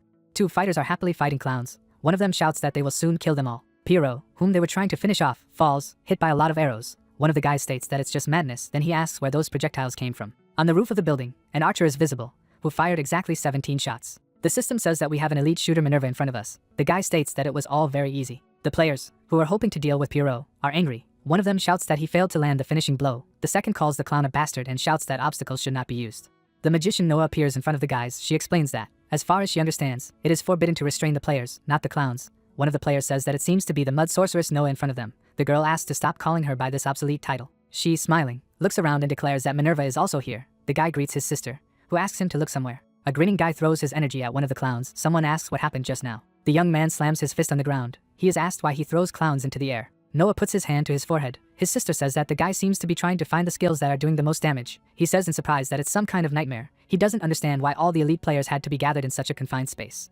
Noah, looking at the guy, states that the biggest headache will be from these two. It becomes clear that she is referring to Dorothy and Leon. The girl says that everyone understands that when they get down to business, no one will get anything, so users are now trying to get as many Pierrot's decorations as possible. Noah rushes forward, advising his brother not to hesitate either, who says that he must act carefully. Luke looks at the clown in surprise. Something seems very strange to him. He says that it looks like Pierrot just put all their decorations aside. We have a very unpleasant clown in front of us. Luke recalls that he was supposedly told that Pierrot's decorations would only be on special representatives of this circus profession, but he sees them on a regular Pierrot.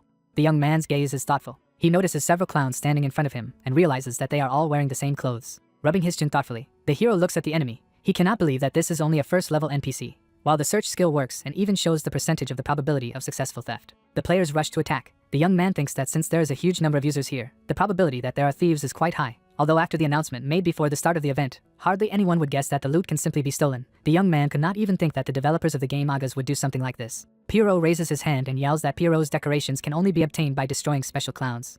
The player defeats the opponent. The young man thinks that, as the host of this event said, Pierrot's decorations fall from special clowns. In front of us is a visual diagram of the relationship between players and NPCs. Luke recalls that Pierrot's decorations are not dropped by regular jesters that players kill randomly. With users who continue to attack, these characters lose health and die. We have two clowns in front of us. The young man thinks that the purpose of this event is ultimately to get Pierrot's decorations. Therefore, instead of reviving dying special clowns, the developers decided to dress up all the NPCs, from which the next special clown is then chosen. Luke stands with his arms folded thoughtfully, thinking that from the developer's point of view, this method must be more convenient, but that's not the main issue. In front of us is a figure in a robe raising his hand. Luke thinks that he is the heir to Shadow King, and the organizers of the event made a giant mistake by overlooking that such a character could be present in Agas. Folding his hands in front of him, the guy sums up his thoughts and asks himself if he will be disqualified if he just steals Pierrot's decorations. The guy clutches his head. He is trying to understand what will happen if the developers do not know about their mistake now, but they understand that it exists based on the results of the past event. Mira and Hano look at the elite fighters flying over the rooftops. One of the regular players yells that he missed again. The second asks why the elite users are so fast. The hero's sister states that it's just some kind of madness. Looking at her competitors with displeasure, she asks if they don't get tired at all and why they are so strong. Jets of white energy rise in front of the magician. The girl says that these characters have great endurance, but they, in addition to this, also use very powerful potions. Hano, raising her right hand, says that she assumed that the difference in levels would not matter much in this event. However, apparently she was wrong. Her friend states that they are not able to compete with elite users. The hero looks back. He thinks that such a reaction is quite natural where so many strong fighters have gathered, and the girls are not the only ones who do not like all this. We see two frustrated fighters. One of them asks how many skills these guys have. The second says that they can't compete with such monsters, and this is very unfair. A guy with a strange hairstyle easily deals with clowns. One of the regular fighters says that if the player uses a wide sword, he should be slow, and not swing it like a dagger. A half-naked guy drinks one potion after another. An offended player complains that this is some kind of fraud. The hero thinks that the gap between elite and regular players is gradually getting bigger. The guy looks to his right. Two dark figures are visible in the sky. The hero, looking at them, thinks that when they are watching everything, he cannot act freely. Dorothy frowns down. A fiery whirlwind swirls around her. On the streets of the city, players fight clowns. Luke, looking up admiringly, states that the players he is looking at have the highest quality equipment. The young man sees a magic rod of the highest level, which doubles the effect of the spell used. The sky is blazing around Dorothy. The disgruntled player, looking back, asks what it is and if the sun has risen for the second time today. Young people look up in fear. It also seems to them that the sun is shining brightly in the sky. Dorothy puts his right hand forward. The entire space around her is flooded with powerful jets of yellow energy. Someone says that it can't be a simple skill. Another player wonders how the girl can control it. A third wonders if all the other clowns besides those that have already burned will be destroyed. A fourth shouts that this is a skill that works over a huge area, and asks if Dorothy will be fined. There is a very bright flash. Someone says that this is just some kind of nonsense. The enraged player, looking to his right, asks how many clowns Dorothy has killed with her skill alone. He demands that the girl be forcibly weakened. Hundreds of daggers are visible under the Leon. The bald player, looking up, asks if Leon is really going to use his main attack in this situation. The young man, frowning down, uses the infinite sword / skill. White daggers rush down. The hero covers his face with his hand. He thinks that he is facing elite players whose striking power and accuracy are simply incredible. And if everything goes on like this, these two will get first places in this event. The young man's left eye emits a glow. Luke thinks that since the participants in this event may not reveal their identity, he should no longer hesitate. He decides to act as a thief should. A smiling clown approaches the young man. Luke plans to rob all NPCs of this type. Luke rushes past Pierrot. The system reports that he tried to commit a theft, and it turned out to be successful. The guy finds out that he got Pierrot's decoration, increased his level and experience. The hero frowns ahead, trying to determine the reaction of the surrounding players. A clown hanging in the sky declares that no one can leave the designated area until the end of the event. The hero realizes that no one has noticed anything.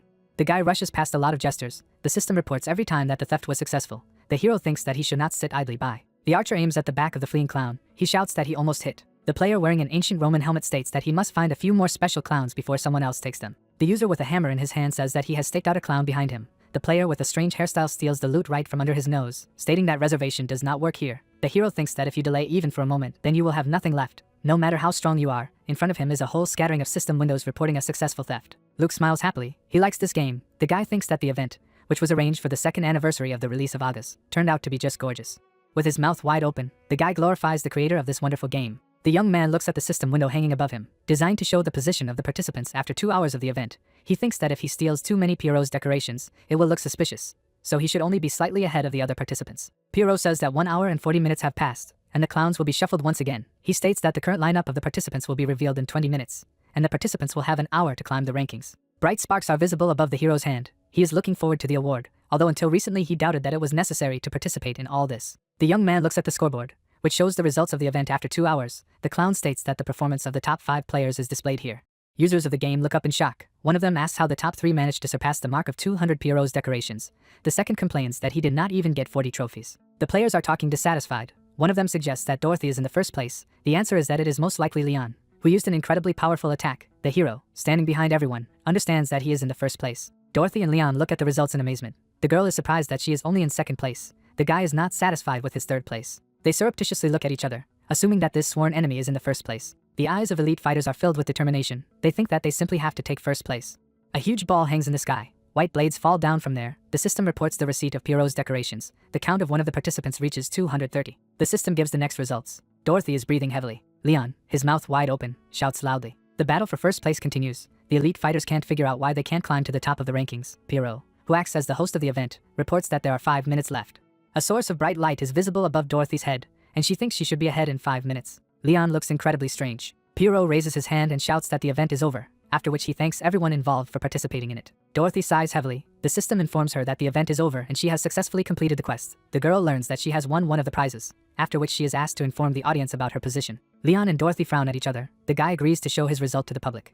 The system shows results. Among the characters we are familiar with, we see Minerva in 7th place and Noah in 5th. Further reported that with a score of 294 Pierrot's decorations, Leon is in 3rd place, and Dorothy is in 2nd, who has 1 point more. The girl is amazed. She realizes that someone has outstripped her and her sworn opponent. The system reports that in 1st place with a score of 300 points is the player who chose not to disclose his name. Leon is just furious. He can't understand what a moral freak you have to be in order not to give out your name after taking 1st place. Luke, smiling, stretches his index finger forward.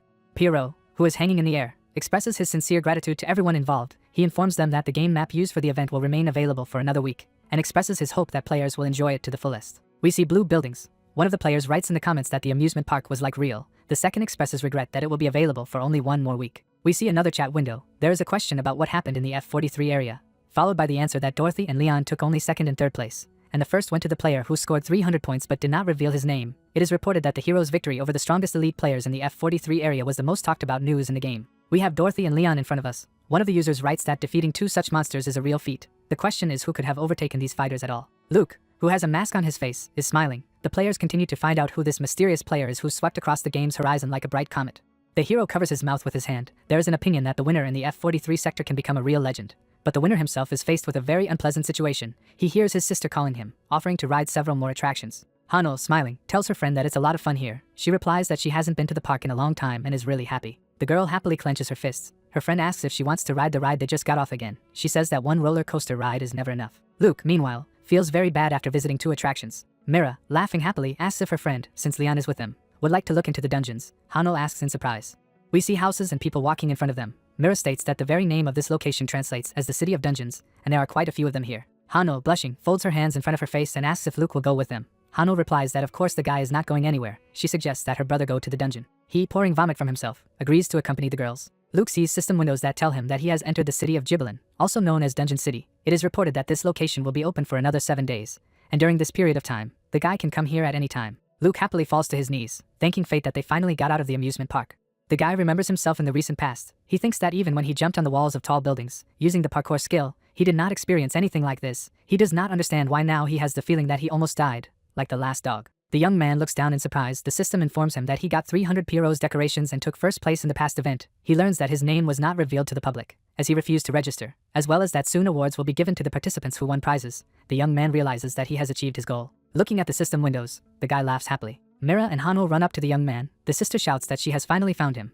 Her friend asks how long the young man had to wait. Luke replies that he has just come here. He asks if the girls are going to go to the dungeon and encourages them to go with him, as he can work as a guide. Hanul asks the young man if he has been to this place before, as it seems to her that he is familiar with this city. Luke, raising his index finger, states that he is actually leveling up his second character, after which he offers to go. Hanul agrees to do so, after which he asks if this is really the guy's second character. She suggests that this is why he does not remember her from the mission. When they accompanied the wagon, the hero, meanwhile, says what he learned about the city of Jibilin from the video dedicated to the game. The girls follow the young man, who thinks that his excuse seems to have worked. The hero and his companions approach the bridge. One of the girls asks where they are going. The guy replies that they are going to a place where there are many dungeons, and his companions will understand everything when they see everything with their own eyes. In front of us are unpleasant monsters with glowing eyes. Young people pass behind the backs of two players. One of them says that they need to try again today. His friend replies that yesterday they only got to the first floor, and today they need to try to get to the second floor. The girls look around in surprise. Mira says that there are a lot of players around them. Hanul states that she thinks there are even more people here than in the city center. Luke asks the girls to wait for a while. The hero stamps his foot and asks someone to come out of the bushes. From there, Poco appears, looking happily at his master. The girls are delighted. They say that the animal is incredibly cute. Poco presses its muzzle against its owner's raincoat. The girls notice that the raccoon looks like a plush toy. The hero tries to apologize for being too late, but receives a powerful blow to the face. Holding on to his bloody nose, the guy gives a thumbs up and says that the raccoon has become much stronger. He asks if he got better after taking out his anger on his owner. Poco shows with his whole appearance how dissatisfied he is. Mira, raising her left hand, asks why her brother didn't take this cute creature with him to the past game event. He replies that he is still making contact with Poco, and the animal could run away from him if he didn't like something. Mira, smiling, looks at her brother. She states that it all looks very suspicious, since the guy she knows is not used to caring about anyone. Luke replies that her sister is talking some nonsense. Hanul enthusiastically says that the hero is just a wonderful older brother. It seems to her that the raccoon appreciated this, and that is why he follows this young man everywhere.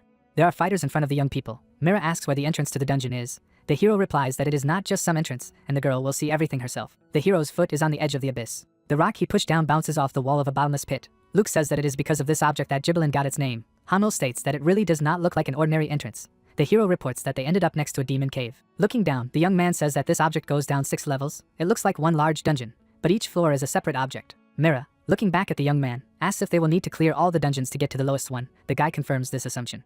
The girl, looking down, says that as far as she understands, it will be very difficult to complete this entire complex. Luke replies that this is why beginners are usually limited to only the first and second levels. Smiling, the young man suggests that the girls also start from the first floor and reach the second. They happily agree. The young people find themselves in a cave. The system reports that they have arrived at the first level of the demon cave. The players learn that one day a mysterious dungeon appeared near Jibilin for an unknown reason, and to complete its first level, you need to kill 100 monsters. Mira asks if they are alone here. Luke informs that they entered here as a squad, so the other players cannot prevent them from completing the task. Mira folds her arms in front of her chest. She declares that she is satisfied with everything. The system informs about the gathering of squad members. The game shows the nicknames of the squad members and their level, with Mira stating that the monsters that are here can already be considered dead.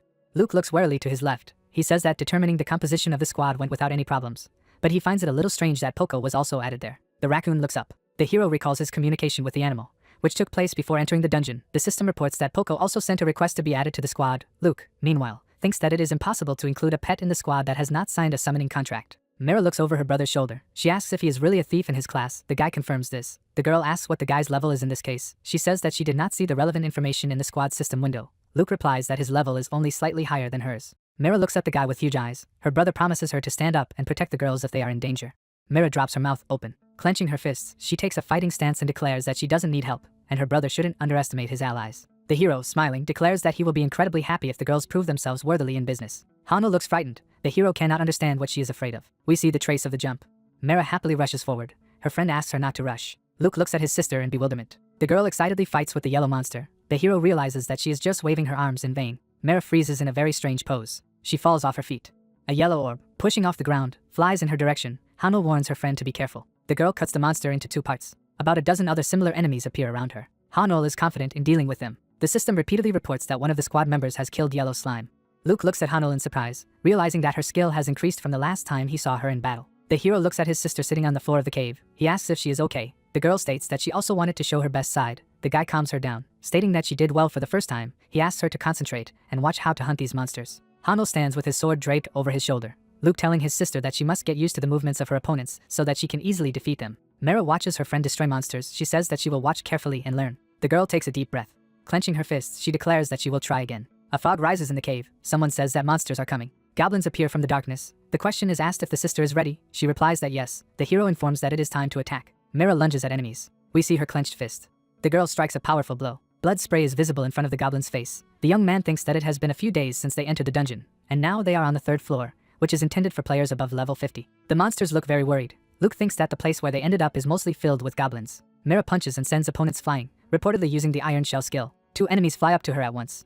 The girl puts the block above her head. She stands with her legs wide apart. Another punch follows. The hero says thoughtfully that it seems that his lessons were not in vain. Hanol is quite impressed. She says that memorizing the theory is one thing, and applying the knowledge in real combat is completely different, but Mira does a great job. Over the girl's head, another goblin is seen having received a powerful blow. Hanol asks how her friend manages to do all this.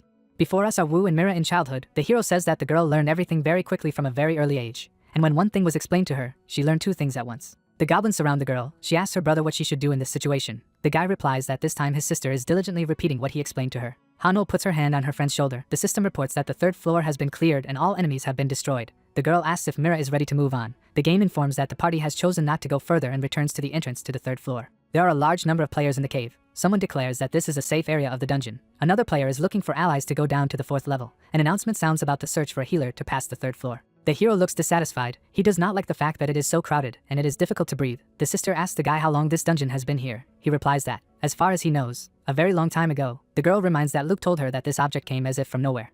A very steep staircase leads down. Mira states that the dungeon looks like it was built on purpose. The young man rubs his chin thoughtfully. He agrees with his sister, stating that now this dungeon also seems strange to him, because even the NPCs say that the stairs and safe zones seem to have always existed. The hero and his companions are approached by a player in robes, who asks if they need a member of the party. Hanol asks for clarification. The young man, smiling, offers to join forces for a further descent. He says that several members of his squad have left, and those who remain are clearly not enough. The hero, whom no one pays attention to, watches how his companions talk to young people. Obviously, this is very unpleasant for the guy. Luke notices the bracelet on the young man's arm. He thinks that the guys who approach the girls are doing their best to hide their intentions, but he sees through them and realizes that they are going to get close to the newcomers in order to lure them into something unpleasant. Luke suddenly realizes that he sees an image of a black mask on the boy's arm. Shag, who is holding a bow, thinks he was first asked to catch 1,000 squirrels, but he wasn't going to give up. Hamilton, sitting at the table, tells the young man that he did a great job, and now he has to get 1,000 deer. Shag calls the interlocutor an old son of a bitch. He recalls that then there were foxes, pigs, wolves, and so on. Holding out his hands in front of him, the guy says that none of the named animals live in the area. Hamilton replies that he is well aware of this, and demands that the guy find them somewhere else. Shag walks through the forest, cursing the elder. He thinks he sent him to catch animals that don't even exist in the village. In front of the guy is his personal card, where it is seen that he is level 19. Shag states that he is sorely lacking in health points, and remembers that he was almost caught by the hand when he seemed to look like a normal hunter. The young man remembers the elder, who asks not to worry and assures that if Shag completes all the tasks, then a special reward awaits him. The guy thinks that all this is very similar to some kind of fraud. The young man is desperately waving his hands. He sees boars in front of him, realizing that he has come across a place where monsters are reborn. Shag draws the bowstring. He is going to do his job quickly, especially since it seems that he has already mastered the profession of an archer quite well. The guy clamps the arrow with his fingers, choosing the first target. Shag pays attention to an angry boar. A girl appears in front of him with a huge sword resembling a cross.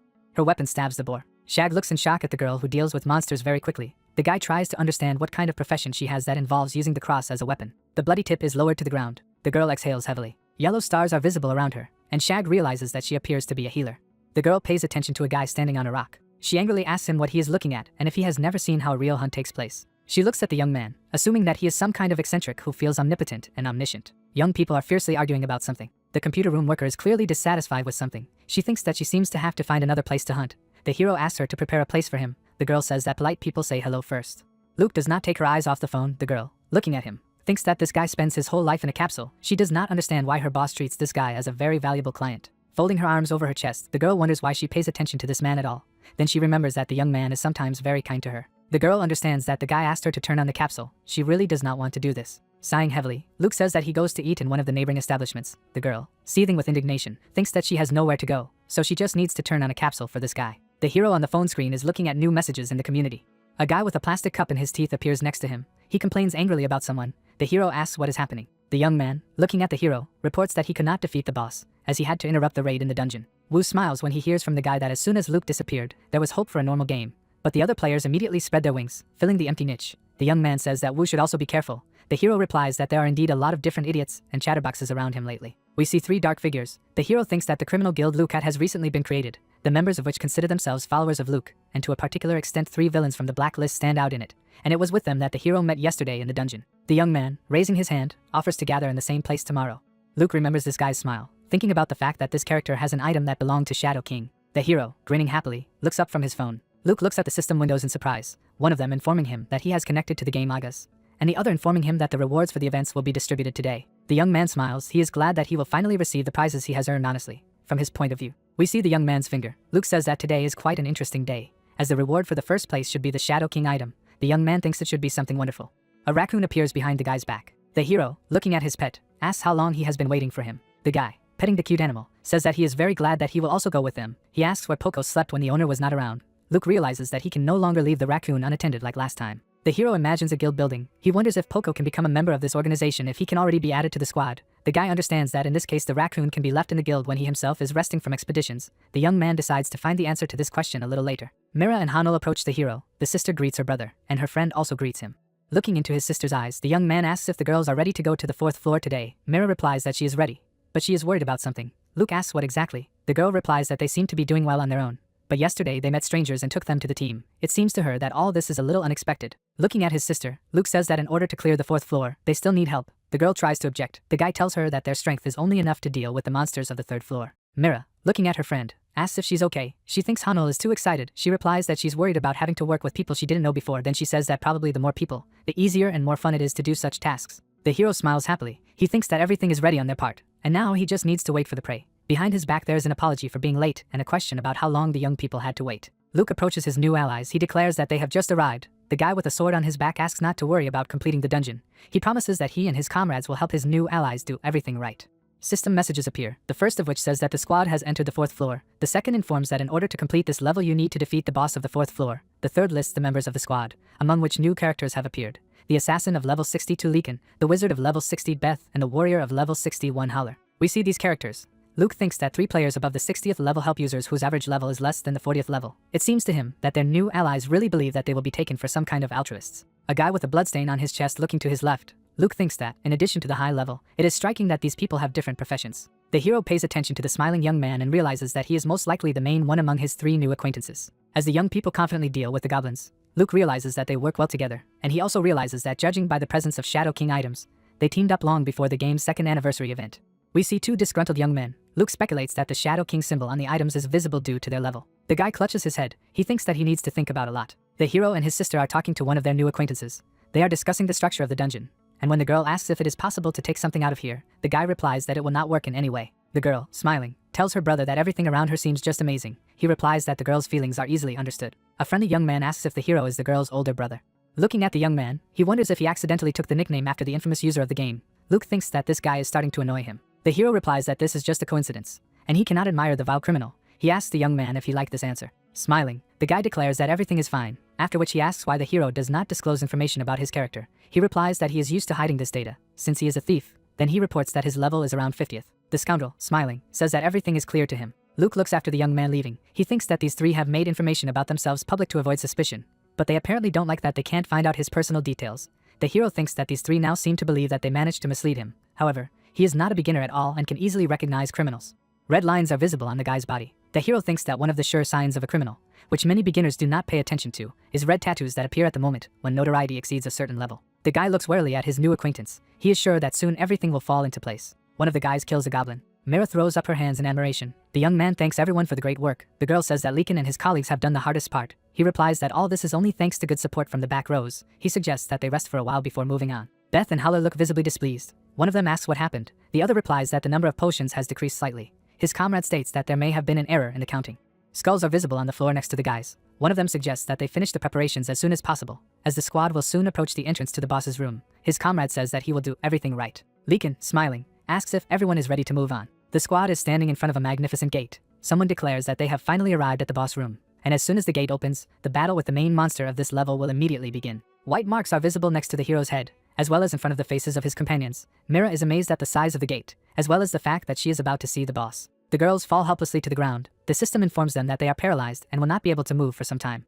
The villain, who has a bloody blade in his hands, declares that he almost died of boredom. He asks if the young people know how long he had to wait for this moment. Leekin states that he has incredible admiration for Luke and considers it a real sacrilege that his favorite hero is insulted by some idiots. The young man, his mouth wide open, shouts that the hero has insulted his god with his dirty mouth. Although he is not worthy to lick the dust off his boots, the system reports that Leekin has attacked members of his squad. His notoriety has increased, and the victims are stricken with a paralyzing poison. Beth and Howler, standing behind Leekin, discuss their rampaging comrade. One of them saying that the commander is too excited again. The second states that in this state he looks like a complete moron. Mira is frightened and asks what is going on. Leekin wonders if the girl really doesn't understand what situation she is in. He says that she seems to have been very inattentive during her passage through the dungeon. Putting his hand on his face, the bastard promises to explain everything in the simplest possible terms. He states that he stabbed the members of his squad in the back with a poisonous dagger, and now they are poisoned. Mira says that when they walked here, Leekin killed monsters with another dagger. He, demonstrating 2 blades, declares that the girl in this case showed excellent intelligence. The bastard laughs like crazy. He shouts that he deceived these idiots like some kind of children. The hero declares that Leekin is just crazy. He approaches the guy and asks him to repeat his words. He reminds that the young man called his idol a disgusting criminal. Grinning, the scoundrel asks how he can now forgive his offender. Then he wonders if the hero feels ashamed in front of his sister and girlfriend. He assumes that the poison has paralyzed the hero's tongue, and he cannot express all the humiliation that he is feeling now. Hanno calls the scoundrel trash, who asks in amazement. He looks into the girl's eyes. She tells him to go to hell. Leekin states that he thought the girl was a brainless dumbass, and now her behavior seems surprising to him. The girl's hand trembles. The bastard says that she chose a very wrong time to start snapping. Leekin again stabs the young people in the backs with a dagger. He asks madly if they really thought that he would forget how long the poison lasts. Hanno angrily asks if the bastard really enjoys torturing people like that. She yells that if he is going to kill them, he should do it immediately. Leekin states that the girl does not seem to understand what is happening. He asks if she really thinks he needs some items. Looking wide-eyed at Hanno, he yells that he will naturally take everything his victims have. But the process is supposed to be as fun as possible. The bastard asks why scoundrels are considered scoundrels, and he himself responds by stating that they like to do bad things, knowing that they are disgusting. Leekin, wielding daggers, asks what his 2 allies are doing. Looking over his shoulder, he remembers that he instructed them to prepare the escape scroll in advance. Beth and Howler discuss some kind of loss. Leekin, looking at them angrily, asks what is missing. The answer is that it is a scroll of escape. In front of us is the item in question. One of the guys says that he prepared it for the safe zone, and now he can't find it. He states that he definitely had this item, and the others also saw it before entering the dungeon. A black shadow creeps over the scumbag's face. He angrily states that the scroll has really disappeared. The villain wonders where this wall of fire came from, and tries to remember if the wizard was among their 3 victims. Surrounded by a wall of fire, Leekin realizes that in order to use magic, you need to cast a spell. Then he remembers that it is also possible to use a spellbook. The fire gets to the feet of the villain. He sees a dark figure in front of him and realizes that it seems to be the wizard who created the wall of fire. Luke is surrounded by electrical discharges. Leekin realizes that he is not a wizard, but a hunter who has found his prey. The hero says that the god of the scoundrel will not save him. Leekin thinks that villains always end up being losers, and heroes are constantly winning predictable victories, though sometimes finding themselves in difficult situations. A smiling young man punches his opponent in the face. Leekin thinks it's very unfair. The guy passes by the portrait of the hero hanging on the wall. He thinks that he has been annoyed by these sugary stories since childhood. He tries to understand why the villains are doomed to defeat, despite the fact that they are clearly stronger. It seems to him that they are more honest in their desires and 1,000 times cooler than the heroes, and people simply do not understand this. Leekin looks at the phone screen. He remembers that one day his dissatisfaction reached a point, and he decided to put in their place all the hypocrites who pretend to be good and kind guys all their lives. Leekin walks down the street. He doesn't understand why his favorite character is considered the worst criminal, and he completely disagrees with this opinion. A waiter passes by a young man. Leekin admires the fact that his idol has done his next trick in front of almost everyone. It seems to him that this is just a great feat. He thinks that this player is distinguished by versatility, the ability to overcome any obstacles, talent and skill, and he is the personification of evil. A joyful smile appears on the guy's face. He understands that his idol is very lively and natural, and deserves all respect. In front of us is an emblem with horns. Leekin recalls that this is how he came up with the idea to create a guild of criminals, which he called Luke God, whose members eventually began to worship their idol as a real deity. Leekin looks at the hero approaching him. Luke, who is surrounded by flames, states that his opponent's god has turned his back on him. Leekin asks in bewilderment. The hero's eyes emit an eerie glow. He declares that this is indeed the case, and he wants to see what the bastard in front of him will do now. Leekin stands with a dagger in each hand. A black shadow creeps over his face. He promises to tear the enemy apart. One of his allies calls him and warns him to act carefully. Leekin demands that the guy shut up. Between the 2 opponents, the body of a huge snake is visible. The villain uses the snake's ambush skill. Luke looks at the enemy from under the hood. As he expected, in front of him is a not very experienced fighter who allows his emotions to take over. The hero thinks that he needs to be teased a little more. Next to the hero you can see a bright mark from the blow. Armed with a dagger, he deflects several of his opponent's attacks and shouts that he is acting too predictably. He asks if this is all that the Luke God member is capable of. Blood gushes out of Leekin's mouth. The scoundrel demands that the enemy close his dirty mouth. He rushes into another attack, but Luke simply jumps away. The scumbag's weapon flies past the enemy. Leekin receives a powerful punch to the face. He falls to the ground in front of the hero, who declares that if he were his enemies, he would not bother himself with such nonsense. The bastard's face is contorted with anger. Luke is surprised that he hasn't finished off this guy yet. The hero strikes with his fist, holding his opponent by the t-shirt. He declares that Leekin seems to have already graduated from school, but continues to idolize his idol, like some enthusiastic 8th grader. Beth and Howler shudder upon hearing this insult. Leekin, looking at the hero, calls him a dirty dog. He asks in surprise. The villain demands that the guy shut up and begins to threaten him. The next moment, he receives a blow to the eye and breaks off the monologue in mid-sentence. Luke, looking at his opponent flying away, asks what he is looking at. Leekin, trying to get back on his feet, states that it is simply impossible and that he seems to have just been poisoned. Luke, smirking, says that the bastard needs another dose. Howler rushes to attack, calling the hero a damn son of a bitch. Luke has darts in his hand, thinking that even if all 3 scumbags attack him at the same time, they won't succeed. Howler approaches the guy with a huge sword in his hand. His two allies are paralyzed by poison and simply do not believe what is happening. Luke, peeking out from under his hood, states that his poison is very effective and he realized this near the boss's room. The hero looks back. The system reports the activation of essence of poison, the absorption of the paralyzing poison, the removal of all its effects, and the acquisition of the said toxin. The next system window describes the types of poisons that the hero has at his disposal. It turns out that there are two of them, ordinary and paralyzing.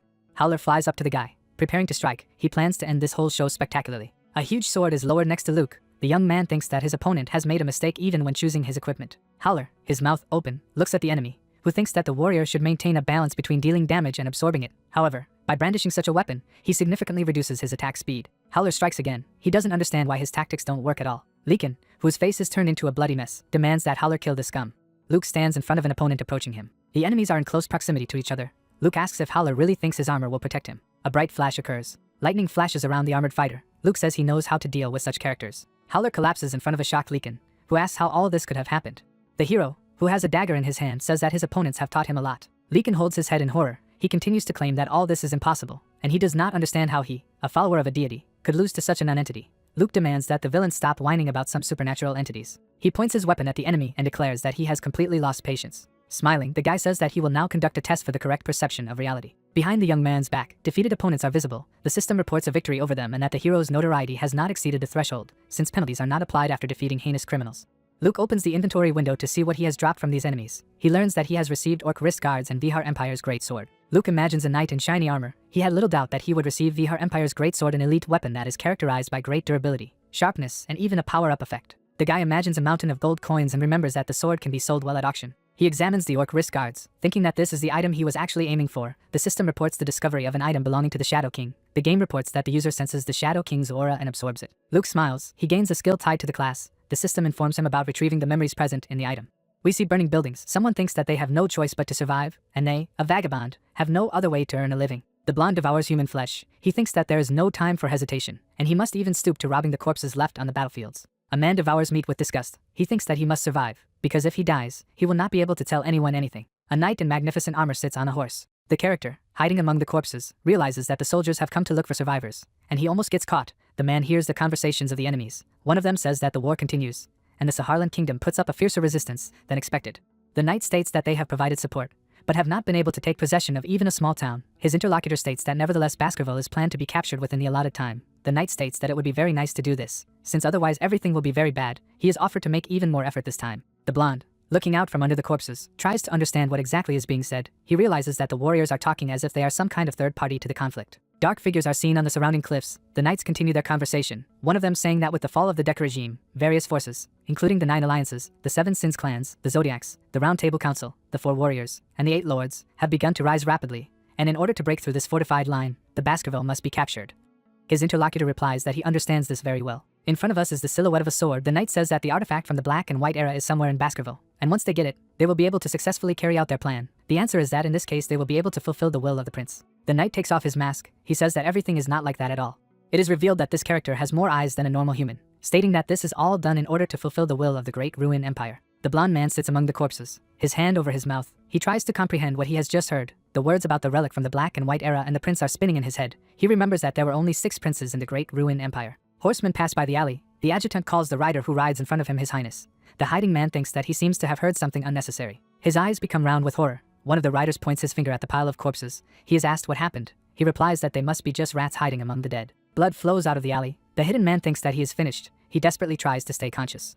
Luke stands in the middle of the fire. The system informs him that the replay of memories is finished, and he has gained a new skill. The young man looks puzzled. He could not even imagine that information about the Great Ruin Empire would pop up here. In addition, his attention was attracted by the mention of Baskerville, which is now the capital of the Saharlan kingdom, which is located in the east. In front of us is a map of the area. Luke knows that Baskerville was not captured. However, in the memories he saw, this city was on the verge of being captured by the armies of Anil Kingdom. The hero recalls that now the name Anil Kingdom has disappeared from the face of the continent, and the Saharlan kingdom still exists. The young man remembers the character he saw in the silhouette of the sword. He wonders if the mentioned relics from the Black and White era can remain in this city if the conquest mentioned in the memories ended in failure. We see a warrior holding a sword. Luke also recalls the names of the groups that were rapidly gaining strength at that time in history, some of which he had not even heard, but others had gained the most notoriety.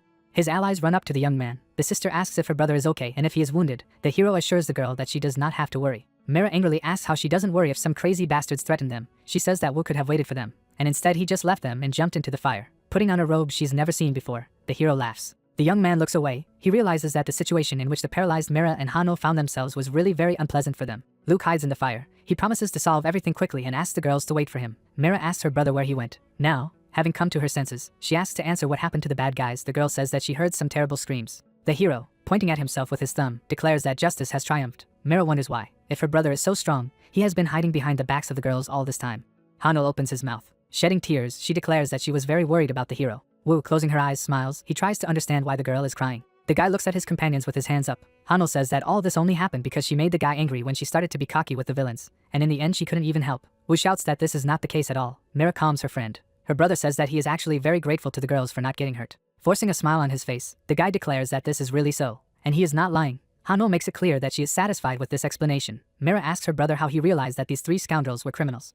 Raising her index finger, Wu says that the red tattoos on their bodies indicated that they have a very bad reputation. Mira asks in amazement, before stating that she thought they were just drawings that could be made when creating a character in the game settings. She says that as far as she now understands, Wu immediately realized who was in front of him, and then just waited for an opportunity to deal with the scoundrels. The hero, smiling, recalls recent events. He apologizes for not warning the allies in advance. The guy explains this by the fact that he had to make sure that the bastards did not hide anything in their sleeves except for a paralyzing poison, while he himself thinks that he knew about everything after a carefully conducted search. Mira rubs her chin thoughtfully. She states that there is nothing more they can do in this case. Then she asks her brother what his level is at the moment. He replies that he is 74. The girls open their mouths in amazement. Mira points her finger in the face of the young man. She asks why this value is so high and reminds that during the escort of the cart, who had about the same level as her friend, Hano states that her score is somewhat overestimated. Since she got many levels thanks to luck, the hero suggests not to be distracted by all sorts of trifles and continue on her way.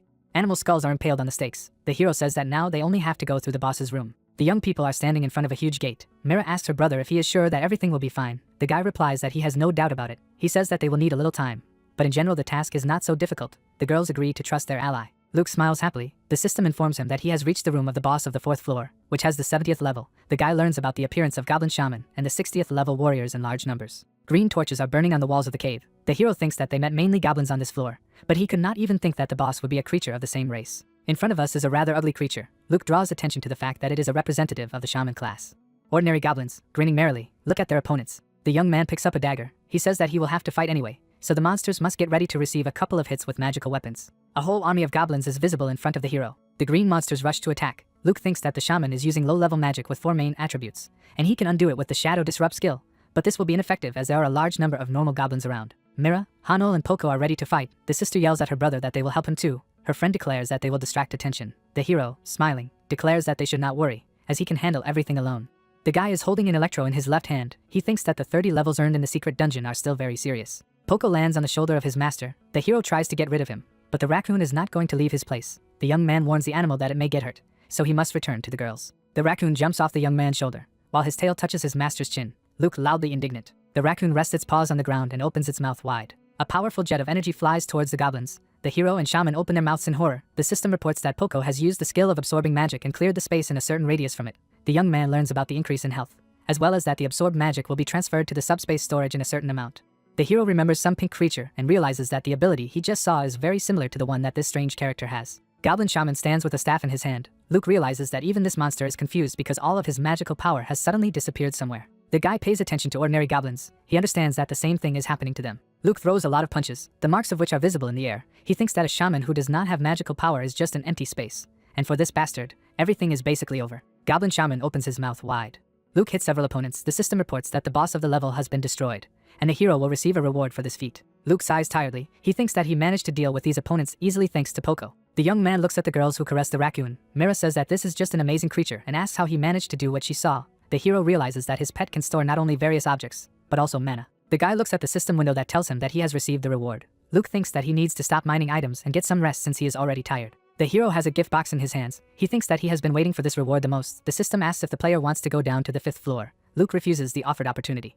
The hero looks back in surprise, where the gargoyle is visible. The statue glows brightly. Luke realizes that it only became visible after cleaning the 4th floor, and judging by the message from the system, those who have been here before have not been able to understand why it is there at all. The system windows report that in front of the hero is an altar of unknown purpose, which is locked with a 7th level lock. The young man learns that a special tool is required here, and among his items there is none that could be used to open this lock. The young man realizes that he has not seen messages of this type before. He seems to understand what this can mean. A young man in a white shirt performs on the popular World of Experts YouTube channel dedicated to the game Agas. He greets the audience and introduces himself as Beijong J. The guy points his hand at the experts present in the studio and states that 3 special guests will take part in the conversation today. He invites them to greet the dear viewers, and they readily do so. Bae-jong-jae states that today they will talk about the master, whose popularity has increased incredibly recently.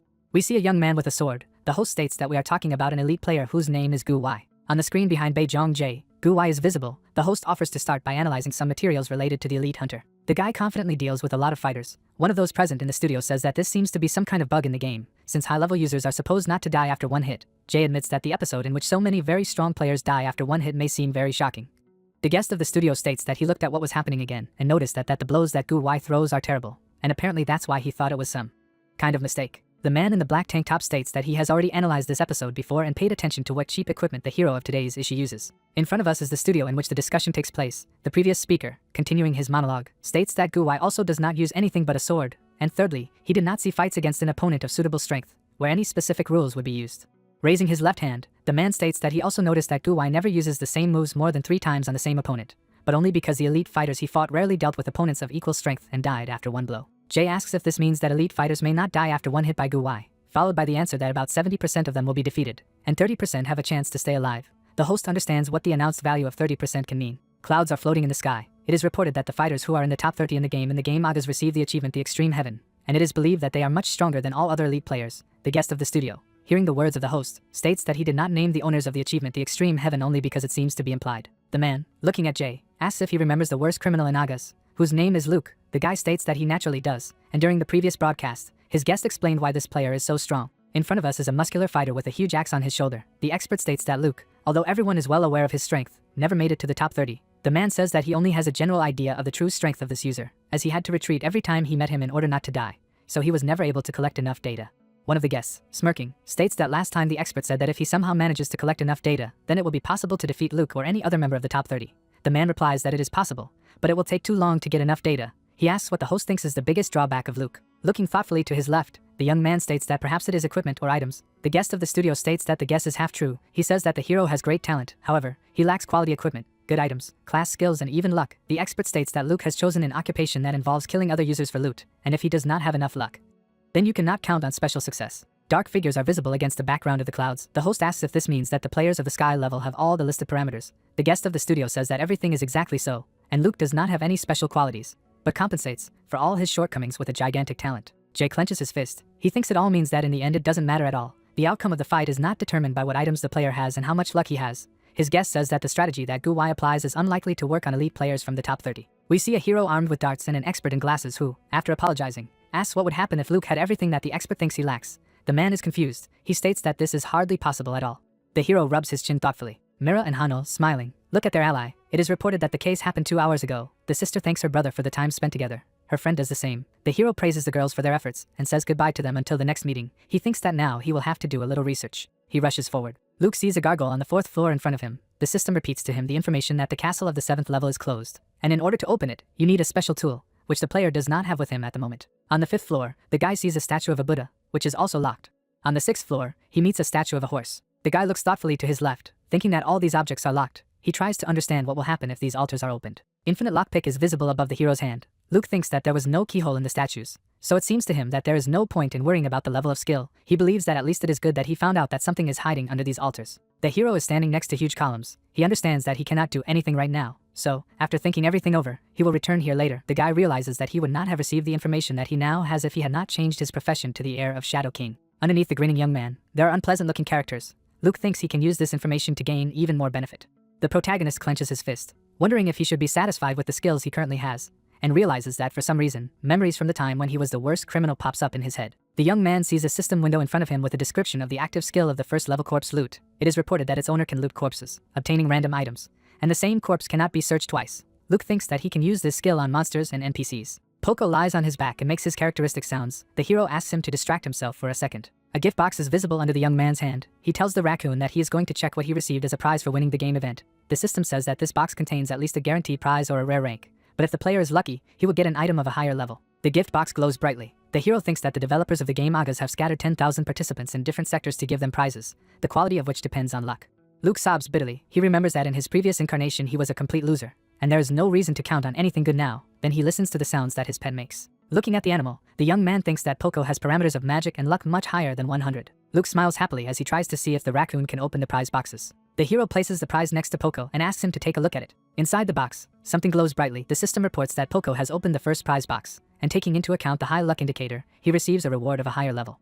Luke, smiling happily, shouts that his idea worked. The item in the package glows brightly. The hero jumps. He begs to be given a rare blue item. There is a bright flash. The young man continues to ask fate to be favorable to him. Tears flow from the young man's eyes. He cries out loudly.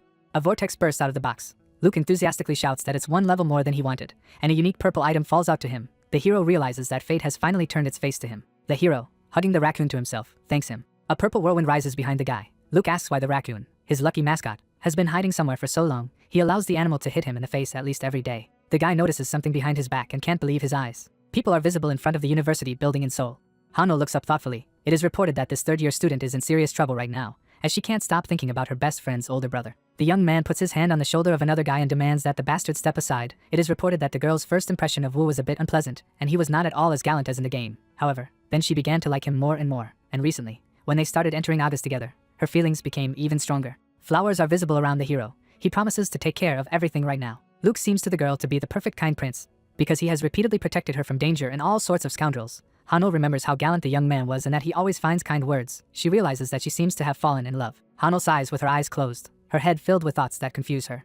Students look at a girl sitting at the table. One of them asks what she is worried about now. The second asks if she has found a boyfriend with whom she is dating. The third says that she needs to be asked directly about it at least once. Mira asks her friend why she's sitting in the audience if the lecture is already over. Hano is surprised to recognize her friend. She apologizes and explains that she's just daydreaming. Then she states that Mira is irresistible today and her face is glowing, even though she's not wearing any makeup. The girl, smiling, says that her friend seems to be thinking about Wu, who replies that this is not true. Mira claims that it is written on Hano's face. The girl looks at her friend in shock. She states that she didn't think about Suk-woo's older brother, and there is nothing between them at all. Hano covers her mouth with her hand. She realizes that she called the guy something special. Mira, raising her finger, laughs. She declares that she was absolutely right. Hano covers her face with her hands in embarrassment. Her friend asks her not to worry and promises to fully support her. The girl continues to deny that she thinks about Wu. Standing next to her friend, Mira says that she can invite her brother's best friend, whose name is Du-shik, to play with them. According to her, this guy may seem a little scary, but in fact he is very good. The students standing nearby are trying to understand what the hell they are, one of them clenching his fists, dreaming of dealing with both. In front of us is the entrance to the cafe. It is reported that the case is happening at the same time. The young man stares up with empty eyes. We see another guy with the exact same expression on his face. The cafe customer standing behind him trying to figure out what the two are doing and assuming that they have lost a lot of money. Tears pour from the guy's eyes. One of them asks if his comrade has the same situation. He confirms this and says that it was all in vain. Young people, sitting at a table, complain about their fate. The hero is sitting on the bed. The system reports that he has joined the game Agas. Luke states that his friend, whose name is Du-shik, is having a very difficult time, and he promises to treat him to a drink a little later. The young man looks up, wondering if Du-shik is out of the hotel game. Luke looks at the raccoon lying on the bed, thinking about how his pet's belly is still strangely swollen. The hero sees an hourglass. The system reports that it is Diomus's hourglass, which is imbued with the power of Diomus. Luke looks at this object in bewilderment, wondering what the hell can be done with it. He doesn't understand why an item that no one knows anything about was given to him for winning the event. Especially the guy is interested in the question of who the hell is this Diomus. He imagines a vague figure, guessing that he will meet this character later. But he is confused by the fact that he has not seen either a normal description of the object or its properties. Luke looks back. He realizes that there is nothing he can do about it anyway, so he decides to put the skills he has learned to the test. Poco lies on the bed and suffers. The hero leans over to his pet, calls him a joker and asks if what the raccoon swallowed is well digested. The animal spews a powerful stream of vomit into its owner. The system reports that Poco has partially digested and absorbed the magical power, due to which its own power has increased. We see a mage with a wand in his hand. Luke thinks that normally absorbing magic power involves taking mana from the opponent and turning it into his own mana, and the amount absorbed is minimal and the effect lasts very short, so mages end up using potions anyway. The young man looks at the raccoon. He realizes that a process is taking place inside his pet, the level of which is many times higher than what ordinary magicians do, and in addition, the magical power of his pet increases after absorbing mana. A system window with a description of Poco appears in front of the hero.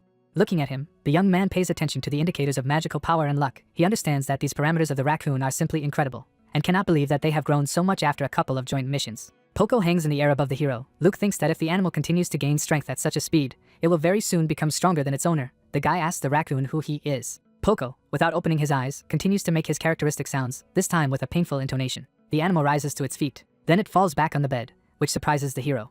Smiling, the young man strokes his pet. He declares that in this state the raccoon cannot accompany him. He tries to object. Luke offers the animal to stay in the hotel until the stomach pains stop. Tree leaves are visible outside the windows of the hotel room. Luke asks Poco not to answer, and states that no one asked him to absorb magical energy so recklessly. Luke says that he simply can't imagine how his stubborn pet can accompany him in such a disassembled state. The hero looks at the backpack in the corner. As the raccoon does not stop talking, he says that if Poco insists that they go together, he will have to climb into this bag. There are tears in the raccoon's eyes. The guy understands that Poco agrees even to this. Grinning, he declares that in this case, the pet should not complain about its owner. Luke walks through the forest. A growl comes from the backpack. The raccoon, half falling out of the backpack, the young man calls him the devil and reminds him that Poco agreed to any method of transportation. Luke says that if a raccoon is upset, he should quickly absorb the remaining mana, if he wants to continue to be carried. Above the head of the suffering raccoon, a fighting Luke is visible. The guy thinks that it is in such trials that the pet's attachment to its owner increases. The backpack is in front of a 2-story house. The hero understands that after the raccoon gets used to the hotel and the backpack, he himself will be able to leave the game more calmly. We see the foot of a young man. In front of the hero lies a skull in the water. Luke declares that they have arrived at the black swamp. Red-eyed lizards look around. The hero thinks that this zone is inhabited by upright lizards with an average level of about 70s, and they are commonly called lizardmen. In front of us is a map of the area. It is reported that there are only 2 locations for hunting nearby. A dagger appears in the hero's hand. Luke thinks that there are few players here because of the unpleasant environment and disgusting monsters. He understands that he will not find a better place to loot. The system reports that the young man's weapon is the cursed dagger, a rare item that causes the target to bleed until the wound is treated. The dagger impales a bald fighter. Luke thinks that a normal weapon of this type does not cause profuse bleeding. However, the cursed dagger can be considered a cheating item, as the wounds it inflicts do not heal on their own. The young man rewinds the handle with white tape. He thinks that he has come to the perfect place to experience the cursed dagger. The hero looks up. Smiling, he states that these monsters are asking to be killed. Luke steps with his foot in the water. The system reports that he has entered the black marsh, and his feet are stuck in deep mud. A backpack is visible on the boyfriend's back. The game informs that his speed has slowed down. Luke thinks he has a wind bracelet, and this is not a problem at all. A young man jumps into the air. He shouts that he is ready to have fun. The guy cuts off the heads of several lizards. One of the reptiles looks to his right in horror. The enemy appears behind the hero. Luke easily deals with this threat. The system reports that the hero has chopped off his arm, causing bleeding that will continue until the wound is treated. The lizard coughs up blood. The hero declares that he made sure that the bleeding does not stop. A dead lizard can be seen behind the young man. Luke thinks that this dagger will work perfectly with the Shadow's grudge skill. The hero has a bloody dagger in his hand. The guy thinks that this is a wonderful weapon that fully justifies its price. Monsters sitting in the trees look at the hero underneath, who thinks he's convinced of the effectiveness of his new weapon. Luke, looking back, states that it is time to experiment and mine something that has a good price. Luke sits on the corpse of a lizard. He says that he has killed enough monsters and is going to use all the loot at once, since this is what he came here for. The system informs about the robbery of the corpse of the lizard warrior, as well as the receipt of magic powder. The hero has a glowing beaker in his hand. He says that all this reminds him of what he did in his previous incarnation. Luke looks thoughtfully at a corpse floating in the water. He wonders if it is possible to loot the corpses of monsters killed by other players. The guy sees a message in front of him that the corpse of a lizard can be robbed. Monsters cut into pieces are seen next to the young man. He understands that he can rob them. Luke looks brooding. He realizes that he can engage in double farming, and if you take into account the possibility of theft, then triple farming, it seems to him that this is like outright cheating. A part of the human body is visible next to the guy's leg. A dead soldier swims past him, whom the system identifies as a patrolman. Luke realizes that his skill works in this case. The system only confirms his guess. The hero learns that he got lingering Monsieur Bao. The guy is holding a gun in his hands, thinking that this is real madness, and he hit the real jackpot period. Luke imagines several playable characters. He thinks that his skill works on a wide variety of NPCs and even bosses, all of which means that he can monopolize items that other players simply can't obtain. Dying people can be seen in the alley. Luke thinks that since corpses can often be found inside towns and villages, he will now be able to obtain very unexpected items and, on top of that, increase his skill level. The hero grins happily. He thinks that from now on he will rob all living things, even the dead. Luke finds himself in the dungeon city of Zurumi. Standing on the roof of the building, the guy thinks that this village is always in full swing. He sees characters of different levels and professions, with a variety of equipment, and all this is very different from the quiet and calm patron. There are serious fighters walking the streets. Luke thinks that some of them are in this place. Even after reaching level 80, the hero is also going to buy a couple of levels. The guy, looking at the raccoon, asks him to get something. Hearing the surprised exclamation of the animal, he explains that he means the scroll. The pet makes it clear that he understands the task. Poco pulls a rolled up paper out of his mouth. He hands it to the young man. Luke tears the scroll into several pieces, stating that he will level up from now on. The system informs him that he uses the Scroll of Enlightenment, which gives the user a real insight and can only be used for skills of the 3rd level and below. Scroll of Enlightenment emits a blue glow. The system informs that it is an item of rare rank that contains the knowledge of a great character. The bearded old man folds his hands in a special way. It is reported that the player using this object is enlightened, increasing the skill level by 1 point. Luke is on one knee. He originally wanted to keep the Scroll of Enlightenment just in case and maybe sell it if he needs money. However, now he thinks it would be better to use it for himself. The only problem is where to apply this item. Poco, breathing heavily, falls out of his backpack. He climbs on his master's shoulder. Luke asks the raccoon what to do. Upon hearing the answer, the young man says that he understands everything. A system window appears describing the Scour skill of the 2nd level. It is reported that it allows you to search the target for subsequent theft of items. The raccoon hands the scroll to the young man. He tears him in half, stating that from now on he will start raising his level. Red symbols are in the air. The young man learns that he is gaining the knowledge that the Great One had, and feels real enlightenment, while the level of the Scour skill increases to the 3rd. Fighters walk the streets of the city. The hero thinks that now he must check how the enhanced Scour skill works.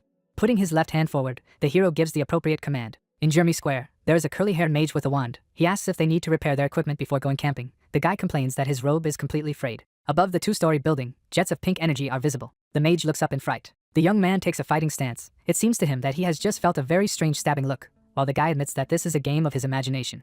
Luke is sitting on the roof. He realizes that his new skill works at a decent distance after his level has risen to level 3. The curly-haired mage looks around anxiously. The system reports that the starting user is being searched, and objects such as worms, pumpkin sweets, and potatoes have been found in his possession. Luke, smiling happily, thinks that there are flaws in his skill, of course, since stealing is generally a dangerous activity, and the longer the skill works, the higher the likelihood that he will be caught by the hand. The hero thinks that he can go to the zone where he can commit crimes right now. The raccoon nods his head with concern, Luke telling his pet that it's too early to worry. The hero's eyes emit a glow. He declares that he needs to steal first, and then think. The system reports that he has begun to use the scour skill.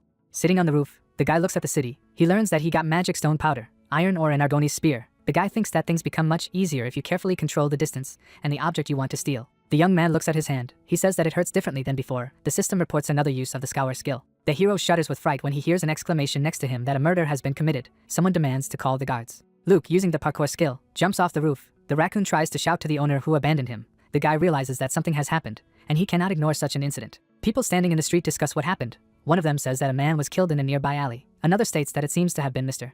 Cotton, who worked on a construction site. A third complains that the city has recently become very dangerous. The hero on the roof hears the remarks of the people standing below. The guards who come up say that their squad will investigate, and ask if there are any witnesses. The onlookers point to one of those present. 2 guards are talking near the wall. Luke realizes that they are assessing the situation based on the testimony of witnesses, and their comrades are interrogating those present, which means that the guards are not paying attention to everything else. The hero jumps down. He lands at some distance from the crowd. The system reports that the shadow step skill hides the user's presence and muffles his steps, and he can rob the corpse of a dead citizen. After a while, a message comes that the corpse has been robbed and the hero received 5 silver coins.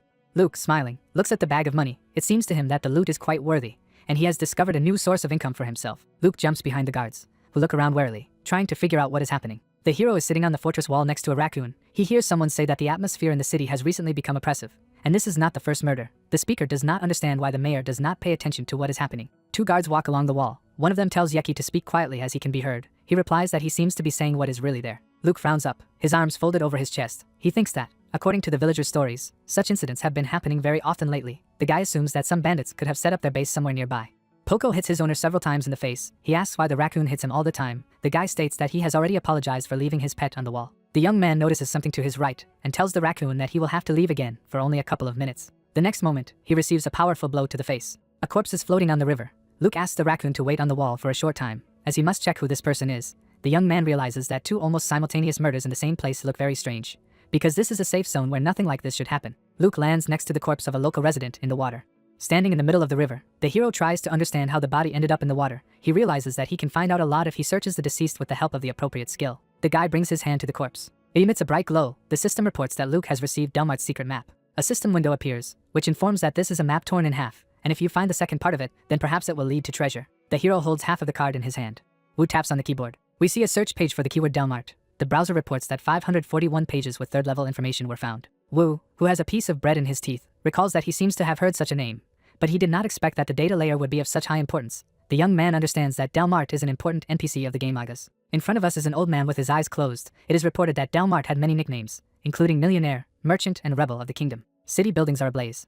The elderly people stand with their backs to each other. Wu learns that Delmart started out as a merchant, but eventually rose to the post of Minister of Finance of the Kingdom, and would have gone down in history as one of the best holders of this post if he had not been executed as a traitor on charges of preparing a rebellion. Chains are visible around the bookmark notebook, and it is reported that information regarding Delmart is still banned within the kingdom. Luke walks down the street. The system reports that the hero has re-entered the game Agas. The guy thinks that if Delmart was one of the richest people in the kingdom, then his legacy must be colossal. He assumes that the map, half of which is in his hands, points to the place where the man's treasure is. The young man realizes that in order to find them, he should get the other half. The hero stands on the wall above the guards. He understands that he must first find out who the deceased citizen was. People gathered on the ramparts discuss what is happening. One of them recognizes Mr.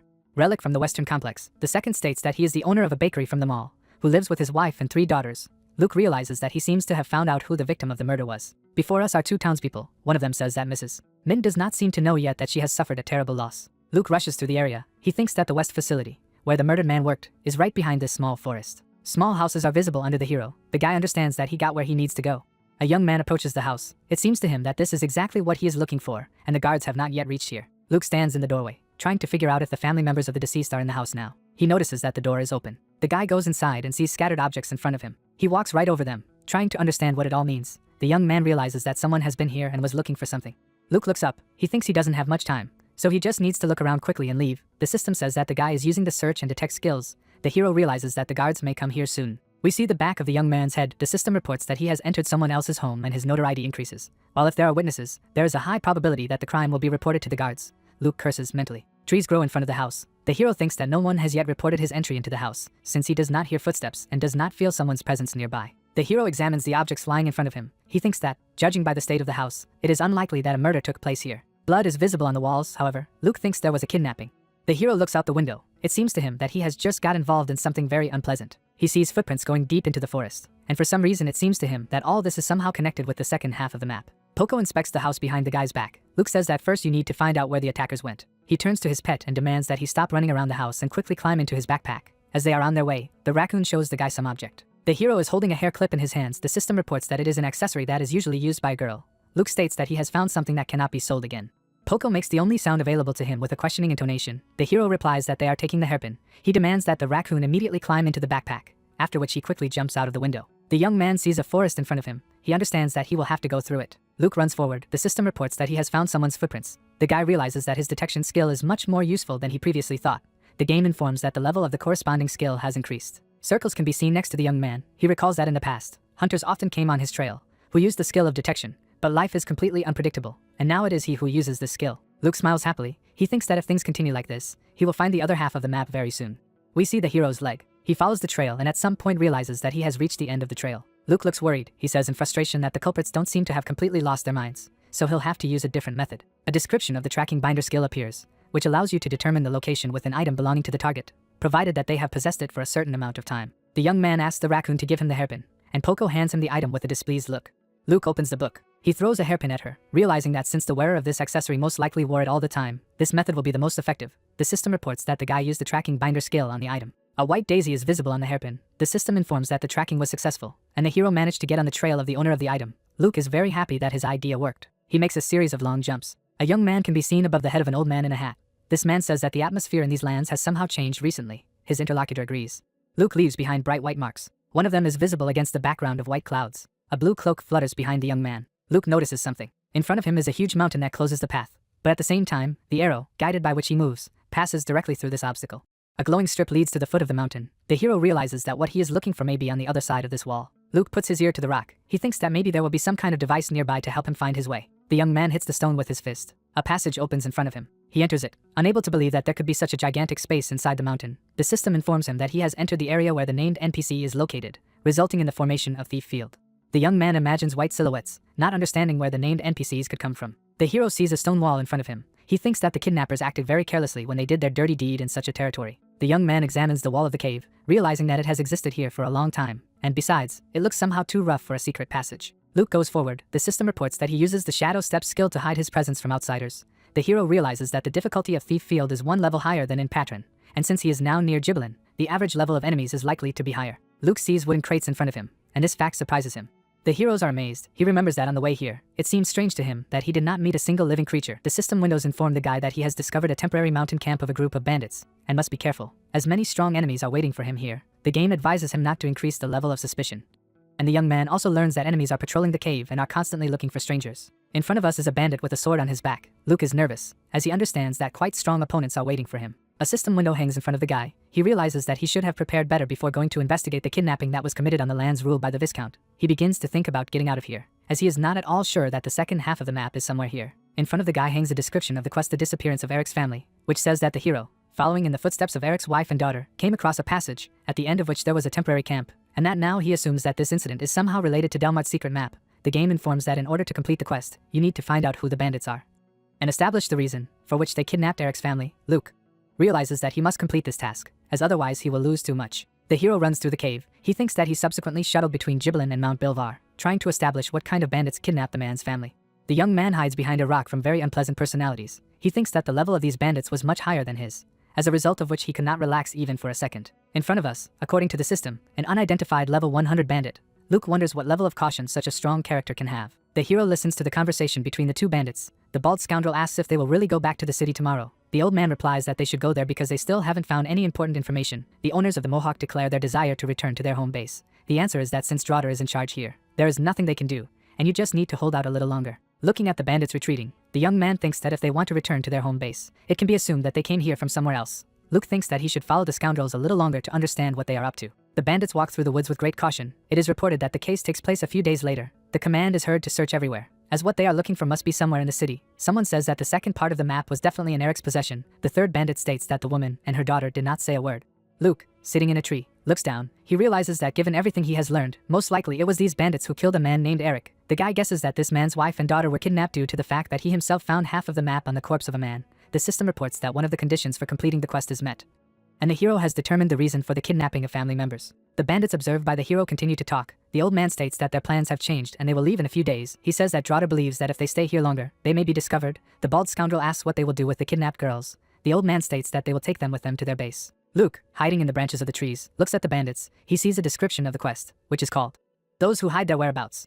It is reported that the group committing various crimes, and the leader of these bandits, Draughter, have finally decided to leave. And if this happens, the second part of the map will be lost. The young man learns that he must save the Rarick family and hear the truth about what happened from its members. The conditions for completing the quest are also reported. The hero must save the wife and daughter of the deceased in 10 days and find out the truth about the incident. The old man stands in front of his subordinates. Luke realizes that the repeated mention of the Rarick family means that she is somehow connected to the map. Trees are visible behind the old man. The hero thinks that the bandits most likely interrogated a woman and a girl to get information about the map. But since nothing could be achieved from them, Draughter is forced to take them with him.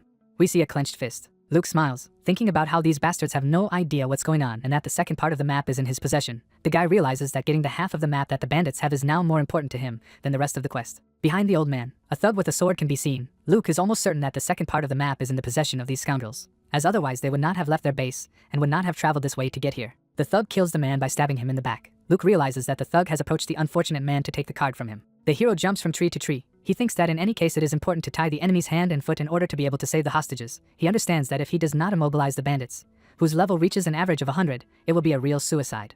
Clouds are floating over the city. The young man does not know what else can await him in the camp, so he plans to wait for a convenient opportunity to get there. People on the street are discussing what is happening. One of them says that the number of bandits has increased again, but he sees no point in putting up search ads. Someone complains that the authorities cannot cope with crime. On the wall there is a notice about the search for a criminal. One of the townspeople states that the number of search parties and guards, as announced, has increased. But for some reason he does not believe that everything will be fine. The second reminds that the authorities have not yet been able to find the townspeople who disappeared last time. Luke sighs heavily. He realizes that people are incredibly disappointed that the people who are supposed to protect them cannot fight crime. A young man runs past the young man. He shouts that a great disaster has happened and the guards have been attacked.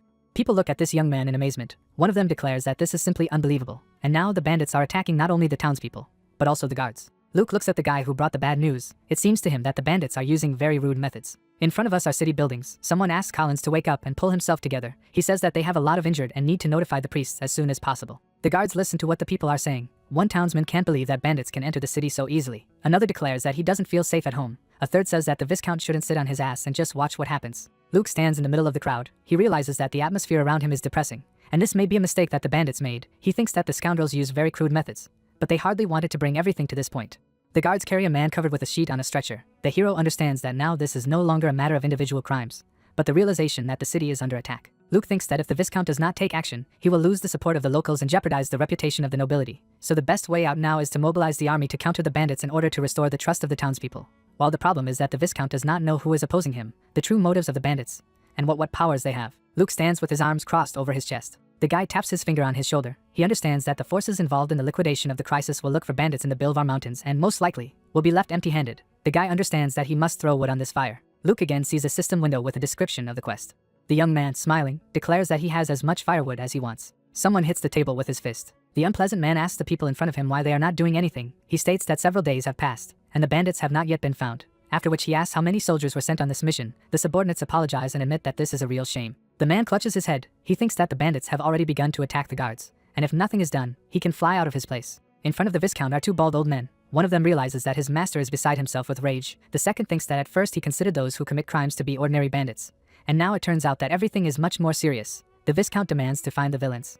He angrily points his finger at the men standing in front of him and demands that any necessary means be used to fight the criminals. They try to object. Spreading his hands to the sides, the Viscount asks if he is really invited to sit still and watch how everything he has is destroyed. The answer is that all necessary measures are being taken. Next to the old man in pince-nez, an object thrown by the Viscount breaks. The mayor demands to stop chatting and ensure the necessary result. A young man appears in the doorway. He apologizes for being late. The guy kneels down and says that information about suspicious persons has been received, which is currently being verified. The Viscount asks again in amazement.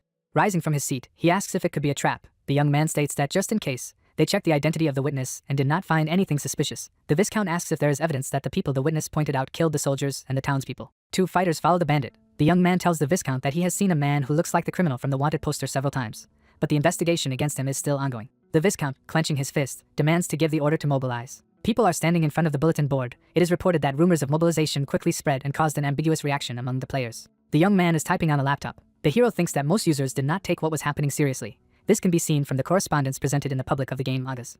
We see the confrontation between soldiers and bandits. It is reported that the players thought that some criminals would not be able to put up a decent resistance to the army led by the Viscount, but the result was exactly the opposite. The opponents are fighting each other. It is reported that the army entered into battle with the bandits, but could not break through the barrier, and was forced to retreat. The bandit stands there, showing great musculature. It is reported that the Viscount sent many soldiers to the southern district. However, they were unable to achieve anything, as a result of which players began to pay attention to these criminals, especially the fact that they have a high level, large numbers, and the ability to get out of the most difficult situations. The young people talk to each other. One of them asks if his interlocutor has heard the news. He replies that of course he has, and asks if the bandits are really that strong. The answer is that they have an average 100th level. It is reported that the interest of players and NPCs in the bandits has increased, and everyone was looking forward to what decision the Viscount would make. There were suggestions that he would ask for help from the kingdom or try to forge an alliance with other leaders, and he also had the option of hiring mercenaries or adventurers of the required caliber. The fighter is holding a sword behind his back. It is reported that there were those who wanted to fight the bandits, but in order to successfully resist criminals with a 100th level, it was necessary to have at least level 90, and the services of fighters of this level were very expensive. We see a hand holding a wallet. It is reported that for the Viscount, the financial aspect was very significant. A large crowd stands in front of the magnificent structure. The case takes place in a few days, and the Viscount has finally made an important decision for himself and announced the start of a large-scale campaign to destroy bandits and an active recruitment of adventurers and mercenaries. A head is visible in front of the game capsule. Someone asks the interlocutor if he has heard about the incident, after which he declares that if it were not a low-level district, he himself would agree to take part in this case. The answer is that the rewards there are very decent. A drink is poured into the glass. Someone says that the Viscount's subordinates have already contacted several promising newcomers. The question is whether we are talking about named characters. The answer follows that it is incredibly expensive to hire such players. The hero eats noodles. Looking at his phone, he thinks that the opinions of users differ. Luke thought that it would be very difficult for the Viscount's soldiers anyway, and after the first battle, another squad of very strong bandits appeared in the area. We see the characters with swords raised up, which we are talking about. A warrior with a fur cape towers over the silhouettes of ordinary fighters. The hero thinks that the newly arrived bandits quickly defeated common criminals thanks to advanced combat tactics and skillful leadership, and it became clear that these warriors are hardened in difficult battles. A young man is standing in front of a crowd. Luke is trying to figure out what level Draughter will have if it is about 100 for ordinary bandits, and about 110 for those who have recently arrived. Luke sighs heavily. He realizes that no matter how strong the state is, it may not be able to cope with such a situation. It seems to him that the easiest way out for him would be to directly join the Viscount's army.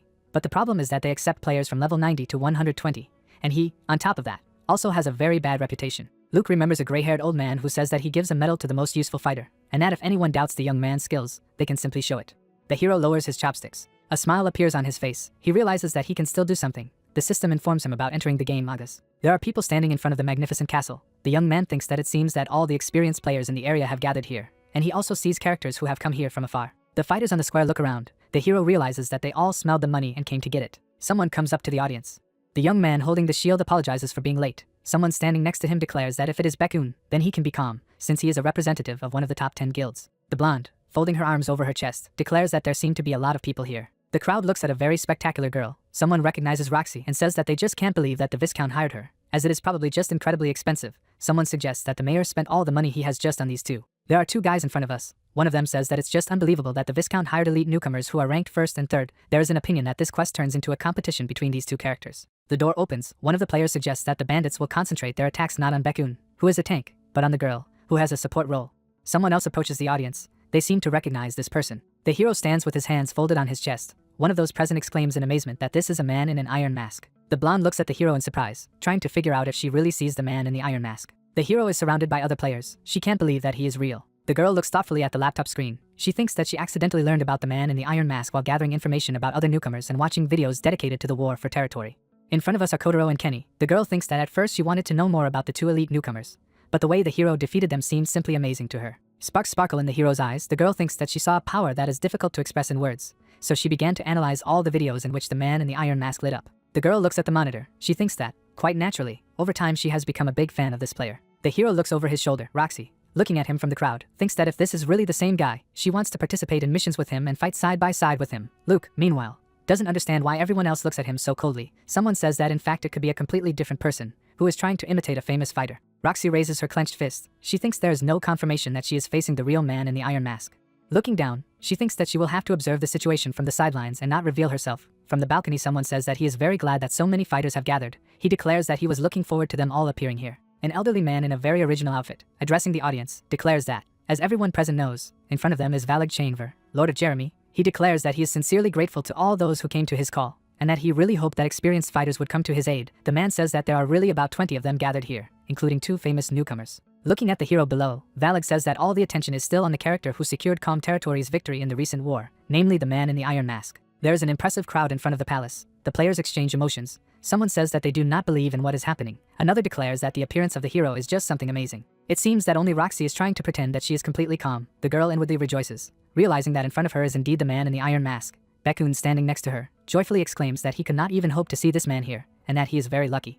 Valig, looking at the jubilant fighters, wishes them good luck. Luke follows the members of his squad. He thinks that the medal he received during the war actually came in handy. The fighters who have gathered here seem to him quite strong, and all this seems to promise the success of the mission. The young man sees a description of the quest bandit clearing in Bilvar. It is reported that the hero received a personal invitation after showing the earned medal, and now he must destroy the bandits who have settled in the mountains of Bulvar. The conditions for completing the quest are the destruction of an unnamed number of bandits and an attack on the temporary base of the criminals. A line of warriors is visible in front of the players. Their commander says that reinforcements have arrived. In front of us is Alcarito, the commander of the Falcon Knights. He asks the arrivals if everyone is familiar with what is happening here. Then he informs us that the mercenaries will go into battle first. Luke notices the orderly ranks of the knights, who feel that they are well prepared for battle, which means that the mission is of great importance. The guy also sees very relaxed characters. He understands that these people most likely think that they are confronted by ordinary bandits. We see a cave bathed in red light. Luke thinks that everyone who takes things lightly will understand everything as soon as they face their enemies. Bekun comes forward. He asks if the members of his squad need to think in advance about how they will behave in battle. The guy warns that no one knows what will happen inside. One of the fighters says that this is a great idea. The second states that it will be a real competition between their squad and the knights. The third young man praises Bekun and remarks that even Roxy began to smile. Luke is standing away from his squad members, thinking that all the attention is still focused on Roxy and Bekun, and it would be nice if everything stayed that way. The young man, raising his left hand, addresses his viewers and declares that in front of them again is the most wonderful blog on earth, the real god of reporting, King Jindu. He reports that he is with the fighters who are going on an expedition to the Bilvar Mountains. The audience asks the guy a lot of questions, and to a particular extent they are interested in the man in the iron mask. King Jindu answers that he also sees Roxy and Bekun next to him. There is a remark that this is just a great lineup that will easily destroy any bandits. The hero thinks that because of this streamer, peace of mind can now only be dreamed of. A sword is lowered to the ground. Alcarito loudly declares that from today the eradication of the bandit scum begins. He shouts that no one should retreat and movement is only possible forward. The officer, raising his sword above his head, declares that they must defend the honor of the Lord of Jeremy. The fighters rush forward. The bandits notice their approach. One of the criminals raises his sword, and the other whistles, warning his comrades of the approach of enemies. The first clash occurs. A huge bandit throws his opponent so that he crashes into his own comrades. Bekun, smiling, parries the blow of a bald bandit. Viewers watching the broadcast note that the criminals are well organized and resemble a superbly organized army. Blood is spurting in all directions. One of the observers draws attention to the fact that the bandit he sees has a 100th level. The criminal kicks his opponent in the head. Commentators note the amazing teamwork of the villains, because if one of them is wounded, he immediately retreats to recover, and someone else takes his place. The battle continues. There is an opinion that there are real masters among the bandits. Someone asks why the knights have not yet entered the battle. He is told that they will come later, since this is an elite squad that should not immediately rush into battle. The warriors stand with their spears on the ground. Bekun lowers his shield in front of him. His weapon emits a powerful stream of energy. The young man uses the skill the light of judgment. A bright light floods everything around. One of the fighters shouts that he is cured when he touches this light. The viewers watching the broadcast are delighted. One of them says that the Viscount knew perfectly well which of the players to hire and who to pay such money. Roxy finds himself behind the bandit, who asks in bewilderment what is happening. In the next instant, he misses a very powerful blow and flies away for a huge distance. The bandits rush after the blonde. One of them shouts that she must be killed. Criminals strike, but hit an empty space. One of the viewers writes that Roxy is simply amazing. The girl hovers over the heads of the bandits. One of them notices her there. The commentator asks how she can cause such explosions, even if she is not a magician. A powerful flash occurs under the girl's feet, and it is explained that Roxy has the bombardier skill, so she does it. A huge fist can be seen next to the blonde. Someone writes that, as far as they know, she trained every day with fire enchantment and then moved to a higher level, becoming something of a dark swordsman.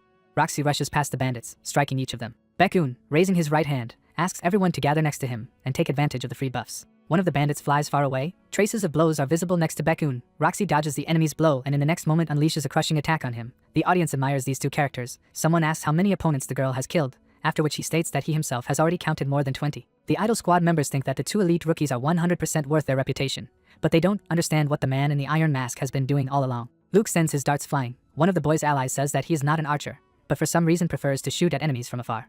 An incomprehensible white cloud is visible next to the young man's head. The system reports that the dart throwing skill has reached the 2nd level. The young man is pleased with this information. The hero, watching the unfolding battle, understands that everything is going very well so far. A muscular fighter holds a sword in his hand. A young guy orders to strengthen the front line. He demands not to retreat. Members of his squad are visible behind the hero's back. The guy smiles, realizing that the time has come. A powerful explosion occurs near the Roxy. The fighters standing behind watch their comrades fight. One of them says that the elite rookies are just amazing, and if they weren't here, everyone else would probably be dead by now. Someone says that compared to the man in the iron mask, who seems to be some kind of troll, the other two look truly excellent. Masks are visible above Roxy's head. The girl just can't believe what is happening. She rushes forward to the next enemy, thinking that she must focus on completing the quest, and when she is done with it, she will personally check who is really hiding under the iron mask.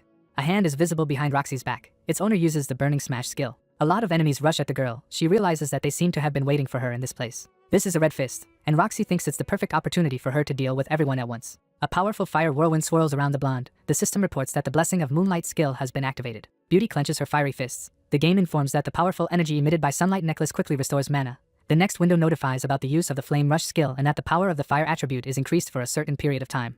A powerful wave of energy runs through the ground. The command to use the first formation sounds. Roxy spots two opponents who don't seem to be intimidated by her power at all. One of them, armed with a sword, swings, and then delivers a powerful blow. Laughing, he shouts that he is about to kill the stupid adventurer. 3 bandits are seen in front of the girl at once. She understands that the villain who has just struck is very strong, and in addition, he cut his subordinate in two without any doubt, who was in front of him. The battle between the enemies continues. The girl thinks that her squad has gained the upper hand, but after the bandit commanders appear, the situation has completely changed. She hears the command not to retreat. One of the fighters shouts that the enemy is using a new tactic that they do not know what to do yet. Roxy thinks that in order to turn the tide of the battle, they need reinforcements in the form of knights.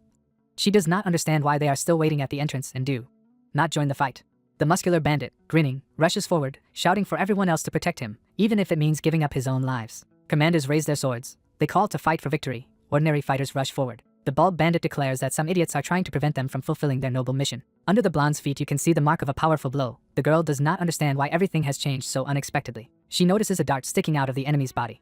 A defeated enemy lies in front of Roxy. The girl tries to figure out where the projectile came from, then she realizes that she doesn't have time to think about such things, and she must get out of here, because if the bandit wakes up, she will be in trouble. One of her allies calls the knights and orders his fighters to attack to defend the honor of Gibelin City. Luke rushes forward. The system reports that the target has been hit by a paralyzing poison. The young man mentally glorifies his essence of poison skill. He thinks that even if the bandit captains are busy repelling the attack, then the guards on the lower level of the camp are now noticeably weaker than before, and he needs to go there to find the other half of the secret map. Poco peeks out of his satchel. The raccoon jumps out of there and rushes forward. The hero shouts for the pet to wait for him. The animal rushes forward. Luke cannot understand why it behaved in such a strange way. Poco makes its characteristic sounds.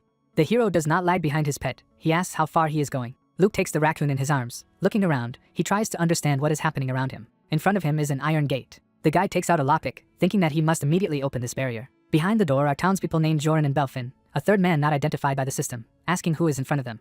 Luke sees a description of the rescue of kidnapped residents quest in front of him, and learns that if he manages to save the lives of these people, the mayor of Gibelin will reward him handsomely. The protagonist, raising his right hand, says that he is an adventurer who came here since the mayor instructed him to destroy the bandits. He asks the prisoners to remain calm. One of the townspeople thanks the guy. Luke tells his new acquaintances that these are unusual bandits, and they seem to be looking for something in Gibelin. A woman sitting in the corner sadly declares that these scoundrels wanted to get what belonged to her husband, and for the sake of a pathetic piece of paper they killed him. The hero realizes that he has found members of the Rick family. The guy asks what kind of paper it is. The woman, sobbing, states that it was half of the map.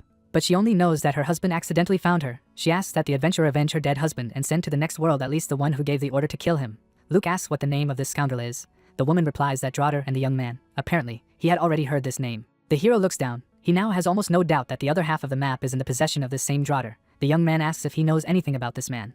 A fighter with a huge sword on his back looks at the city. It is reported that the case takes place at the top of the temporary camp. The bandit thinks that everything went wrong, and he did not even imagine that someone would be able to find this shelter and bring an entire army here. A blonde man with a scar all over his face is going to remember the name of Viscount Valig and promises not to make a single mistake next time. Luke cuts off the bandit's head. He is approached by another scoundrel, who calls the young man a bastard and asks how he dares to do such things. The system informs him that the young man is using the shadow step skill. In the next second, he sticks a dagger into the throat of the enemy. The game informs that the revolutionary fighter has been killed. The young man releases the killed enemy. He thinks that these scoundrels should have remained at their posts, but for some reason they came here and forced him to take a sin on his soul. Luke asks the townspeople if they know anything about Draughter. The answer is that the bandits who surrounded the scoundrel claimed that this man was carrying out the will of their master. Someone adds that he recently overheard the conversation to find out who this overlord is. Luke asks for information on who he is. The hero recalls the continuation of the conversation with the townspeople, one of whom states that the senior commander is a traitor whose name is forbidden to be mentioned in the kingdom, namely Delmart, who was once the Minister of Finance. Luke brings up the quest window. A description of the hidden quest defeat the revolutionary forces appears, which reveals that the army of revolutionaries is carrying out the will of Delmart, and its goal is to obtain a secret map that will allow the legacy of the head of the army. It is reported that the hero must destroy the squad and get the second part of the map. He must also kill Delmart. Luke expected something like this, and it seems to him that this hidden quest is similar to the one according to which you need to destroy the Order of 10 Ancient Heroes. The guy kills another enemy. He thinks that he had one part of the map initially, so if he takes out the second one, he will hit the jackpot. The hero plans to clear the floor he is on as quickly as possible, and then go up. He moves away from the killed enemy, thinking that by clearing the rear, he will ensure a calm advance. We see the leg of a young man. The system warns that there is a named NPC in this area and advises to be careful, because if the hero is noticed, waves of enemies will immediately fall on him, and they will be in a state of berserker. Luke imagines an enraged horned enemy and realizes that the number of enemies is not as scary as the state they will be in. Peering out from behind a pillar, the young man notices two fighters. He realizes that despite the noticeable difference in level, he can defeat them if he combines his skills with the effects of rare weapons. White footprints are visible in the air.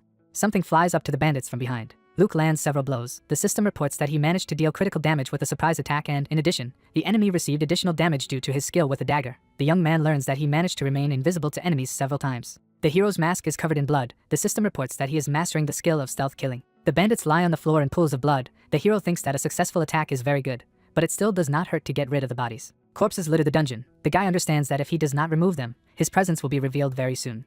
Luke realizes that a raccoon can help him. Luke brings up his pet's status window. Poco approaches the corpse lying on the ground. The system reports that the raccoon's strength is 9 points. Poco does not understand what the owner wants from him. In front of us is the second pass. A muscular fighter with a tattoo on his forehead walks through him. He thinks that he must work as hard as he can to fulfill the will of such a great man, and not a single rat should slip past him. The young man believes that the day is approaching when they will defeat the enemies and write a new history. The fighter calls out to his comrade named Maxid, who does not respond. The bandit goes forward. White streams are visible behind him. The guy this time calls for Pabu, and does not understand, does not hear the answer. Luke slits the bandit's throat.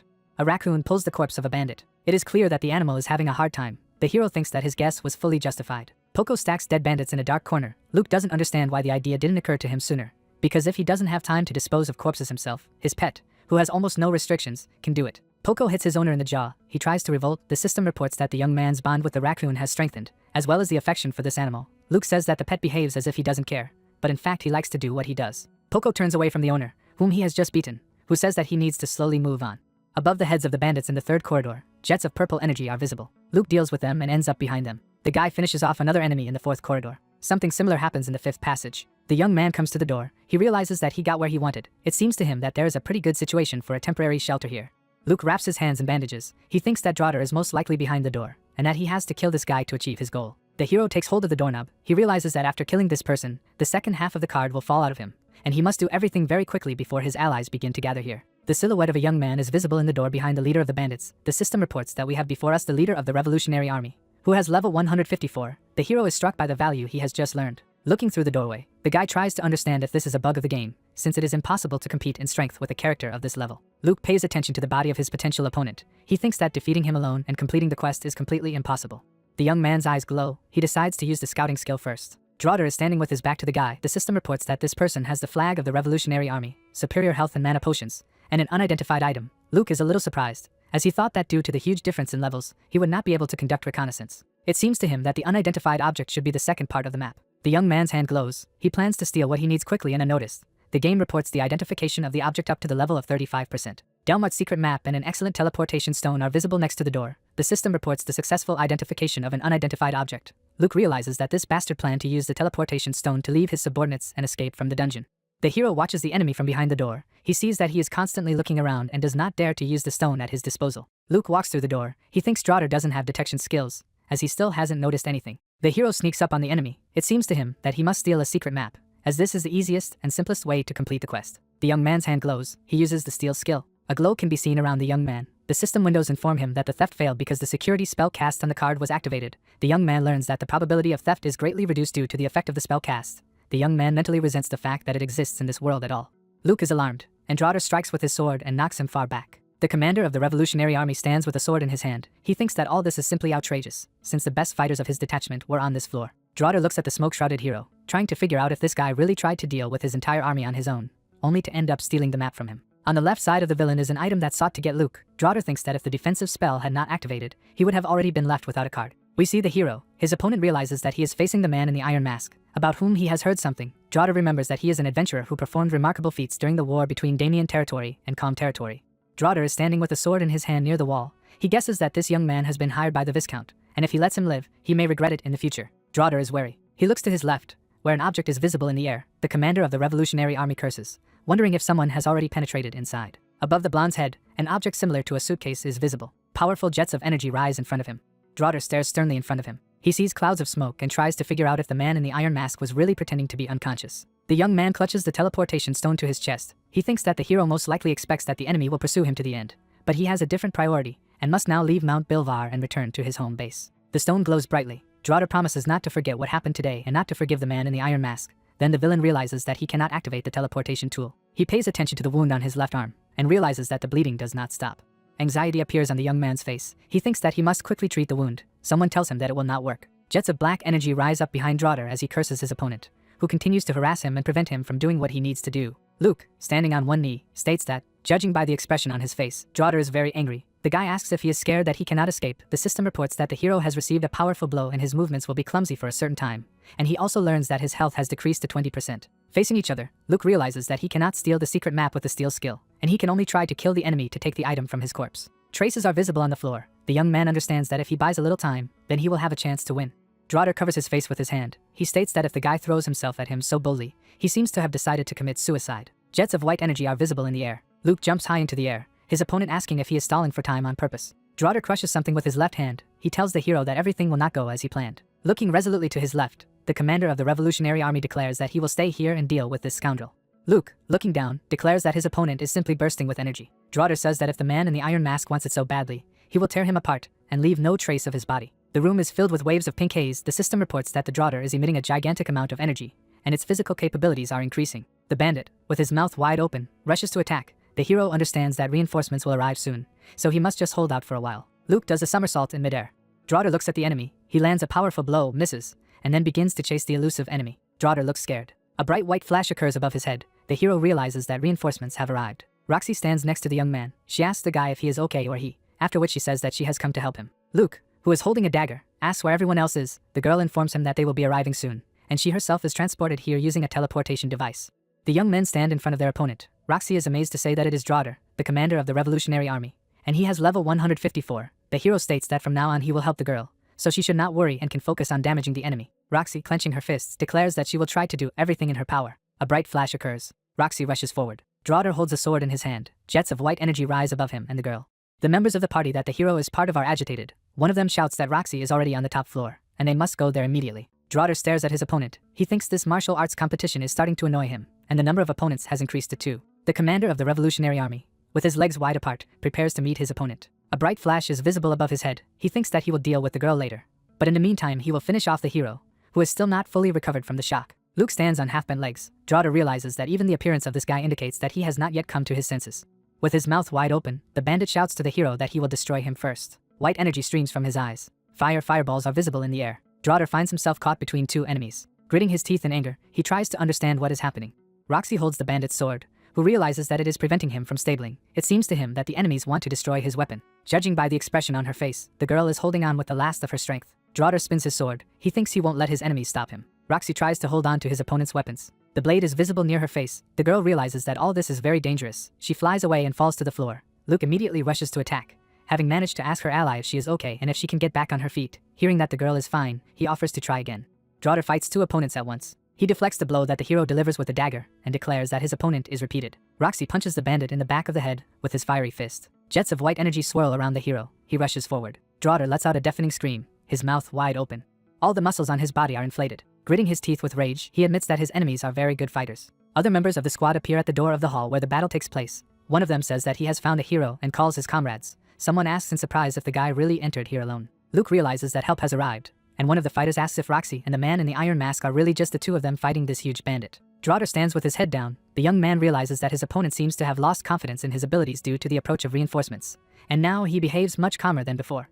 Draugr recalls a conversation with his mother, who says that she is proud of him, and he will be able to establish order in this country. The guy then shouted that he was hurting and begged to let him go. However, the woman asked him not to worry and stated that he should accept the power of the great man. The bandit cannot believe that he failed his mission because of some inexperienced adventurer. Alcarito, showing the warrant, makes an accusation, stating that Draugr, the commander of the Revolutionary Army, not only secretly trained rebel troops, but also invaded the Viscount's territory, where he committed many heinous crimes. The heart in the bandit's chest beats wildly. He wonders if he really has to die here. Draugr realizes that he can't let that happen. Muscles heave on the bandit's back. He thinks that he must fulfill the will of his master at any cost. Alcarito states that crimes cannot be forgiven and cannot be atoned for, So according to the law, the bandit does not allow the night to finish, and declares that he does not intend to die here.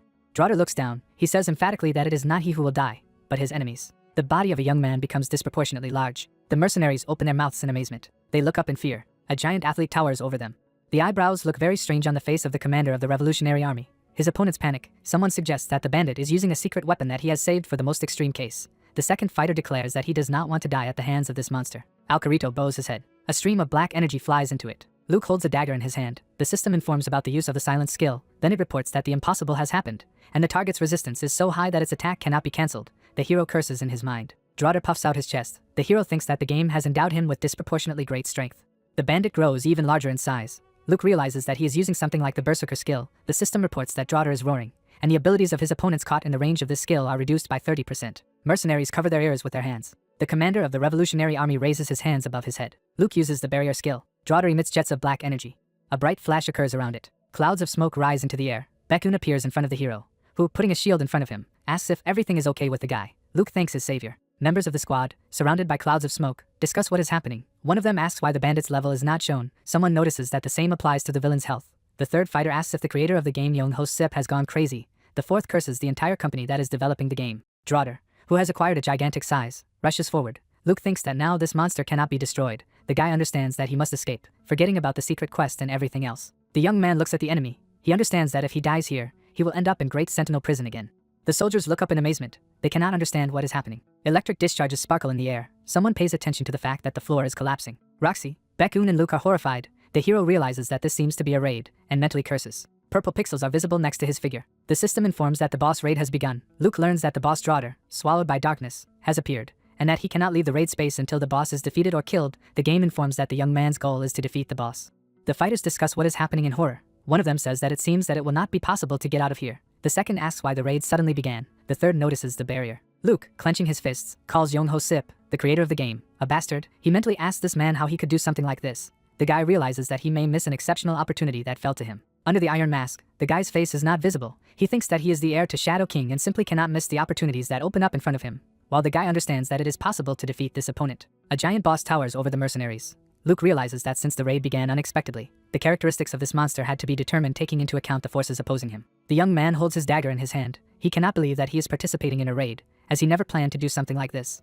Roxy, smiling, stretches his fists. She asks if the hero is going to participate in this battle. Baekun, standing next to him, states that he is very interested in whether it is possible to tank against this boss. Luke, meanwhile, thinks that if he is destined to die, he will do it heroically. The guy resolutely steps forward. He tells the allies standing around him that he will personally defeat the boss. Draugr towers over his opponents. Someone shouts in surprise that the man in the iron mask has announced that he will personally destroy the boss. Another fighter exclaims in surprise that someone still believes in defeating this monster. Baekun says that if the fighters stand in one place, they will definitely die. Standing behind the boy, he asks who will lead the squad. Luke replies that the commander will be Baekun. The guy asks in surprise if the hero really means him. He replies that Baekun has the most experience participating in raids. The young man agrees that this is true. He opens his mouth wide and resolutely says that he will try to justify the trust. Draugr lets out a deafening scream. The soldiers are preparing to meet him. Baekun orders the tanks to activate the defensive wall. He states that they will now use a joint skill. The bandit raises his hands above him. He strikes. The fighters use the Legion Shield skill. Baekun shouts for the mages to bind. A magical formation appears in front of the representatives of the mentioned profession. The system informs them that the chant of binding skill is being used, as a result of which Draugr will be immobilized for a certain period of time. Jets of white energy can be seen around the boss. Baekun shouts that the time has come. Draugr tries to break free from his shackles. Baekun, raising his right hand, states that he should say something to the man in the iron mask, after which he informs that they must first analyze what the opponent is doing, since in this situation it is impossible to just blindly attack. Luke replies that they need to buy as much time as possible. The hero's ally looks back at the tired fighters. He says that it would be much better if the Viscount's army was also here, but it is not here, so he will have to cope on his own. The fighters fly away from the boss, who has already rushed to attack. Baekun states that Draugr is now moving relatively slowly and this should be taken advantage of. The hero says that they need someone who will distract the bandit's attention. Baekun agrees. According to him, it is very difficult, but the hero and Roxy can cope with this task. The guy looks at the back of the hero who is leaving him and declares that it is necessary to concentrate buffs and heals on those who will distract attention. The hero states that this can be forgotten, as it will not help much. The hero, looking at Roxy, asks if she is up to the task. The girl happily declares that, of course, she will try to do her best. Luke and Roxy charge forward. A fiery car flies into the boss's back. The boss grows new arms. Draugr actively swings his newfound limbs. We see warriors with shields in front of them. The command to attack from the left flank sounds. A wave of black energy is approaching Draugr. A huge reptile is visible above the mage's head. The system reports that the two-headed dragon skill is being used. A bright yellow ball is visible in the dragon's mouth. A powerful fiery stream rushes at the boss. A bright flash occurs. Draugr raises his arms. A fighter with a huge hammer is seen in front of the boss, someone yelling for Sogo to switch between yin and yang. On the hands of the boss you can see the traces of blows. Someone shouts that the time has come. A young man looks through the scope of a sniper rifle. What he sees seems to him truly impressive. The guy could not even think that beginners would show such a class. A green flash is visible next to the monster's left hands, and the sniper realizes that one of the newcomers is doing an excellent job leading a large squad. Baekun, commanding behind a shield, the shooter understands that this young man is incredibly talented. Draugr, waving his arms, tries to defend himself. Baekun thinks that the situation at the moment is very good, and his squad is perfectly holding up against this monster. The guy understands that he needs to thank the hero and Roxy for this. A tiny figure of the girl is seen next to the head of the giant boss. Luke plunges a dagger into the enemy. The system reports that after taking a certain amount of damage, something incomprehensible happens to Draugr's body, and the boss's magic spills out in an instant. The hero, looking at the enemy, tries to understand why this happened. Draugr is surrounded by a dark, translucent sphere. Baekun seems to have a hunch. Something strange is happening to the fighters. Luke raises his left hand. The system reports that the boss's heart is pushing outward, and the darkness that consumed the bandit goes berserk with even greater force. Veins appear on the body of the Draugr. The system finds it difficult to determine the level of this monster. Baekun, hiding behind a shield, orders his fighters not to panic and concentrate their attacks on the heart that has crawled out of the opponent's hand.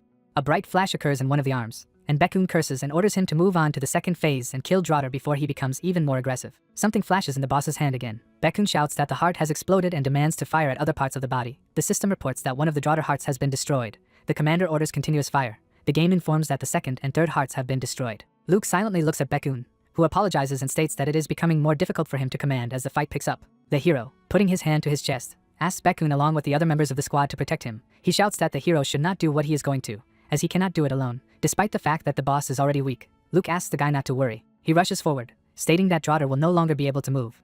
In front of us is the white eye of the monster. Luke, using the shadow step skill, appears above the enemy's head. The system reports the destruction of the 8th heart of the boss, and the fact that the last heart of this monster crawls out. White marks are visible around the body of the commander of the rebel army. Someone asks how the guy manages to deliver such blows while in the air. Luke realizes that there is one last heart left, and if he destroys it, he will get what he wants. Draugr, leaning forward, thinking that he must survive to found a new kingdom. The boss runs away, thinking that he has another purpose and he must fulfill it. The system reports that Draugr, who has been consumed by darkness, has regained his sanity and is trying to leave the battlefield. The hero learns that he must track down and kill the boss before he gets out of a certain area.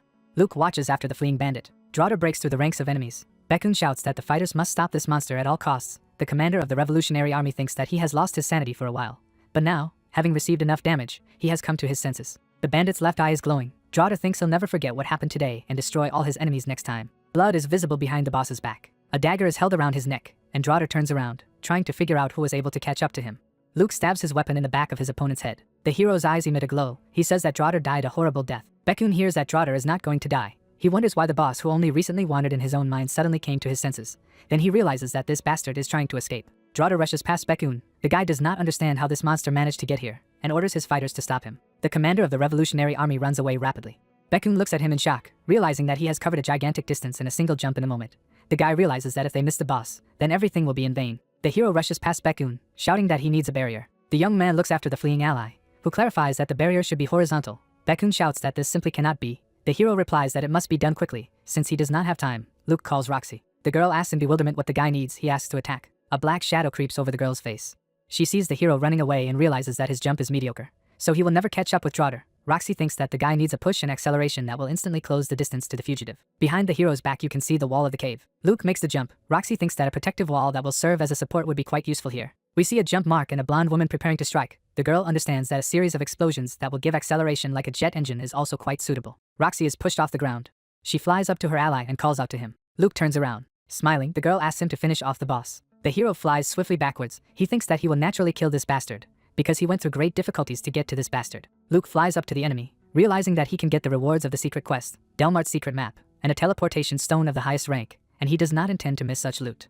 Behind the young man's back, a swirling whirlwind is visible. The system informs you that the opponent's current ability does not count as a skill, so it cannot be silenced. A bright white circle is visible at the bottom. The game informs that the hero will now cut through the enemy's defenses in an instant. Luke thinks that the jamming attempt, like last time, failed, but now his goal was only the surprise effect that this skill provides. The hero plunges a dagger into the back of the enemy's head. He pierces the torso of the commander of the revolutionary army, asking where this bastard is going. Draugr says that it seems that he can die here. The hero replies that it is quite possible, and it must be done with dignity.